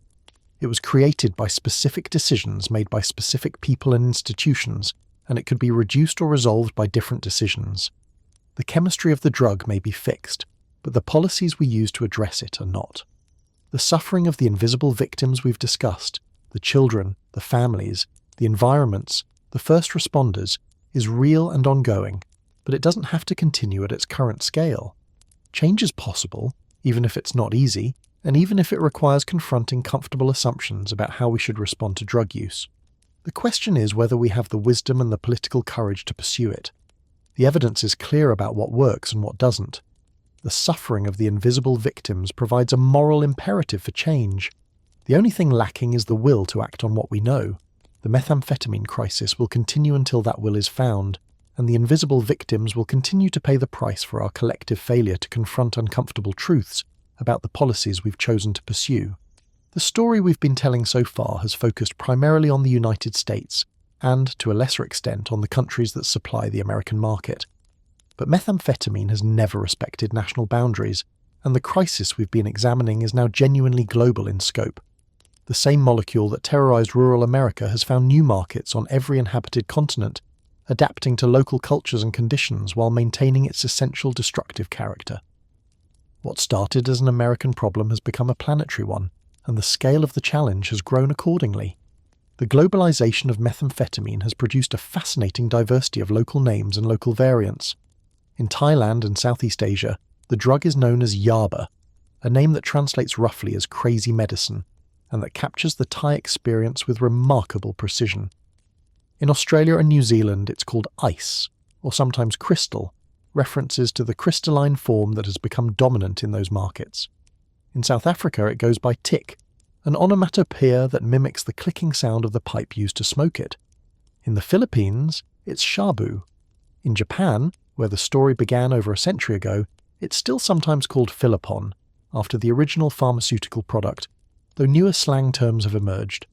The drug has as many names as it has markets, but its effects are universal. The Asian methamphetamine market is particularly significant, both because of its size and because of its historical connections to the drug's origins. Southeast Asia has become one of the world's primary production centres, with the Golden Triangle region, where Myanmar, Laos and Thailand meet, serving as a hub for manufacturing that rivals anything coming out of Mexico. The ethnic militias and rebel groups that control parts of Myanmar's border regions have discovered that methamphetamine production is far more profitable than the opium and heroin that previously dominated the local drug economy. They've built industrial-scale laboratories in jungle hideouts, producing billions of tablets annually for markets that stretch from Bangkok to Tokyo to Sydney. The yaba tablets that flood Southeast Asian markets are a distinctive product, different from the crystal methamphetamine that dominates in the West. These are small, brightly coloured pills, often orange or green, that contain methamphetamine mixed with caffeine and sometimes other substances. They're designed for oral consumption rather than smoking, which makes them somewhat less immediately destructive than crystal meth, but no less addictive over time. The pills are cheap, often costing less than $1 each, which makes them accessible to populations that could never afford cocaine or other more expensive drugs. This accessibility has created a mass market for stimulants in countries where poverty makes affordable highs particularly attractive. The Thai experience with yaba illustrates both the scale of the problem and the inadequacy of traditional responses. In the early 2000s, the Thai government launched a brutal crackdown on methamphetamine that resulted in thousands of extrajudicial killings, suspected dealers and users murdered by police or vigilantes with government encouragement. The crackdown temporarily disrupted the market, but did nothing to address underlying demand. Within a few years, yaba was back in force, and the only lasting legacy of the crackdown was a human rights stain that Thailand continues to grapple with. The drugs won, the war on drugs lost, a pattern that should sound familiar by now. Australia presents a different case study in methamphetamine globalization. The country's geographic isolation and relatively small population might seem like they would protect it from drug epidemics, but the opposite has proven true. Australia has some of the highest methamphetamine use rates in the developed world, with consumption per capita exceeding that of the United States. The crystal meth that dominates the Australian market is extraordinarily pure, often 90% or higher, and extraordinarily expensive, with prices several times higher than in North America. These high prices have made Australia a particularly attractive market for international traffickers, who can earn premium returns by getting product past the country's strict border controls. The Australian meth market is supplied through multiple channels, reflecting the global nature of modern drug trafficking. Some product comes from Mexican cartels, shipped across the Pacific in fishing vessels or hidden in legitimate cargo. Some comes from Chinese criminal organizations that have established production in mainland China or elsewhere in Asia. Some comes from domestic production, though Australia's precursor controls have made local manufacturing increasingly difficult. The supply chains are complex, resilient, and remarkably efficient at delivering product to a market that has proven eager to buy it. The law enforcement challenge in Australia is complicated by the country's vast coastline and limited customs resources. Australia has 36,000 kilometres of coastline, more than enough to ensure that determined smugglers will always find ways to land their product. Maritime interdiction requires resources that even wealthy countries struggle to maintain, and the profits from successful smuggling are so high that traffickers can afford to lose multiple shipments and still make money. The economics favour the smugglers, and the geography makes enforcement even more difficult. The Australian government has responded to the meth crisis with a combination of enforcement, treatment expansion, and public education. Results have been mixed. The high prices have persisted, suggesting that enforcement is having some effect on supply, but so has high usage, suggesting that demand remains strong regardless of price. Treatment capacity has increased but remains inadequate to meet demand. Public awareness campaigns have spread information about the dangers of methamphetamine but haven't produced dramatic reductions in use. Australia is learning what America learned decades ago. This problem doesn't have easy solutions. The social impact of methamphetamine in Australia has been severe, particularly in rural and regional areas that lack the treatment infrastructure available in major cities. The same patterns we discussed in the American context — family destruction, community deterioration, first responder trauma — are playing out across the Australian outback and in the suburbs of Melbourne and Sydney. Indigenous communities have been particularly hard hit, with methamphetamine adding to the burden of historical trauma and socio-economic disadvantage that these communities already carry. The drug has found the vulnerable and exploited their vulnerability, as it always does. South Africa's tick epidemic represents yet another variant of the global methamphetamine crisis. The drug emerged as a significant problem in the Western Cape region in the early 2000s, initially concentrated in the coloured communities of the Cape Flats near Cape Town. The apartheid legacy of forced removals and systematic disadvantage had created communities with high unemployment, inadequate housing, and limited access to social services, perfect conditions for a drug epidemic. Tick filled the void, offering cheap escape from circumstances that seemed to offer no legitimate path to a better life. The tick phenomenon in South Africa has been particularly devastating because of its interaction with other social problems. The Cape Flats were already plagued by gang violence before methamphetamine arrived. Tick made the violence worse, adding drug-fueled paranoia to the territorial conflicts that had long defined the area. HIV/AIDS was already at epidemic levels. Tick contributed to risky sexual behaviour and made infected individuals less likely to adhere to treatment regimens. The social fabric was already frayed. Tick tore it further. The drug didn't create South Africa's problems, but it made all of them worse. The production side of the global methamphetamine market has evolved dramatically in recent years, achieving levels of purity and scale that would have been unimaginable to the biker chemists who dominated American production in the 1980s. The crystal methamphetamine now flooding global markets is often 95% pure or higher, pharmaceutical grade, essentially indistinguishable from what a legitimate laboratory might produce. This purity is not the result of refinement or quality control for customer benefit. It's a consequence of the industrial production methods that Mexican and Asian producers have developed. When you're producing methamphetamine by the ton using sophisticated equipment and trained chemists, high purity is simply a byproduct of efficient production. The implications of this purity increase are significant and not entirely obvious. Higher purity means more potent effects per unit of product, which means that users accustomed to lower quality drugs may inadvertently overdose when they encounter the newer product. It means that the neurological damage we discussed earlier occurs faster and more severely, because users are getting more methamphetamine per dose than they expect. It means that the gap between occasional use and severe addiction narrows, because the reinforcing power of the drug is amplified by its purity. The cartels have, in effect, optimized their product for maximum addictiveness, a terrifying achievement from a public health perspective. Perhaps the most alarming recent development in the methamphetamine landscape is the emergence of polysubstance combinations, particularly methamphetamine mixed with fentanyl. Fentanyl, if you're not familiar, is a synthetic opioid that is roughly 50 to 100 times more potent than morphine. It's been responsible for the majority of overdose deaths in the United States in recent years, and it's now appearing in drug supplies where users don't expect it, including in methamphetamine. The combination of a powerful stimulant and a powerful depressant creates unpredictable effects and dramatically elevated overdose risk.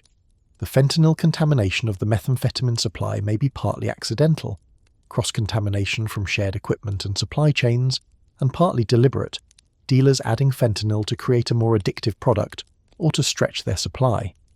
The result is that methamphetamine users now face risks they never anticipated. Someone who has been using meth for years, who knows their tolerance and their limits, may suddenly overdose because their latest batch contained a deadly opioid they didn't know was there. The already dangerous game of methamphetamine use has become even more dangerous, and the body count is rising accordingly. The globalization of the methamphetamine crisis has implications for any attempt to address it.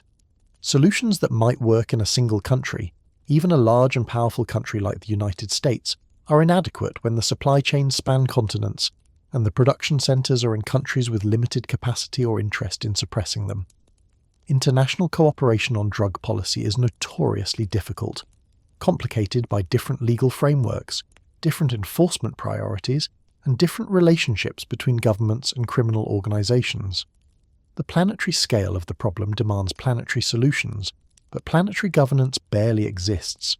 Having surveyed the global dimensions of the crisis, let's turn to a more hopeful question. What can actually be done to help people recover from methamphetamine addiction? The news here is mixed. There are no magic bullets, no simple solutions, no treatments that work reliably for everyone. But there is progress, there is hope, and there are paths forward for individuals who want to escape the grip of this drug. The treatment of methamphetamine addiction differs from the treatment of opioid addiction in one crucial respect. There are no approved medications that specifically address meth cravings or block the drug's effects. Opioid addiction can be treated with methadone or buprenorphine, which satisfy the brain's craving for opioids without producing the dangerous highs of heroin or fentanyl. No equivalent exists for methamphetamine. Researchers have been searching for such a medication for decades, and several candidates have shown promise in early trials, but nothing has yet proven effective enough to gain widespread approval. Meth addicts who want to quit must do so without the pharmaceutical support that opioid addicts can access. This treatment gap is not for lack of trying. Scientists have tested dozens of different medications in the hope of finding something that reduces meth cravings or blocks its rewarding effects. Antidepressants, antipsychotics, anti-seizure medications, drugs that affect dopamine systems, all have been tried and all have produced disappointing results. The brain mechanisms that methamphetamine hijacks are apparently too fundamental, too deeply embedded in our reward circuitry, to be easily countered by other chemicals. The medication that works for meth addiction may simply not exist, or may require breakthroughs in neuroscience that haven't yet occurred. Some medications show modest benefits in specific circumstances. Bupropion, an antidepressant that also affects dopamine, has shown some effectiveness in helping light to moderate users reduce consumption. Naltrexone, which blocks opioid receptors, has shown mixed results that suggest it might help some users. Mirtazapine, another antidepressant, has been studied with promising early results. But none of these medications produce the dramatic effects that methadone produces for heroin addiction. The best available medications for meth addiction are marginally helpful rather than transformative. This doesn't mean that medication plays no role in meth addiction treatment. Various drugs have been tried to address specific symptoms of addiction and withdrawal. Antidepressants may help with the depression that accompanies early recovery. Anti-anxiety medications may reduce the agitation and restlessness that make withdrawal so difficult.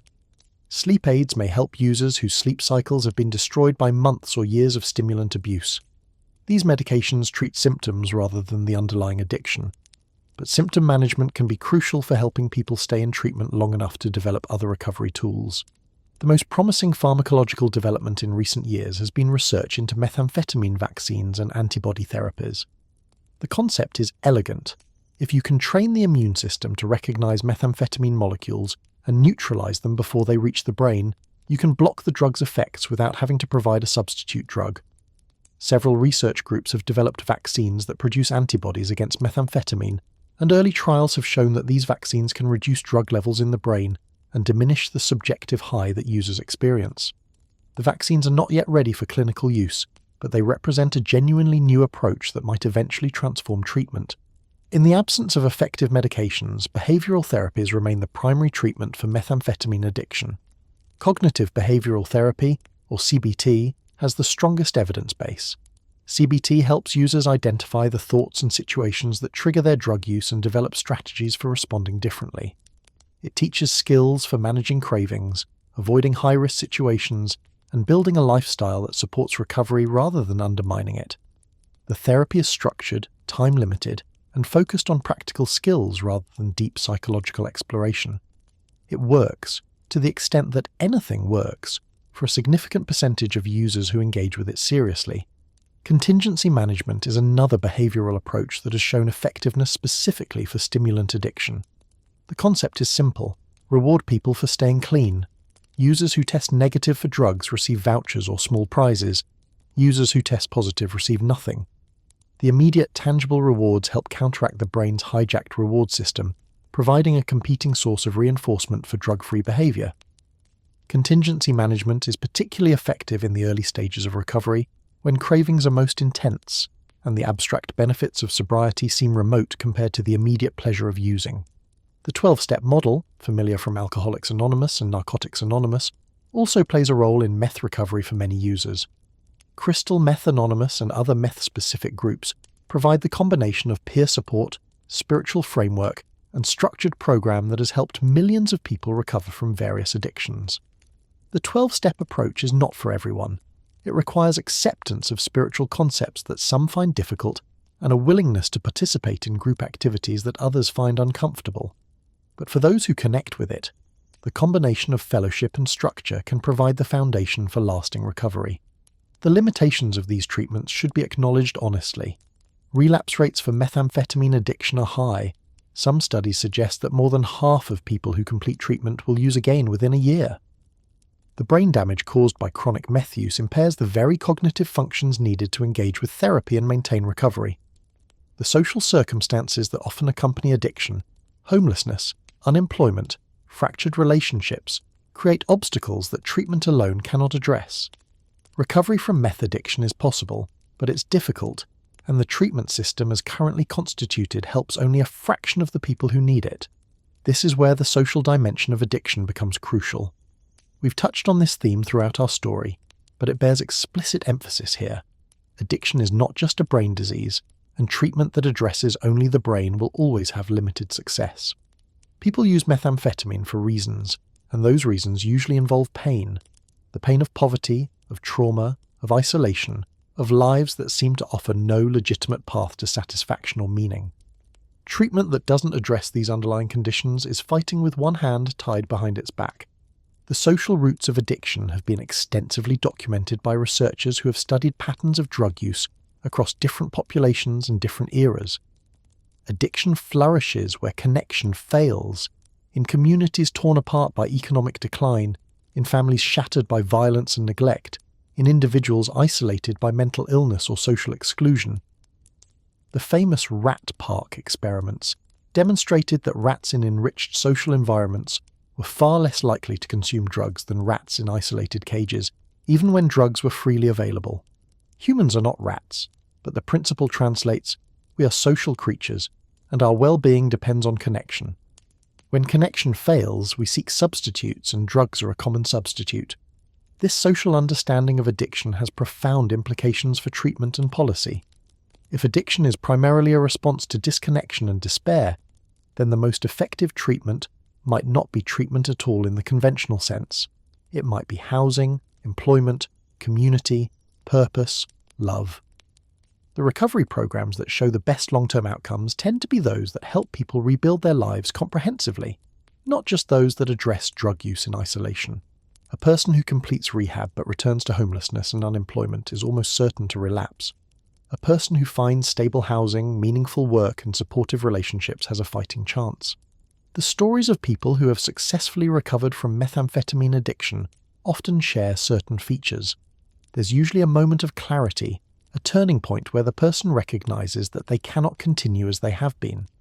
There's usually at least one person, a family member, a counselor, a fellow addict in recovery, who offers support without judgment. There's usually a long period of struggle, with setbacks and near misses and moments of despair. And there's usually eventually a reconstruction of identity and purpose that allows the person to become someone for whom drugs are no longer necessary. The timeline of recovery is typically measured in years rather than months. Early recovery is dominated by physical and psychological withdrawal, the crushing fatigue, the depression, the inability to feel pleasure from anything. This phase can last for months, testing the resolve of even the most motivated individuals. Middle recovery involves slowly rebuilding the capacity for normal function, learning to sleep without drugs, to eat regularly, to maintain basic routines. Late recovery is about constructing a new life, one with meaning and connection that makes continued sobriety worthwhile. Each phase has its own challenges, and failure at any point can send someone back to the beginning. The role of family and community in supporting recovery cannot be overstated. People who have strong support systems, family members who haven't given up, friends who believe in their capacity to change, communities that welcome them back, have dramatically better outcomes than those who attempt recovery in isolation. This is part of why the social model of addiction is so important. Recovery is not something that happens inside an individual brain in isolation. It happens in relationships, in communities, in the context of lives that offer reasons to stay clean. The challenges facing people in early recovery are substantial and often underestimated.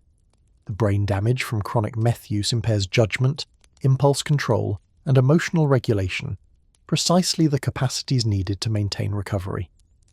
The social networks that supported drug use must be abandoned, often leaving the person isolated during a period when isolation is especially dangerous. The legal, financial, and relationship consequences of addiction don't disappear just because someone stops using. They persist, creating stress that threatens sobriety. Recovery requires navigating all of these challenges while operating with a compromised brain. It's remarkable that anyone succeeds at all. These recovery stories are genuinely inspiring, but they shouldn't obscure the reality that most people who become addicted to methamphetamine do not recover. They die, they go to prison, they deteriorate into permanent disability, or they simply continue using until one of these outcomes catches up with them.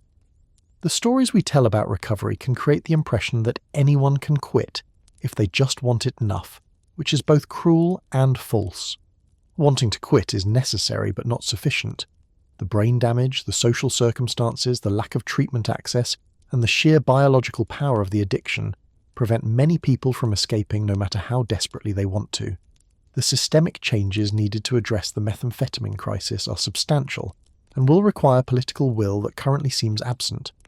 We need massive investment in treatment infrastructure, ensuring that anyone who wants help can access it without waiting lists or financial barriers. We need harm reduction services that keep people alive and connected even if they're not ready to stop using. We need housing and employment programs that address the social conditions that drive addiction. We need a fundamental rethinking of our approach to drug policy, moving from punishment to public health. And we need all of this implemented at a scale that matches the scale of the problem. The